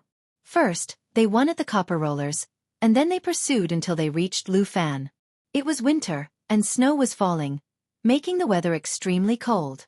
Although the Han army was 12 or 13, when they saw that the Xiongnu only had old and weak soldiers, they were even more eager to win. Ignoring the advice of the scouts, Liu Bang led the vanguard in pursuit of Mount White, but in the end, they fell for the Xiongnu's trap. Mao Dun Chanyu led his 400,000 cavalry to surround the Han army. The Xiongnu besieged Mount White for 7 days and 7 nights, leaving the Han army without food or water. The strategist Chen Ping advised Liu Bang to have Mao Dun Chanyu withdraw his army through marriage. Liu Bang agreed and sent someone to the Turkic camp to relay Liu Bang's proposal.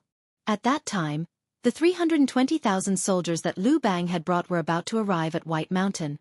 If Mao Dun Chanyu had not agreed, he would have been attacked from both sides.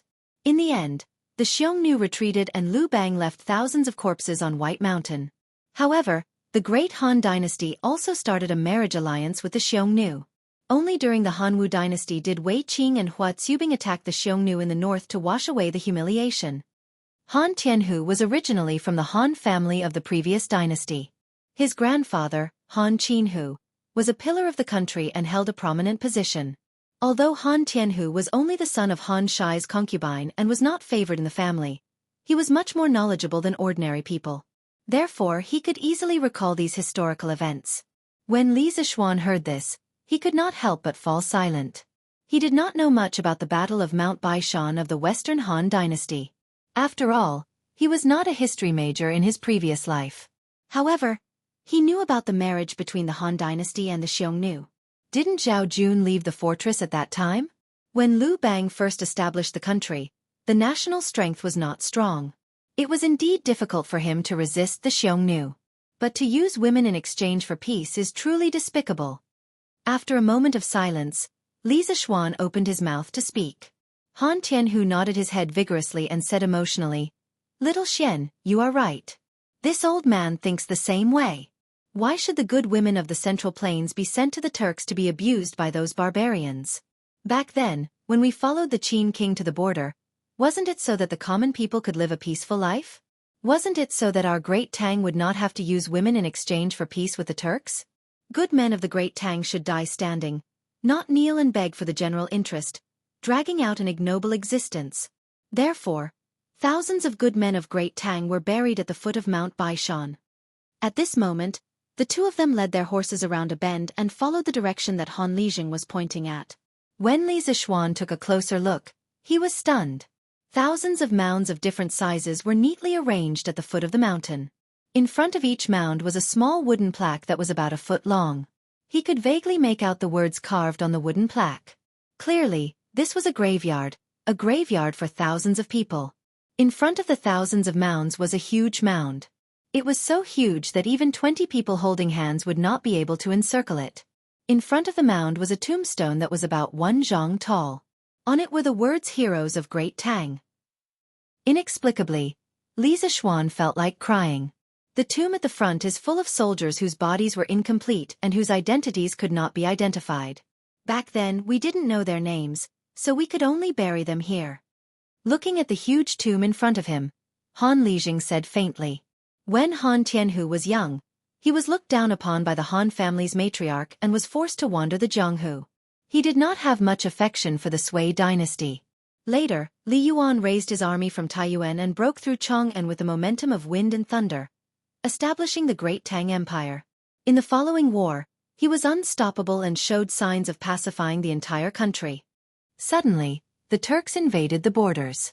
It was also at that time that Han Tianhu officially joined the army and slowly became Qin Qiong's personal guard.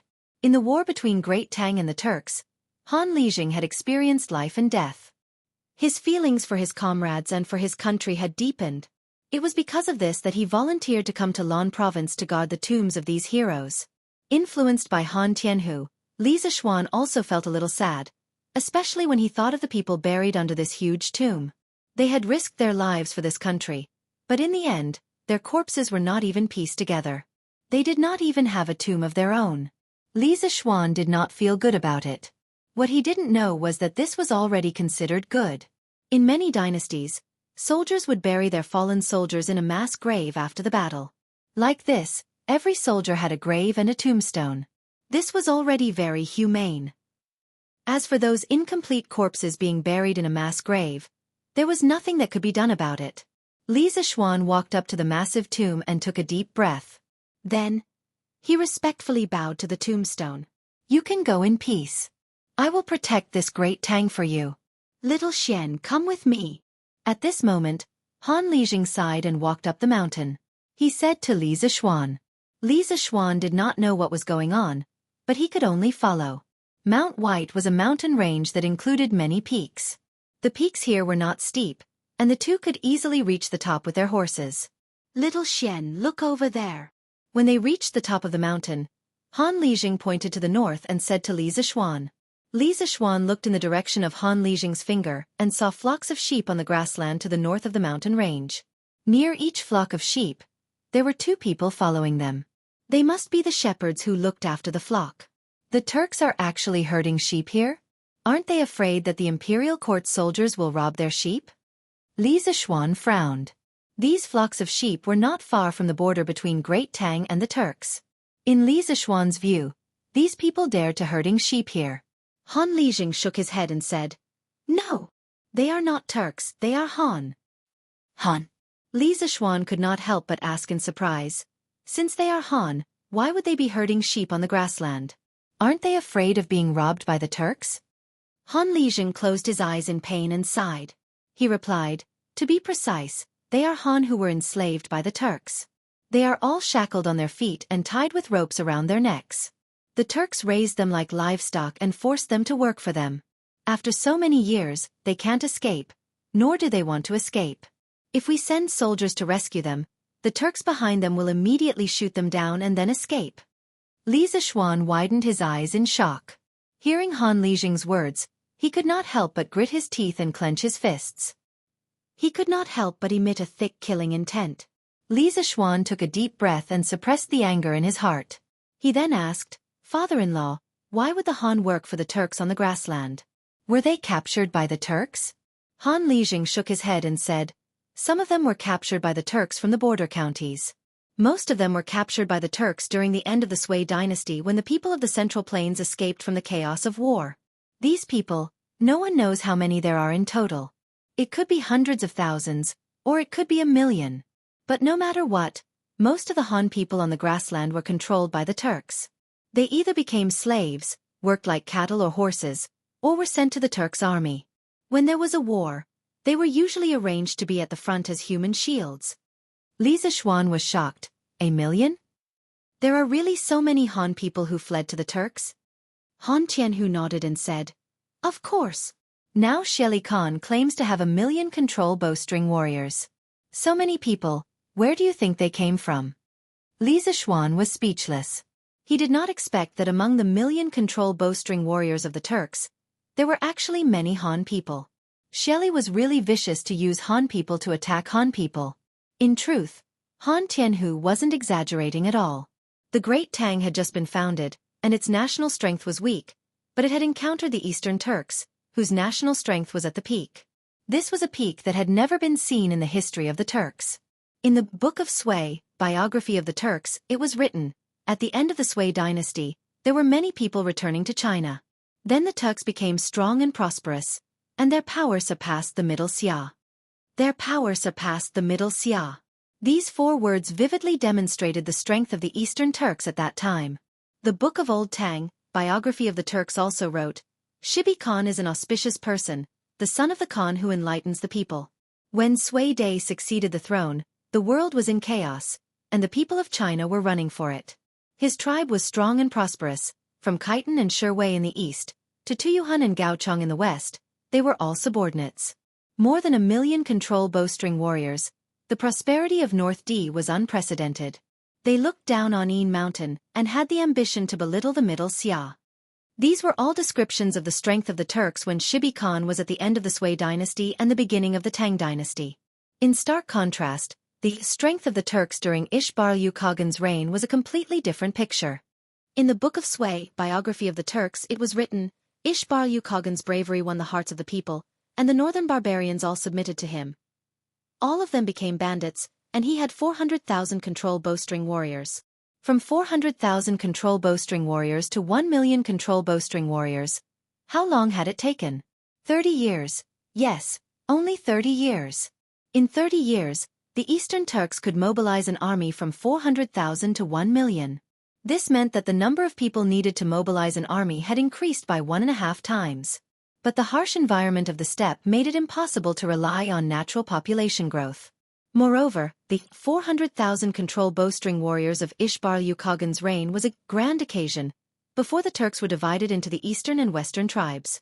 If one were to take into account the loss of population and army caused by the civil war of the Turks, as well as the sudden decrease in population and army caused by the division of the Turks into the east and west, as well as the loss of population and army caused by the several fierce attacks of the Sui dynasty against the Turks, then before the civil war of the Central Plains, when Shibi Khagan had just become the Khagan of the Turks, the number of soldiers in his army could not have exceeded 200,000.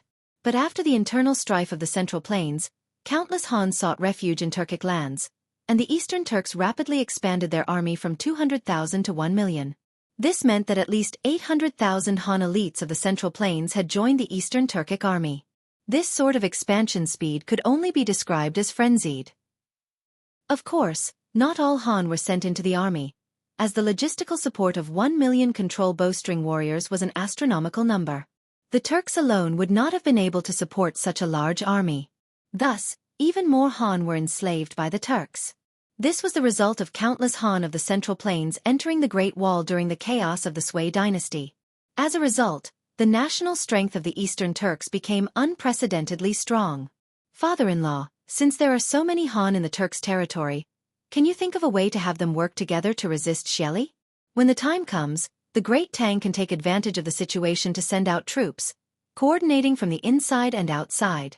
Even if the Turks have 1 million control bowstring warriors, what can they do?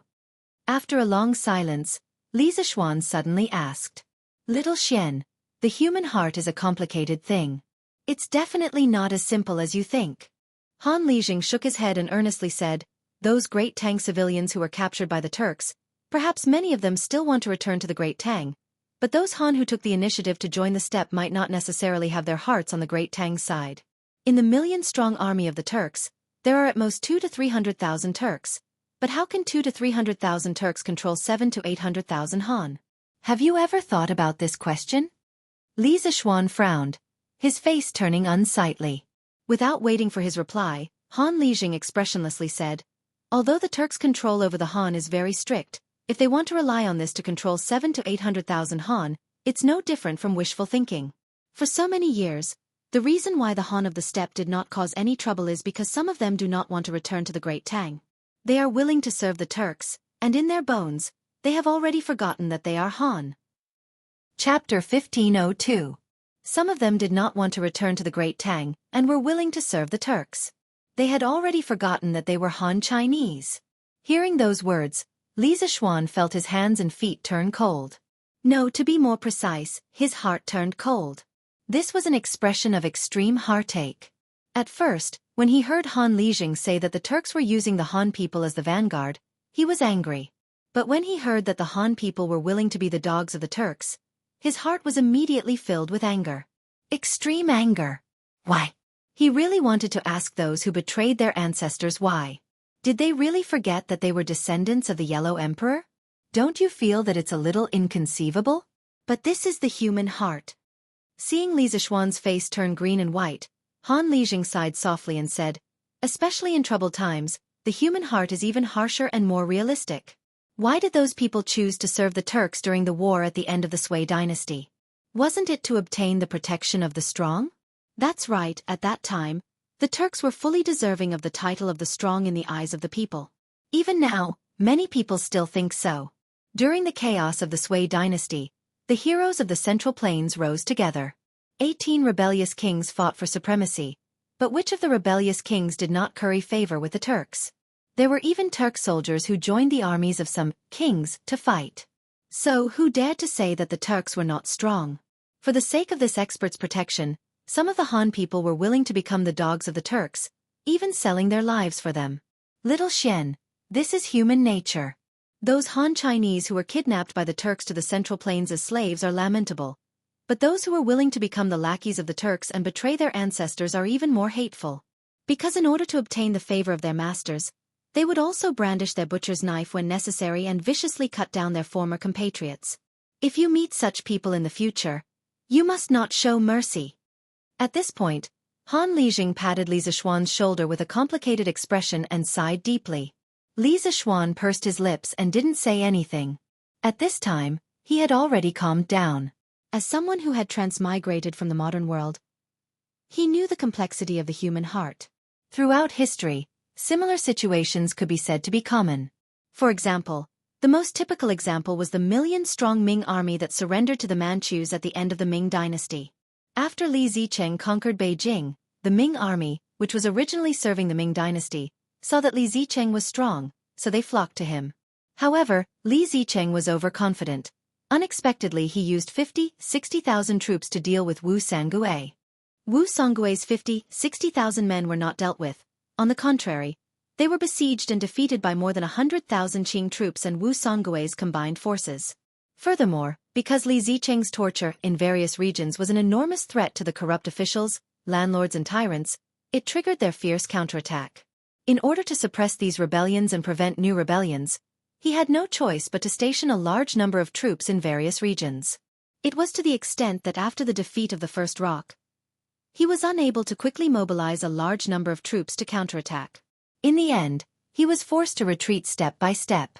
At this time, the surrendered Ming army thought that the 8 banners of Manchuria were the strongest of the strong, so they all submitted to the 8 banners of Manchuria and fiercely chopped at Li Zicheng several times. In order to obtain the protection of the 8 banners of Manchuria, their counterattack against Li Zicheng's rebel army was extremely cruel, but also extremely tenacious. That brave and fierce fighting spirit was who knows how many times stronger than the 8 banners of Manchuria. Even Yongjing later said, when Taizu Gao Emperor first established the Ming dynasty, there were only 13 soldiers. Later, the 9 surnames master defeated the Ming dynasty's 4 roads. When Taizu Zhang Huangdi entered the capital, there were only 100,000 soldiers. With 100,000 soldiers, he subdued 15 provinces. How could a single person be strong enough? At that time, the one who led the soldiers was the Ming dynasty's general, and the one who wore the armor was the Ming dynasty's soldier. What he meant was that when the Manchurian Qing invaded the Ming dynasty, the 8 banners of Manchuria played a negligible role.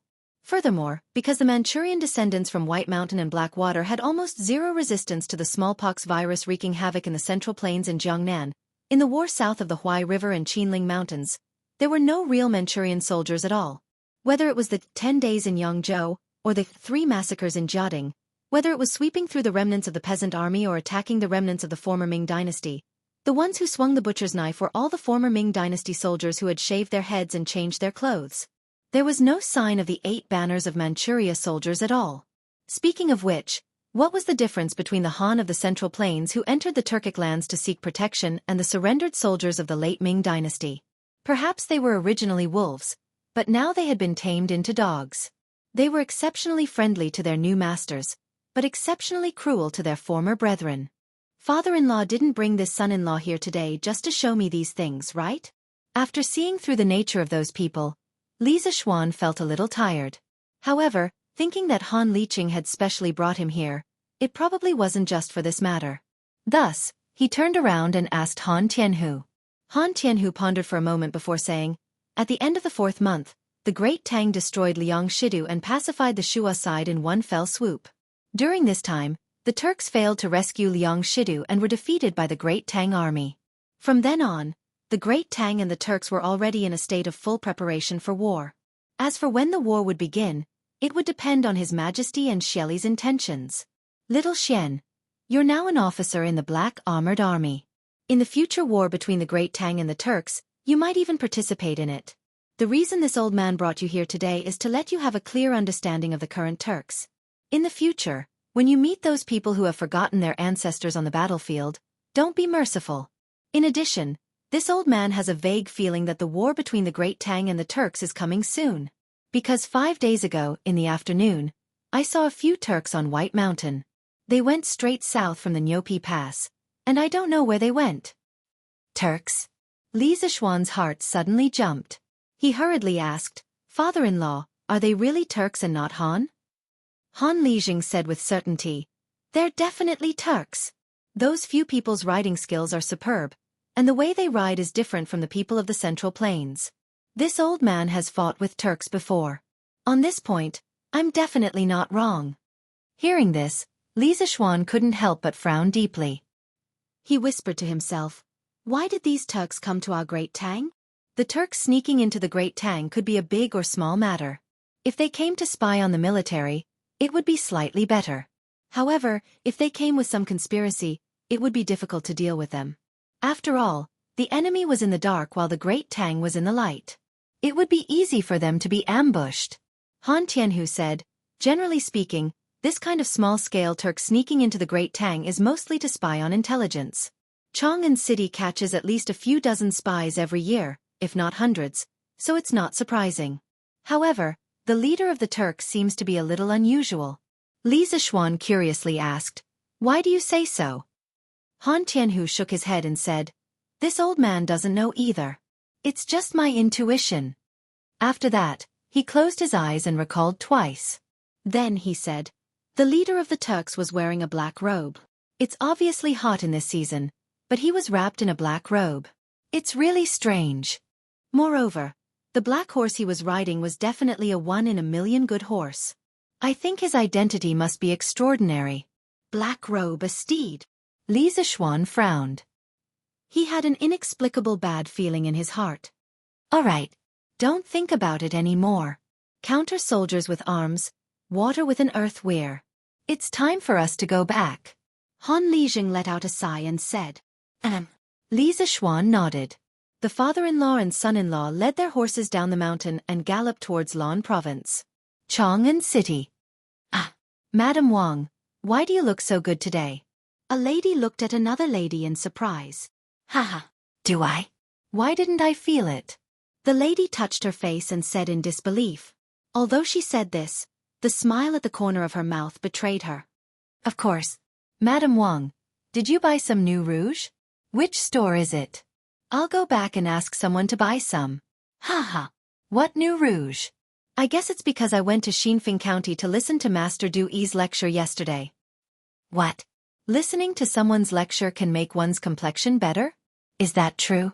"That depends on who's lecturing. Master Du Yi's Buddhist teachings are profound. I can understand everything he lectured. After listening to it, I felt very comfortable and slept very well at night. That's why my complexion looks better than before." "Isn't that too magical? Then, when is Master Du Yi going to lecture again? I want to go and listen too." "Master Du Yi will lecture again the day after tomorrow. But only people from the Dragon Sect can go. Sister Chen, I'm afraid you can't go." "People from the Dragon Sect? Sister Wang, so you've joined the Dragon Sect?" "Yes. Not only me, but my husband has also joined the Dragon Sect. With the holy water given by the divine monk, my husband's injured leg no longer hurts. I think this Master Du Yi is the reincarnation of a Buddha. When I listened to his lecture yesterday, I faintly saw a 5-colored Buddha light around him. If he's not the reincarnation of a Buddha, what else can he be?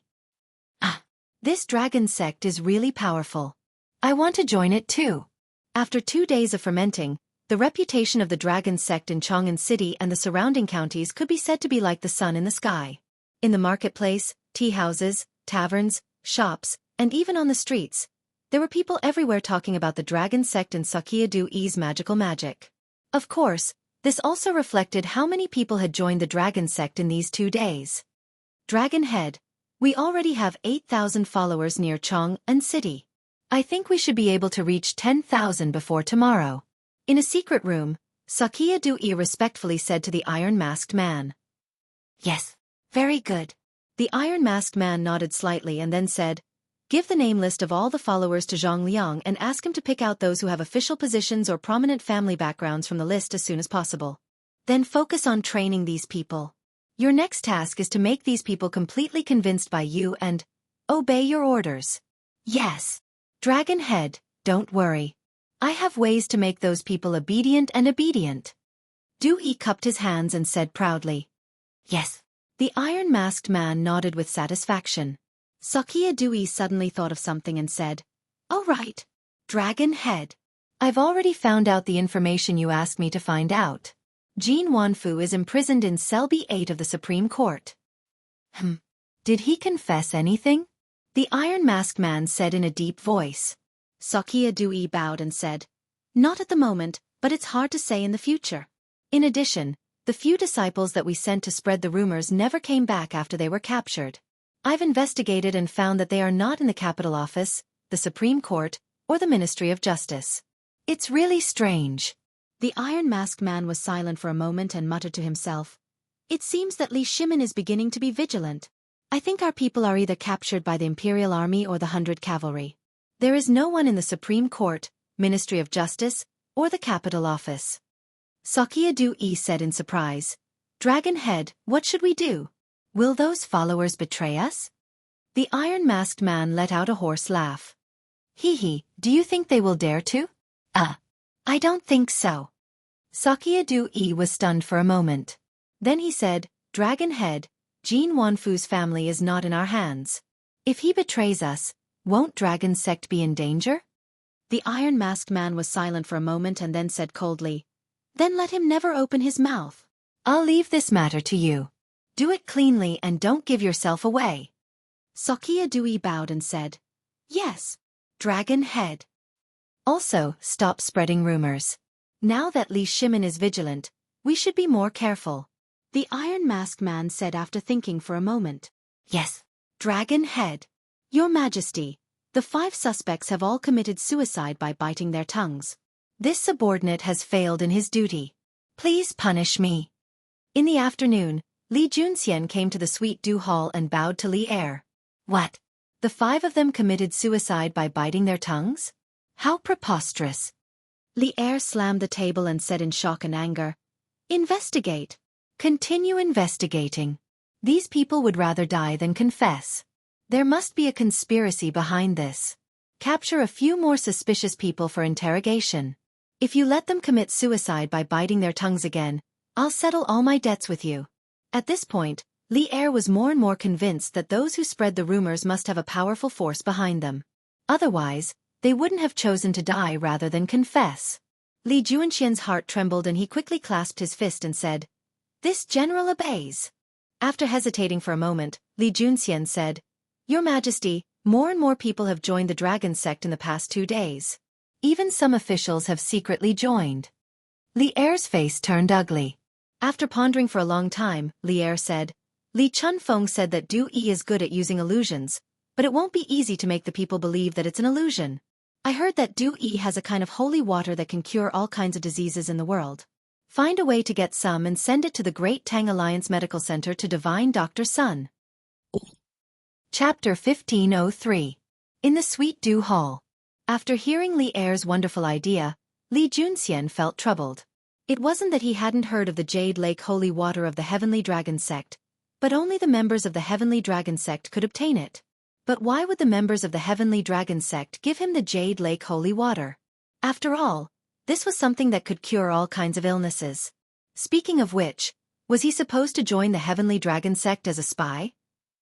The prerequisite was that he knew what being a spy meant. Why? Is there any problem? Seeing Li Junxian standing there with his brows furrowed, Li Er couldn't help but ask. There's no problem. This general obeys the decree. Li Junxian came back to his senses and replied subconsciously. If there's a problem, then I'll overcome it, Li Junxian thought to himself. Li Er nodded in satisfaction. Seeing that old Li had no further instructions, Li Junxian bid farewell and left. The hall was silent for a while. Suddenly, Li Er asked, Where is Li Zishuan now? At present, although Chang'an City seemed calm, it was actually full of treacherous waves and layers of fog, making it difficult for people to grasp. At this time, Li Er suddenly missed Li Zishuan. He thought that with that kid's intelligence and wisdom, he should be able to solve all the mysteries of the Dragon Sect, right? Zhao Song stepped forward and bowed. Your Majesty, 4 days ago, His Highness King of Wei received a telegram from the Marquis of Yong'an. The contents of the telegram were for Datong Daily to publish a notice for the Sky Rooster Brigade to stop collecting chickens. At that time, the Marquis of Yong'an had already reached Qizhou. According to the plan, the Sky Rooster Brigade would split into 2 groups in Xianyang. The other group would be led by His Highness King of Shu. After the Marquis of Yong'an exterminated all the locusts in the western provinces, he would head east to meet up with His Highness King of Shu. Qizhou. Li Er nodded. After a moment of silence he said, If I remember correctly, the governor of Qizhou should be Wang Ranbiao, right? Zhao Song smiled. Your Majesty is wise. The Qizhou provincial governor was Wang Ranbiao. The reason why Marquis Yong'an ordered Datong Daily to publish the announcement that the Sky Pheasant Brigade has stopped collecting chickens is because Marquis Yong'an received 100,000 chickens from Provincial Governor Wang as reinforcements. The Sky Pheasant Brigade has now exceeded 600,000. 600,000. It was twice as much as when they left Chang'an. Great. Good. I finally heard some good news. Li Er sighed. Night, in the Supreme Court's prison. You two, go take a look at Cell A. There are a few dishonest prisoners over there. Give them a good beating.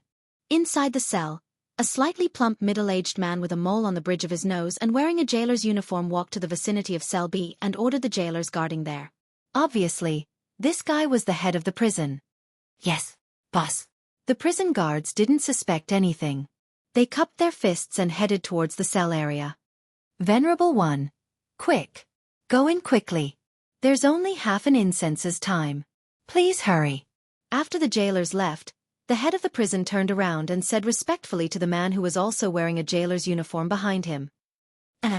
Half an incense's time is enough. Don't worry. The man patted the jailer's shoulder, took the key, and walked towards cell B8. Ding-ling ding-ling. With the sound of iron chains, the iron door of cell B8 was opened. I've told you everything I wanted to tell you. What else do you want to ask? In the cell, a slightly plump man with disheveled hair and a dirty face was sitting on the ground. When he heard the cell door open and someone walk in, he said impatiently. You've told me everything? Then what did you tell me? The jailer said faintly. The man who was sitting on the ground suddenly quivered when he heard the voice. He raised his head and pushed the hair in front of his face to the side. When he saw the jailer's face clearly, he quickly crawled over excitedly and said, Venerable One, you've come to save me. I didn't say anything that I shouldn't say. Please save me quickly. The jailer squatted down and looked down at the man on the ground. He asked faintly, Oh? You really didn't say anything that you shouldn't say? Really? More real than real gold. Venerable One, please save me quickly. The people in the imperial court don't know that I'm from the dragon sect. The man on the ground quickly said. Haha. Since you didn't say anything, I'm relieved. All right. Quickly send me out. A moment later, a jailer walked out of cell B8. The jailer calmly walked to the side of the head of the prison and said faintly. So fast? Venerable One, how is Jianghu? The head of the prison trembled and quickly asked in a low voice. Haha. Don't worry. He choked to death while eating. No one will be able to trace it back to you. The jailer said with a chuckle. I'll take Venerable One out right away. The head of the prison heaved a sigh of relief. Then, one in front and one behind, the two of them walked toward the exit of the cell with calm expressions. Boss, the dishonest prisoners in Cell A have already behaved themselves. Do you want to go take a look? Halfway there, they happened to run into the jailers who had been sent away earlier. Hearing this, the head of the prison shook his head with a dignified expression. No need. Do you think I'm worried about the few of you? Go back to Cell B and keep an eye on it. I'll go take a look elsewhere. Yes, boss. The jailers obeyed and left. The head of the prison exchanged glances with the Venerable One, then hurriedly continued walking toward the exit. Who's that brother following behind boss? Why does he look so unfamiliar? In Cell B, when the jailers saw that their head of the prison wasn't nearby, they began to whisper among themselves. Isn't that Wang Ming? Isn't he always by boss's side? Bah! What's with that look? How can that be Wang Ming? He's much taller than Wang Ming. Oh! Then I don't know. Maybe he's a newcomer? A newcomer? Why haven't I heard of any newcomers here recently? Hey! Who cares? Sleep. Before boss comes back, we can still sleep for a while. Jianghu. I'm calling you. Get up and eat. What did I say about you being an old bastard? Do you still want to eat? The next day at the door of Cell B8, a jailer carrying a rice bucket walked over and shouted at Jianghu, who was opposite him. He shouted once, but no one responded. He shouted twice, but still, no one responded. Gradually, the jailer realized that something wasn't right. He hurriedly put down the rice bucket, opened the cell door, and walked in quickly. At this moment, Jianghu was lying on his back on the straw bed. His eyes were wide open, and the whites of his eyes were rolling up. His mouth was slightly open, and the rice inside could be faintly seen. His hand was on his neck, and it looked like he had choked on his food. The jailer panicked and hurriedly stretched out his hand to check Jin Wanfu's breathing. This test caused his heart to turn cold. Someone. The prisoner in cell B8 choked to death. Reporting to Xiaoqing, the shopkeeper of Yanhuang Bank, Jin Wanfu, who was escorted back to the capital from Xinfeng County a few days ago, died last night. Dai Zhou had just returned to the Supreme Court after the morning court when a bailiff hurriedly ran over and bowed with cupped fists. Jin Wanfu died in the cell last night? How did he die? Hearing this, Dai Zhou was horrified and hurriedly asked. Regarding Jin Wanfu's case, it could have been closed early for accepting bribes and illegal loans, but Dai Zhou had asked the Ministry of Revenue's experts to check accounts. Anti-piracy chapter unlocking after half an hour. Anti-piracy chapter unlocking after half an hour. Anti-piracy chapter unlocking after half an hour. Anti-piracy chapter unlocking after half an hour. Anti-piracy chapter unlocking after half an hour. Anti-piracy chapter unlocking after half an hour. Anti-piracy chapter unlocking after half an hour. Anti-piracy chapter unlocking after half an hour. Anti-piracy chapter unlocking after half an hour. Anti-piracy chapter unlocking after half an hour. Anti-piracy chapter unlocking after half an hour. Anti-piracy chapter unlocking after half an hour. Anti-piracy chapter unlocking after half an hour. Anti-piracy chapter unlocking after half an hour. Anti-piracy chapter unlocking after half an hour. Anti-piracy chapter unlocking after half an hour. Anti-piracy chapter unlocking after half an hour. Anti-piracy chapter unlocking after half an hour. Anti-piracy chapter unlocking after half an hour. Anti-piracy chapter unlocking after half an hour. Anti-piracy chapter unlocking after half an hour. Anti-piracy chapter unlocking after half an hour. Anti-piracy chapter unlocking after half an hour. Anti-piracy chapter unlocking after half an hour. Anti-piracy chapter unlocking after half an hour. Chapter 1504. Zhonglu, what is the cause of Jin Wanfu's death? In the Supreme Court's mortuary, a middle-aged man was packing up his tools and covering Jin Wanfu's corpse with a white cloth. At this moment, Dai Zhou frowned and quickly asked. That middle-aged man quickly cupped his hands and said, Xiaoqing, Jin Wanfu's body didn't have any wounds, not even a needle-sized wound. Furthermore, Jin Wanfu's complexion, lips, tongue, and fingernails were all normal. This Zong also used the silver token to check his mouth. The silver token didn't change color, which proves that he didn't die from poison. There were no external injuries or poison. Furthermore, when he was found, there was a lot of food in his mouth. It seems that he really choked to death. Ancient coroners often used a thin silver token the size of a pinky finger to check if the deceased had died from poison. Usually, they would dip a cloth in water and first wipe the silver token until it was shiny. Then, they would pinch the chin of the deceased and open the corpse's mouth to insert the silver token before closing the mouth again. After an hour, the silver token would be taken out. If it turned black, it could be concluded that the deceased had died from poison. The coroner in front of them obviously used this method to check. When Dai Zhou heard this, his old face couldn't help but turn black. He angrily said, Nonsense! How could a person choke to death while eating? Is the food in the Supreme Court's prison that delicious? Coroner Zhonglu was choked by Dai Zhou's words and was speechless. If possible, he didn't want to say that Jin Wanfu choked to death. However, all the signs and expressions showed that Jin Wanfu choked to death and wasn't killed. All right. Zhonglu is just stating facts. Xianyin, don't vent your anger on him. Dai Zhou, courtesy name Xianyin. At this moment, Lu Dui spoke up. He had also rushed over after hearing that Jin Wanfu had died in prison. After stabilizing Dai Zhou, Lu Dui looked at Zhonglu and said, Zhonglu, Jin Wanfu was the shopkeeper of Yanhuang Bank in Xinfeng County when he was alive. It could be said that he lived a luxurious life. What kind of delicacies had he not eaten? How could he possibly choke himself to death just because of a prison meal? Therefore, before you come to a conclusion, you must be extremely careful, unless you are absolutely certain that he choked to death. After hearing Lu Dui's words, Zhonglu couldn't help but hesitate. After hesitating for a moment, he cupped his hands and said, Minister Lu, people who choke to death are usually choked to death by lumps of food in the upper part of the esophagus. They would open up the esophagus and compress the airway, or even completely compress the airway, resulting in death by suffocation. It's simple to determine if Jin Wanfu was choked to death. We just need to cut open his throat and take a look. But if we do that, we will have to destroy the body of the deceased. Speaking to the end, Zhongli started to feel awkward again. After all, the dead were more important than the dead, especially in this era where most people believed in ghosts and gods. Unless it was someone who had committed a heinous crime, under normal circumstances, when a person died, all debts would be erased. Very few people would deliberately destroy the corpse of the dead. Lu Dui frowned and raised his head to look at Dai Zhou. Seeing Dai Zhou secretly nodding at him, he muttered to himself for a moment and waved his hand. This case is of great importance. Immediately perform an autopsy. There are too many mysteries surrounding Jin Wanfu. Now that he died without knowing the cause of his death, we must find out the cause of his death. You don't need to have too many misgivings.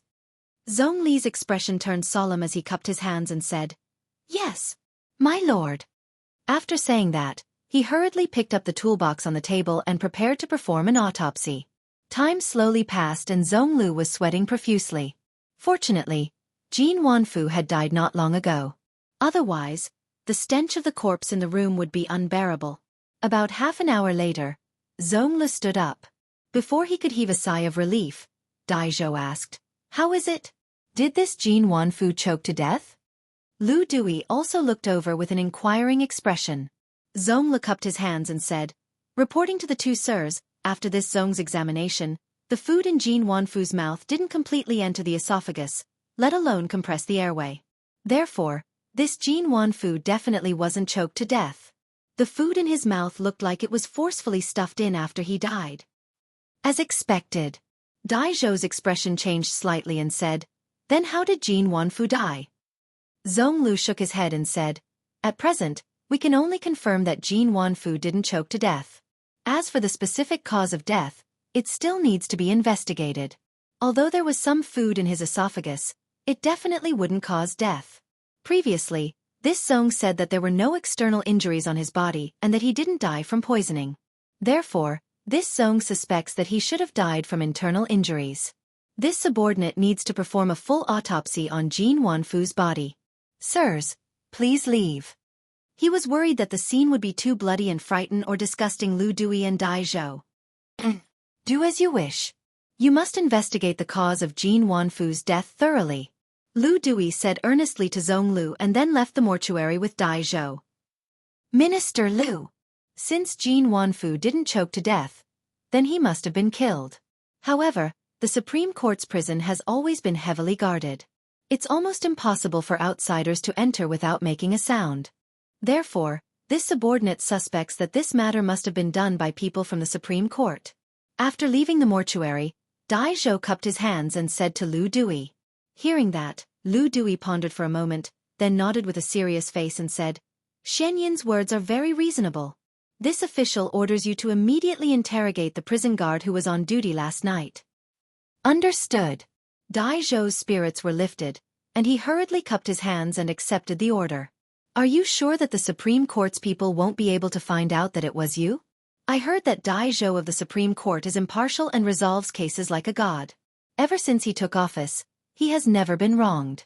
Can your methods really hide from his eyes?" Outside Xinfeng County, in a secret room, the iron-masked man had his hands behind his back and was facing Xianxia as he asked lightly, "Don't worry, Dragon Head. Jin Wanfu has no injuries on his body, and there are 5 poisons in his body. The Supreme Court's people will definitely not be able to find out the cause of Jin Wanfu's death. Unless they completely dissect Jin Wanfu's body, Jin Wanfu can only be choked to death." Xianxia smiled confidently. "If the Supreme Court's people really dissect Jin Wanfu's body, what should we do?" The iron-masked man was somewhat displeased. Xianxia's face froze. After hesitating for a moment he said, "Even if they dissect the body, it will be difficult for them to find any clues because they won't be able to find the murder weapon this poor monk used to kill." The iron-masked man nodded, expressing his satisfaction with Xianxia's answer. After a moment he said coldly, "This Jin Wanfu could have left to do more for the Heavenly Dragon sect, but because of his greed for women, he exposed himself and almost ruined my plans. And that Zhang Liang, humph. These 2 idiots deserve to die. Your Majesty. The Supreme Court has news that the shopkeeper of Yanhuang Bank, Jin Wanfu, who was first arrested and brought to justice, suddenly died in prison last night. At this moment, the Supreme Court's coroner is investigating the cause of his death. After the morning court, Li Er read for a while in the Sweet Dew Hall. Seeing that noon was approaching, he was about to go to the west court of the imperial palace to have lunch with Empress Zhang's son. At this moment, Zhao Song rushed in from outside and cupped his hands. Jin Wanfu? Li Er frowned and then asked, "A while ago, Dai Zhou reported to me that this Jin Wanfu had an account deficit of 30,000 strings of coins. Now that this person suddenly died in prison, could it be that his accomplice sneaked into the Supreme Court to silence him?" Li Er was just guessing subconsciously, but his guess was not far from the truth. Zhao Song cupped his hands and said, "Your Majesty, it is said that Jin Wanfu did not have any external injuries, nor was his body poisoned. At first, the Supreme Court's people thought that he choked to death, but after the coroner dissected the body, they found that the food in his mouth was forced in after he died, and he did not choke to death.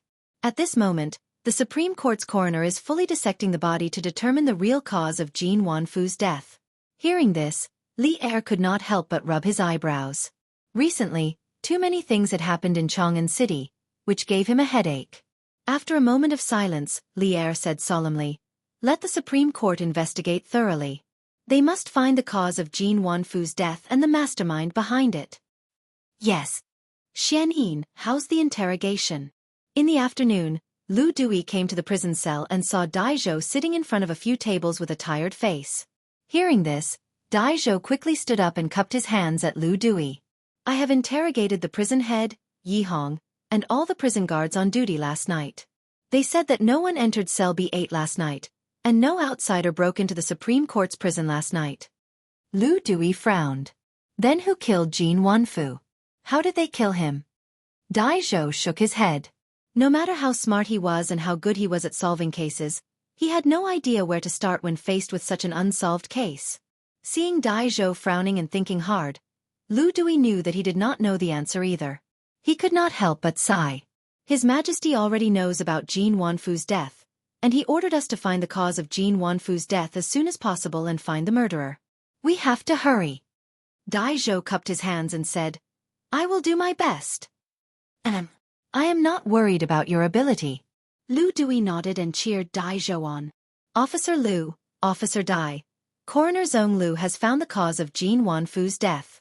At this moment, a yamen runner rushed in and cupped his hands at Lu Dui and Dai Zhou. The two of them looked at each other and were pleasantly surprised. Lu Dui quickly said, "Let's go. Let's go to the mortuary immediately." A moment later, the two of them arrived at the mortuary. Before they even entered the room, a very strong smell of blood rushed to their faces. Dai Zhou and Lu Dui were eager to find the answer and did not care about this at all. The two of them directly pushed the door open and entered. "Yes. No need to be so polite. Quickly tell us the real cause of Jin Wanfu's death." Zhong Lu was about to salute but was interrupted by Lu Dui. "Yes, sir." Lu Dui nodded and said, "I found 2 deep holes in Jin Wanfu's throat that went straight to the back of his head. This is the fatal wound. Jin Wanfu should have died suddenly because of this reason." 2 deep holes that went straight to the back of his head? Dai Zhou's face was full of shock. He then said in a low voice, "Could it be that someone used a sharp object like a needle to enter Jin Wanfu's mouth in the form of a hidden weapon, causing his death?" Zhong Lu shook his head and said, "No. I did not find any murder weapon in Jin Wanfu's body. The thin needle that Officer Dai mentioned was also not there." Lu Dui could not help but ask, "Since there was no murder weapon, then how did the deep holes in Jin Wanfu's throat form?" Zhong Lu said, "I don't know. In addition, these 2 deep holes did not go through the back of his head. The murderer's control of strength is very good. If I'm not wrong, the murderer should be someone who practices martial arts, and his martial arts are not low." Dai Zhou seemed to have thought of something and his face turned ugly. He cupped his hands at Lu Dui and said, "Officer Lu, those jailers are definitely not telling the truth. I will go to the prison and interrogate them again." Lu Dui nodded and said, Go. If necessary, you can use torture." In order to solve the case as soon as possible, old Lu could be considered to be going all out. Dai Zhou cupped his hands and left. Chapter 1505. "Father, you don't have to worry about my homework. Why don't you tell me what case you're investigating first? Who knows? Maybe I can even help. In the main hall of the Sun residence, Sun Zifan couldn't help but say when he heard Sun Fujia's reprimanding words. Sun Fujia swallowed the food in his mouth and glanced at his son indifferently.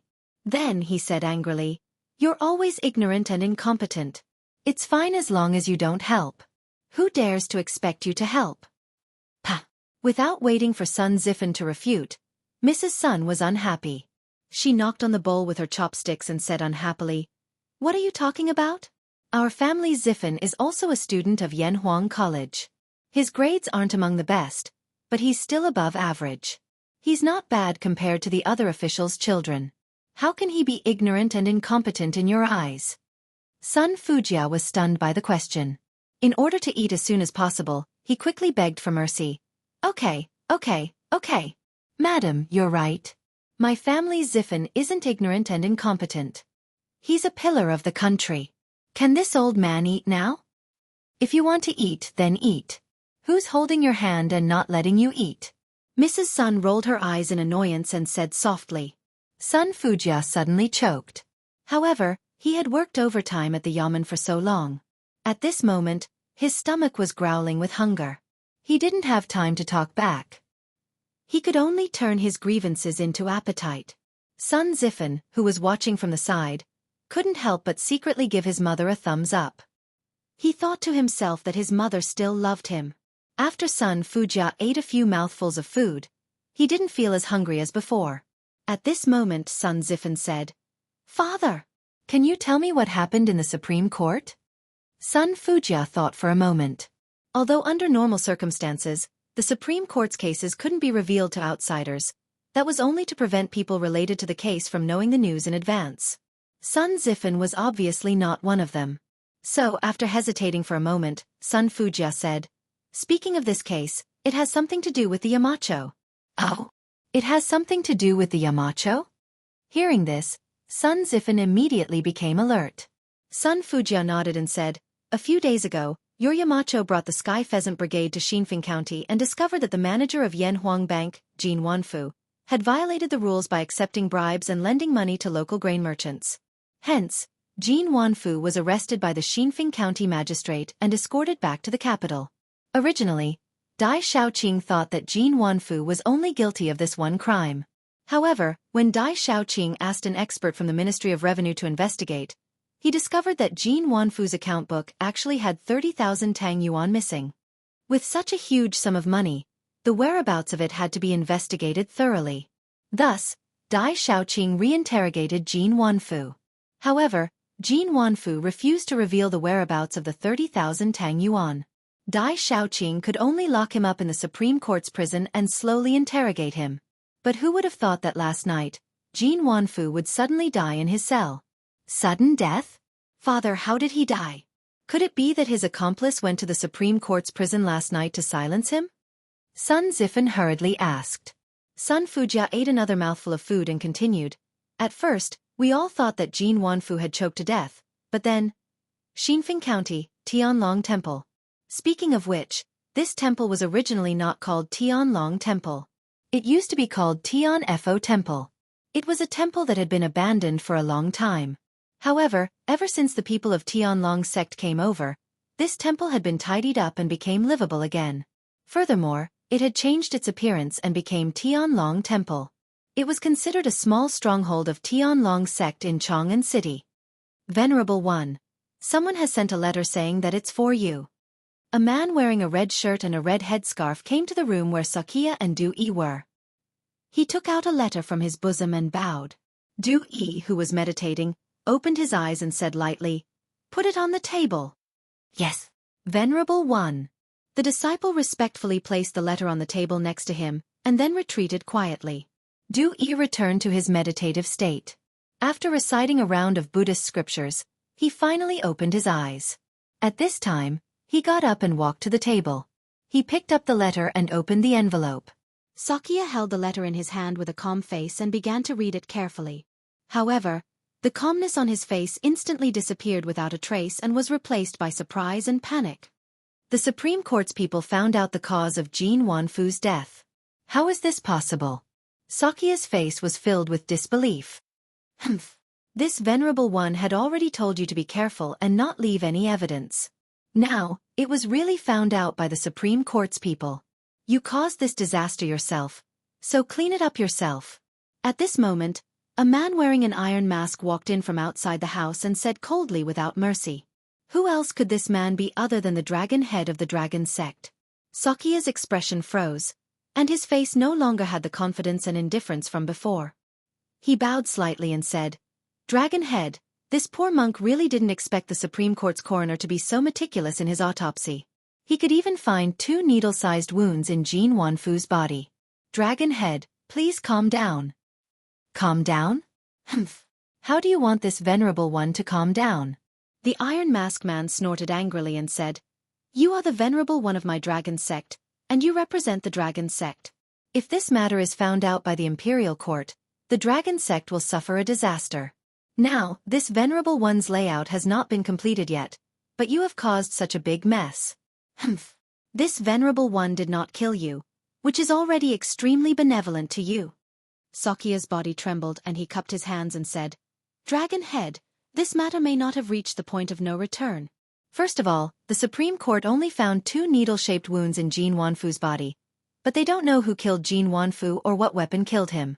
In addition, this letter was sent to this venerable one by the Supreme Court's warden Yi Hong, proving that he has not betrayed the dragon sect. And the only one who knows this venerable one's identity is him. So, hearing this, the Iron Mask man turned to Xianxia and asked, So, you want to silence him again? Dragon head, this Yi Hong is extremely loyal to the dragon sect. If this venerable one asks him out of the city, he will definitely come out. At that time, this venerable one will kill him. Then, no matter how smart the Supreme Court is, they won't be able to trace it back to us. Xianxia hurriedly said. It was hard to imagine that such bloodthirsty and ruthless words came from the mouth of the venerable monk in the hearts of the people. If the dragon sect members were present, their faith would have collapsed immediately. The Iron Mask man stood with his hands behind his back, frowning silently. After a moment he said, Although Yi Hong is loyal to the dragon sect, his sacrifice is worth it for the sake of the dragon sect's success. This matter will be handled according to your plan, but as long as you ask him out, this venerable one will arrange for the assassins of the Earth Fiend group to do the rest. You don't have to worry about it. Xianxia knew that the Iron Mask man did not trust his ability to do things, and he felt a little uncomfortable in his heart. But at this moment, he could not refute. He could only bow slightly and said, This venerable one obeys the dragon head's order. Ziffin, you brat, it's the weekend. Why don't you go out to have fun and stay at home? Let's go out and have some fun with our brothers. The next day, Di Jixuan, Li Tai, and Yuchi Bao Lin came to the backyard of the Sun residence and said to Sun Ziffin, who was lying on the armchair. This armchair was originally created by Li Zixuan. Later, after people close to Li Zixuan experienced the comfort of the armchair in the Li residence, they all found craftsmen to imitate it. In fact, they also wanted to buy it directly, but there was no place to sell it, so they could only encroach on Li Zixuan's intellectual property. Li Zixuan did not intend to use these things to make money. After learning about the situation, most of them just laughed it off and did not take it to heart. Jixuan, Qing Ke, Bao Lin? Why are you all here? Hearing this, Sun Ziffin hurriedly stood up and looked at the people in front of him and asked, Of course we're here to have fun with you. Li Tai closed the folding fan in his hand very showily and then found an armchair nearby. After sitting down he said, Ziffin, Chang'an City has been very lively recently. I heard that a divine monk called Du Yi, who is the reincarnation of God and Buddha, has come here. He can use all kinds of magic. The people are talking about him like a god. Sun Ziffin said with a look of disbelief, Qing Ke, Yamacho said that there are no immortals in this world. This divine monk Du Yi must be a liar. The reason why so many people believe him is that his deception skills are better. Qing Ke, Jixuan, do you still believe this? Li Tai said carelessly, It's not about whether we believe it or not, but the people have already talked about this divine monk Du Yi like a god. Isn't it a pity if we don't go and see for ourselves? Besides, if Du Yi is really a liar who fooled the people, we can expose him on the spot. Let's see if he dares to pretend to be a god and fool the people in the future. Di Jixuan nodded and said, Qing Ke is right. We are all disciples of engineering. Naturally, We don't believe in the reincarnation of God and Buddha. This Du either wants to use this trick to cheat money, or he wants to use the identity of the reincarnation of God and Buddha to bewitch the people for his use. No matter what the situation is, we can't sit by and let him continue to pretend to be a god. Sun Zifan frowned and said, if you want to expose Du Yi's deception, you can go. Why do you have to drag me into it? Li Tai and Di Jixuan looked at each other and wanted to say something but stopped on second thought. Yuqi Baolin was more straightforward. He scratched his head and said, Zifan, we are here to find your father. Lord Sun is the Shaoqing of the Supreme Court and is very good at judging cases. He can definitely see what kind of trick Du Yi is playing at a glance. As it turned out, these people were not here for him, but for his father, Sun Fujia. At most, he could be considered as a dispensable accessory. When Sun Zifan heard this, he immediately received a critical hit of 10,000 points. Hey! You are bad friends. I, Sun Zifan, am really careless in making friends. Sun Zifan pointed at Li Tai and Di Jixuan. Then he changed the topic and said, but if you want to find my father, maybe it's not the right time. An important case happened in the Supreme Court yesterday. My father is so busy investigating the case that his feet don't touch the ground. How can he have time to care about that monk Du Yi? An important case happened in the Supreme Court? What important case?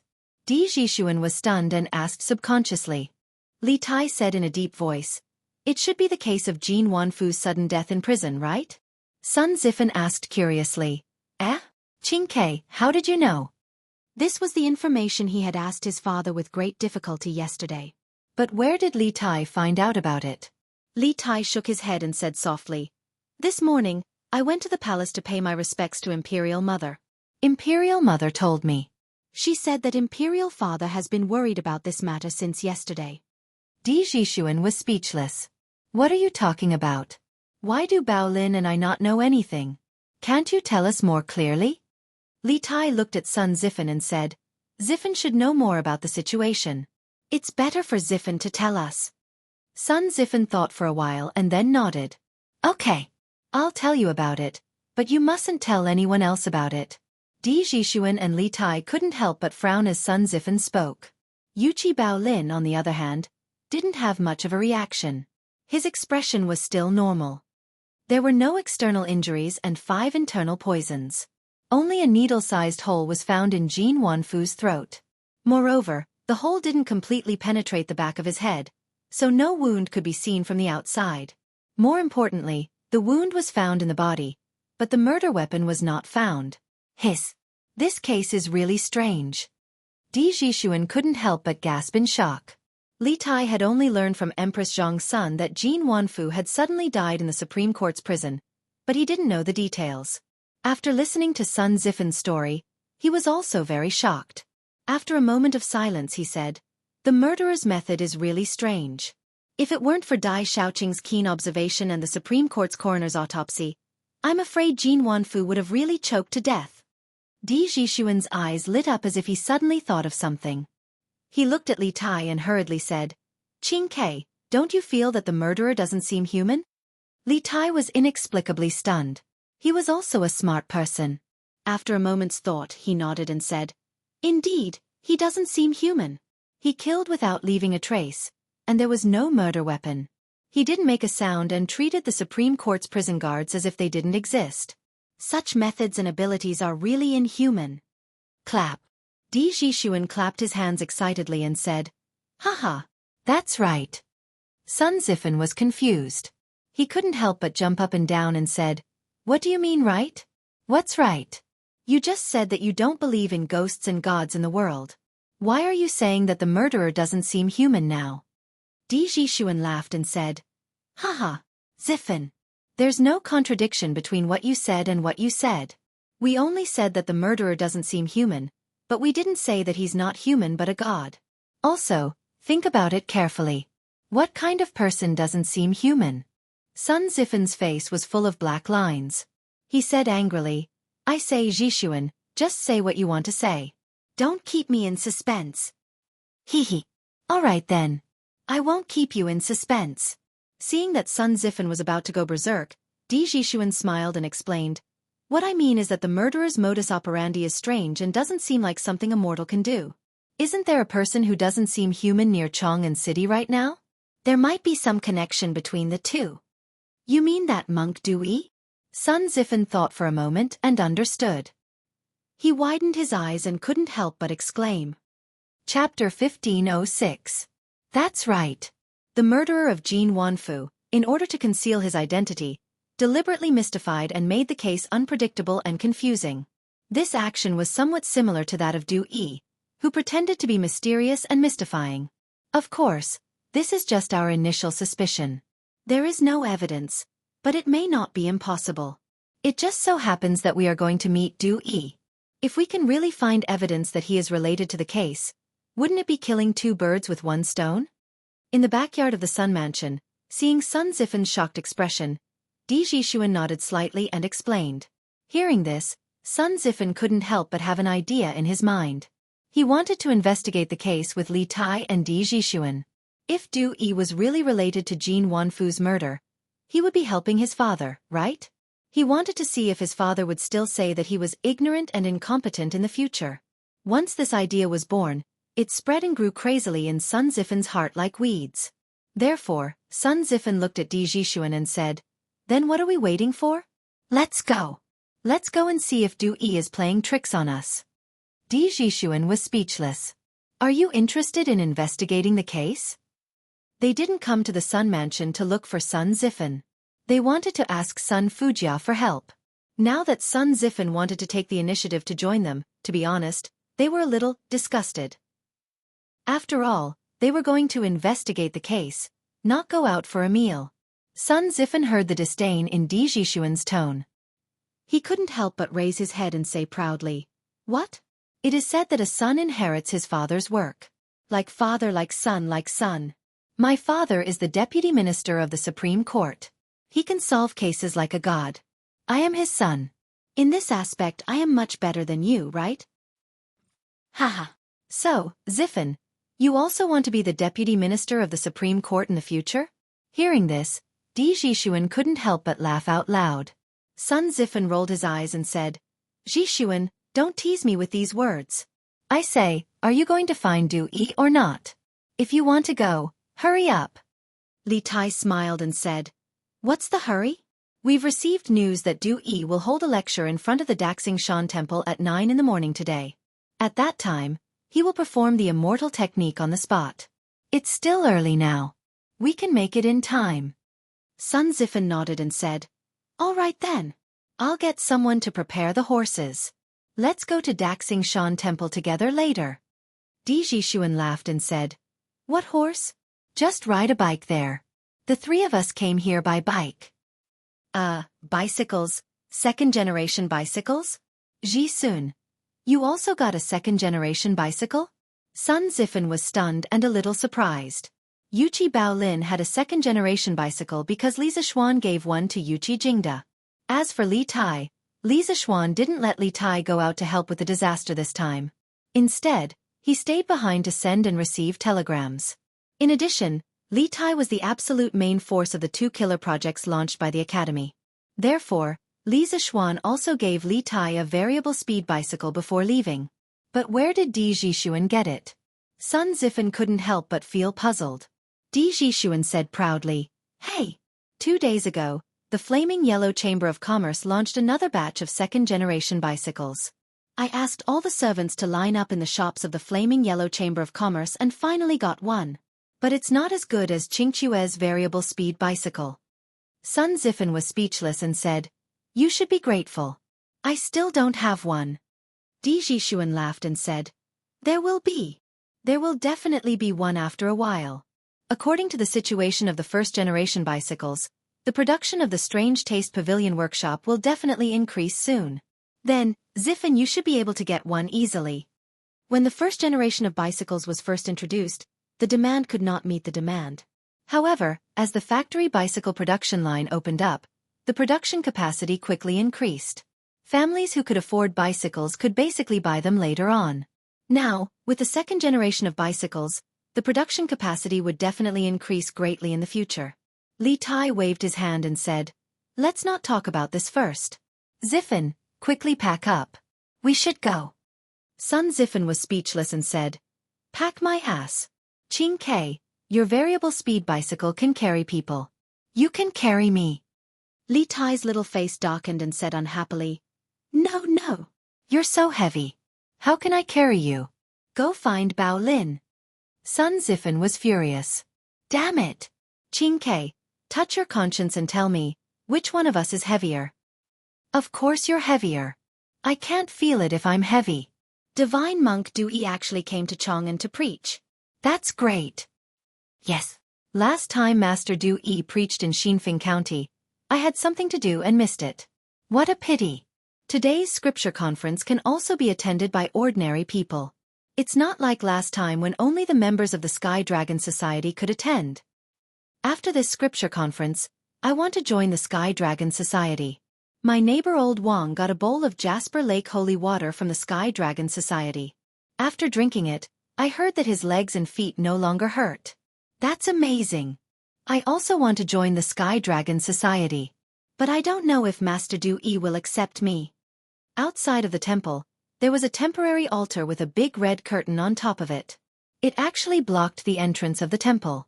If an ordinary shop encountered someone causing trouble in front of their door, they would have directly torn down the platform because this was simply destroying the business. Translator, Endless Fantasy Translation Editor.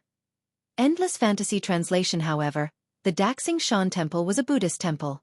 The monks inside were all from the Tantric sect and were of the same origin as Sakya Du Yi. Although it was excessive for Sakya Du Yi to set up an altar and preach in front of other people's temples, the monks of the Daxing Shan Temple did not come out to tear down the platform. Wow! It's still more than half an hour before 9, and there are already so many people here? When Li Tai and the others came to the Daxing Shan Temple from the Sun Mansion, they saw that the altar was surrounded by people. Di Jixuan could not help but be surprised. Li Tai said in a deep voice, "This shows that Du Yi is good at bewitching people. I heard that in just a few days, tens of thousands of people have joined the Sky Dragon Society.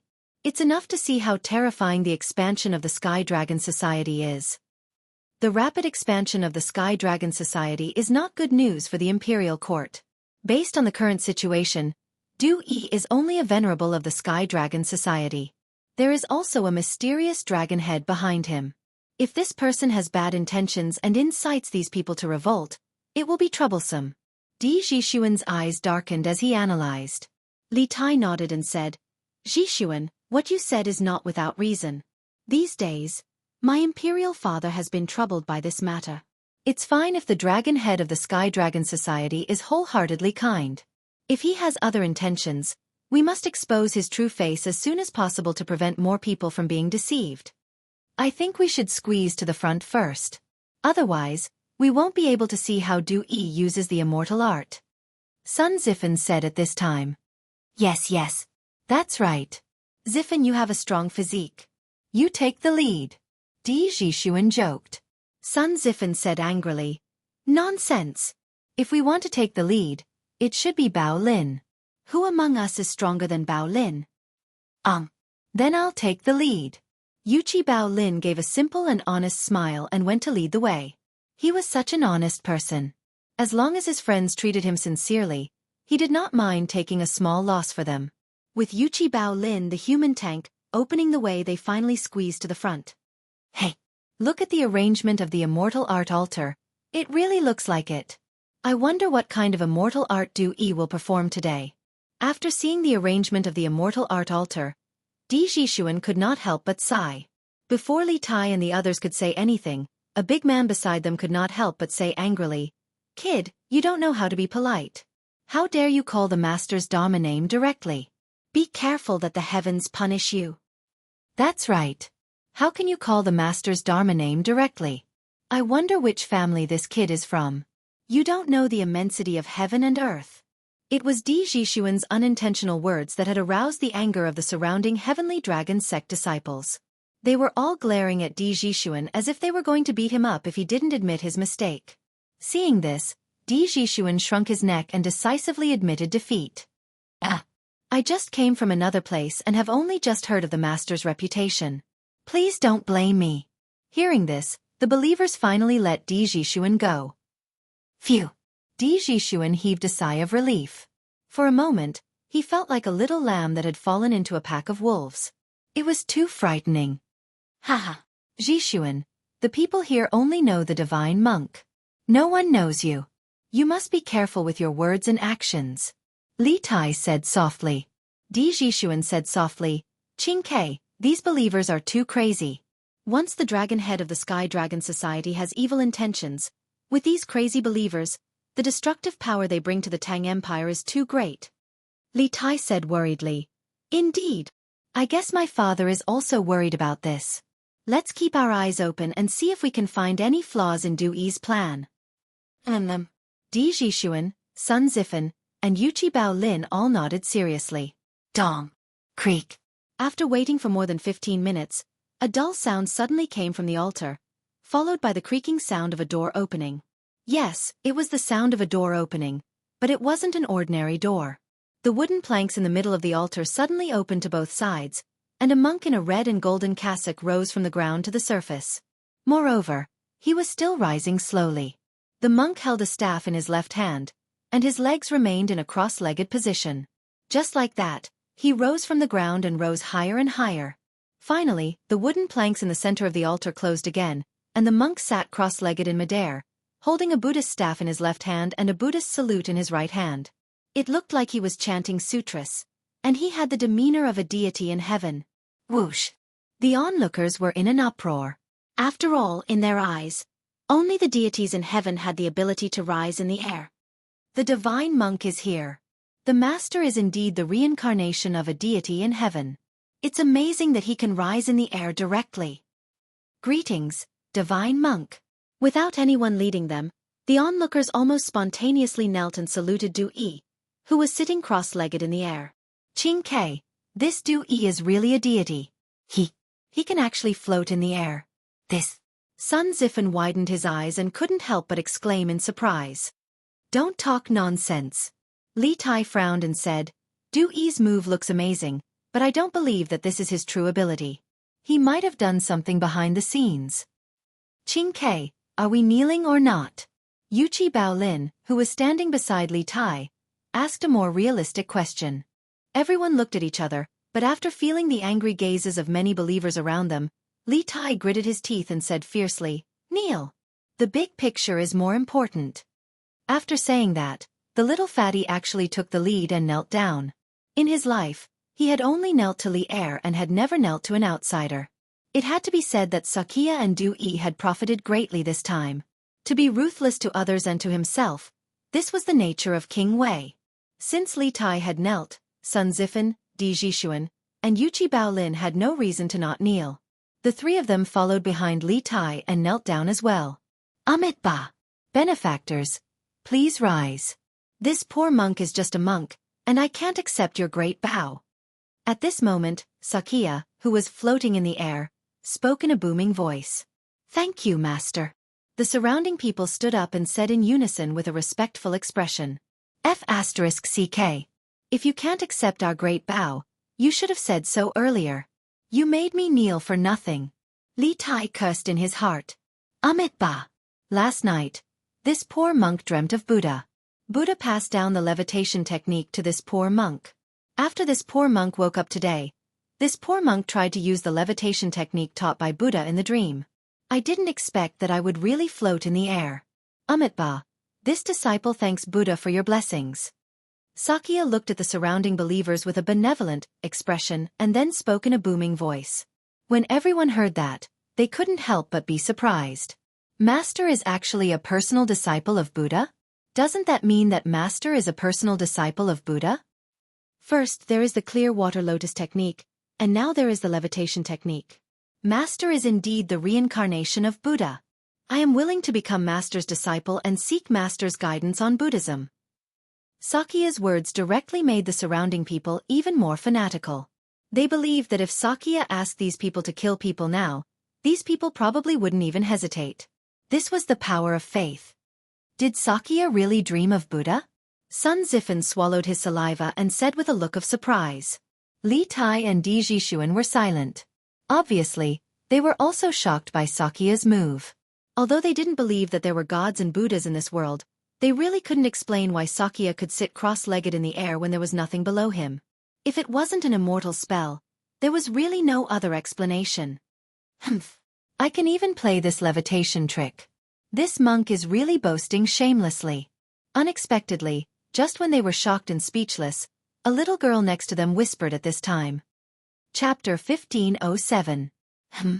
Little girl, you said you know how to levitate? Is that true? In Chang'an City, at the altar in front of the Daxing temple, Di Jixuan's eyes lit up.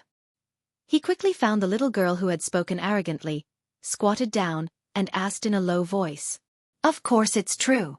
I knew how to levitate when I was 7 years old. The little girl was wearing patched clothes made of coarse cloth. She was not shy, but she still looked at Di Jixuan warily. After a moment of hesitation, she said in a clear voice. Haha, that's great. Hearing this, Di Jixuan could no longer hide the excitement on his face. Li Tai, Sun Zifan, and Yuchi Baolin also hurriedly squeezed over. Di Jixuan then asked, Little girl, can you tell me how to levitate? This guy was like a strange uncle. If it were modern times, he would probably be arrested by the people and sent to the police station. I won't. Why should I tell you? The little girl rolled her eyes, then pouted, and said arrogantly. Di Jixuan was instantly choked. He thought to himself, why are children nowadays so difficult to talk to? Little girl, if you tell us the secret of levitate, I will buy you a lot of delicious food. Li Tai also bent down and whispered at this time. The little girl's height was less than Li Tai's armpit. In order to ensure that his voice could be heard by the little girl and not by the people around him, he could only bend down. Are you rich? The little girl looked at Li Tai with her big watery eyes and then asked weakly. Li Tai's face froze when he heard this. After a moment, he laughed dryly and said, You can say that. The little girl supported her chin with her hand and thought seriously. Then she raised her head and said, Then I don't want delicious food. I want money. How much can you give me? This was a difficult question for Li Tai.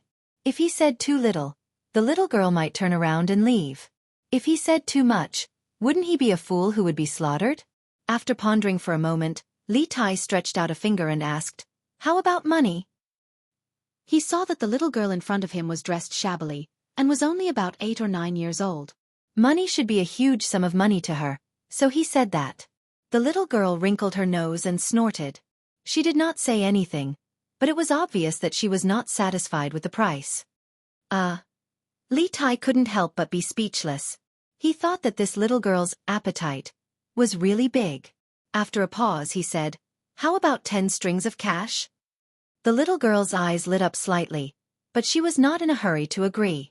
Instead, she sized up Li Tai seriously and said, You are so insincere. Just based on the jade pendant on your body, it's more than 10 strings of cash. Li Tai couldn't help but look at the green jade pendant on his waist. He thought to himself that this little girl had some eyesight. She actually knew that this jade pendant was expensive. As the king of Wei, all the accessories on his body were expensive, and this jade pendant was no exception. Then how much do you want? Name a price. After being rejected one after another, Li Tai became impatient. He simply asked the other party to name a price. The little girl thought for a moment. After a moment, she also stretched out a finger. There was some hesitation in her eyes, but it was soon replaced by determination. She said, I want 100 strings of cash. Is that okay? It was obvious that she did not have much confidence in this 100 strings of cash, but for some reason, she still named this price. 100 strings of cash? Li Tai couldn't help but frown. With his status and wealth, he naturally wouldn't take a mere 100 strings of cash to heart. However, this little girl in front of him wanted 100 strings of cash just for a piece of information. Wasn't she asking for too much? Furthermore, it gave people the feeling that she was insatiable. Li Tai couldn't help but have a bad impression of the little girl. Yes. 100 strings of cash. Can you give it to me?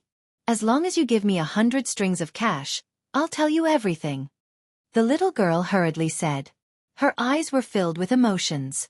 There was nervousness, uneasiness, excitement, and agitation. There was so much more. Even if I give you 100 strings of cash, aren't you afraid of encountering bad people with so much money? Li Tai frowned. A trace of fear flashed in the little girl's eyes, but she immediately insisted, "You don't have to worry about that. You just have to give me the money." Li Tai was helpless. He could only take out 100 Tang Yuan from his sleeve and hand it over. "This is 100 Tang Yuan. It can be exchanged for copper coins in the Yanhuang Bank of the Tang Dynasty. If you want to get this 100 strings of cash, you have to first tell me the secret of the levitation technique." Previously, he had planned to ask the little girl's name, but after this conversation, he couldn't even be bothered to ask her name. This was because in his opinion, this little girl was too greedy and not worth his asking. Li Tai only wanted to quickly understand the levitation technique and send her away. The little girl blinked and shook her head.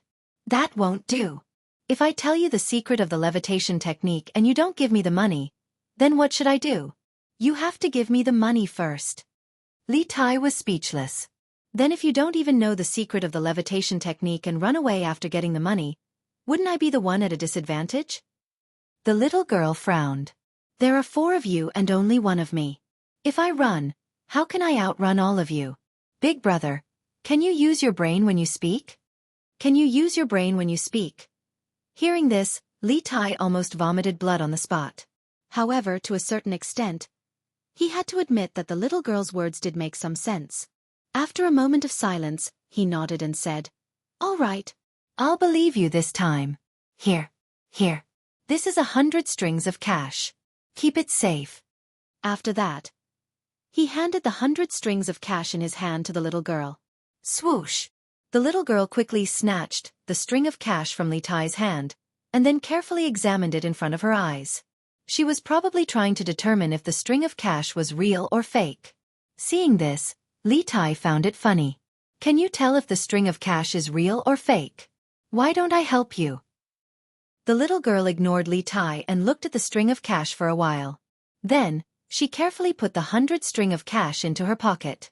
Seeing Li Tai looking at her with a burning gaze, she put her guard up and said softly, "Since you're so straightforward, I'll teach you the secret of the levitation technique. All of you come closer. I'll only say it once. If anyone doesn't hear it clearly, then I won't care." Hearing this, Li Tai, Sun Zifan, Di Jixuan and Yuqi Baolin quickly bent down and moved their heads closer. The little girl said softly, "Actually, that monk Dui isn't floating. He's sitting on a piece of metal. Do you see the monk's staff in his hand? The bottom of the monk's staff is fixed to the platform of the altar. The top of the monk's staff is also connected to the chair. However, the iron rods that are connected to the chair are hidden in his sleeves and clothes. The piece of metal that he's sitting on is connected to the monk's staff through these hidden iron rods. Because he's wearing a very loose monk's robe and kasaya, with these things blocking the view, others would think that he's floating in the sky. But this is just a smoke screen that can only deceive young masters like you who are inexperienced in worldly affairs." Hearing this, everyone couldn't help but be enlightened. However, when they heard the little girl's last sentence, "It can only fool you inexperienced young masters," the 4 of them were so depressed that they almost vomited blood. They, the young masters of the capital, had actually been collectively ridiculed by an unknown little girl. If this were to spread out, many people would definitely laugh their heads off. "I see. I didn't expect this Dewey to be so cunning. Just by using this little trick, he's able to make the people believe that he's the reincarnation of a Buddha. He even almost tricked the 4 of us. How hateful." Di Jixuan couldn't help but sigh at this time. Li Tai nodded and said, "Now, it seems that the clear water lotus technique that Dewey used before must be a lie. I just don't know how he did it." "Haha. Wouldn't it be easier to just ask this little lass?" Where's that little girl?" Di Jixuan was just about to say, "Just ask this little girl," but when he looked down, there was no trace of the little girl around. Hey! This little girl actually took the money and ran away. What a little money grubber. Di Jixuan couldn't help but sigh with emotion. Obviously, he had heard the conversation between the little girl and Li Tai just now. Humph! Who are you calling a little money grubber?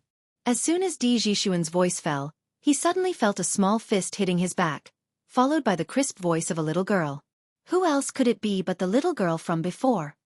Yo! Little girl, you didn't leave? Di Jixuan turned around and laughed in a low voice. The little girl curled her lips and said, "I wanted to leave but I couldn't.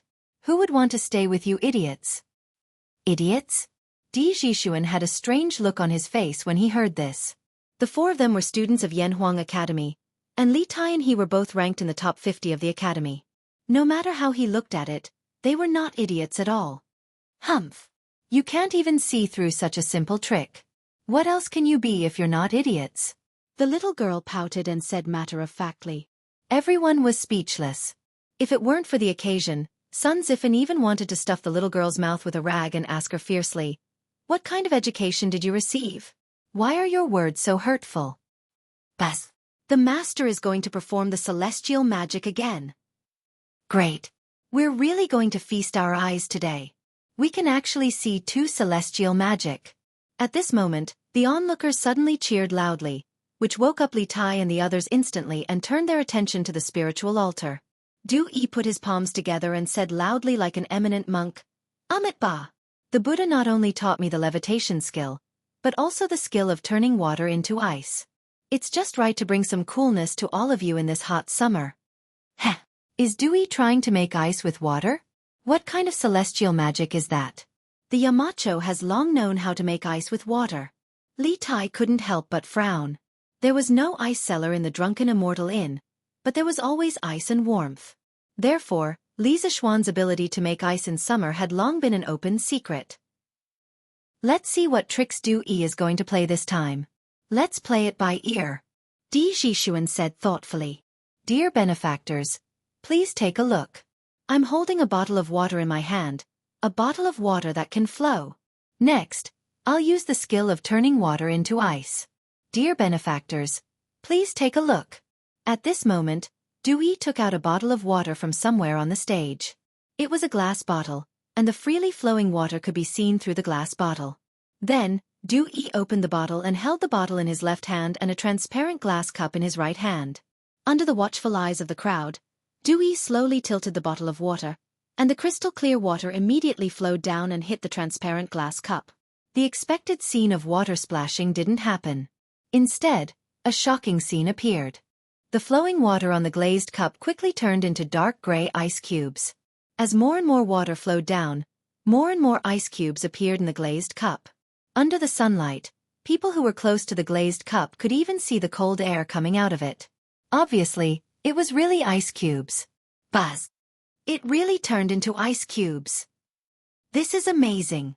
The water actually turned into ice cubes on such a hot day. This is really amazing.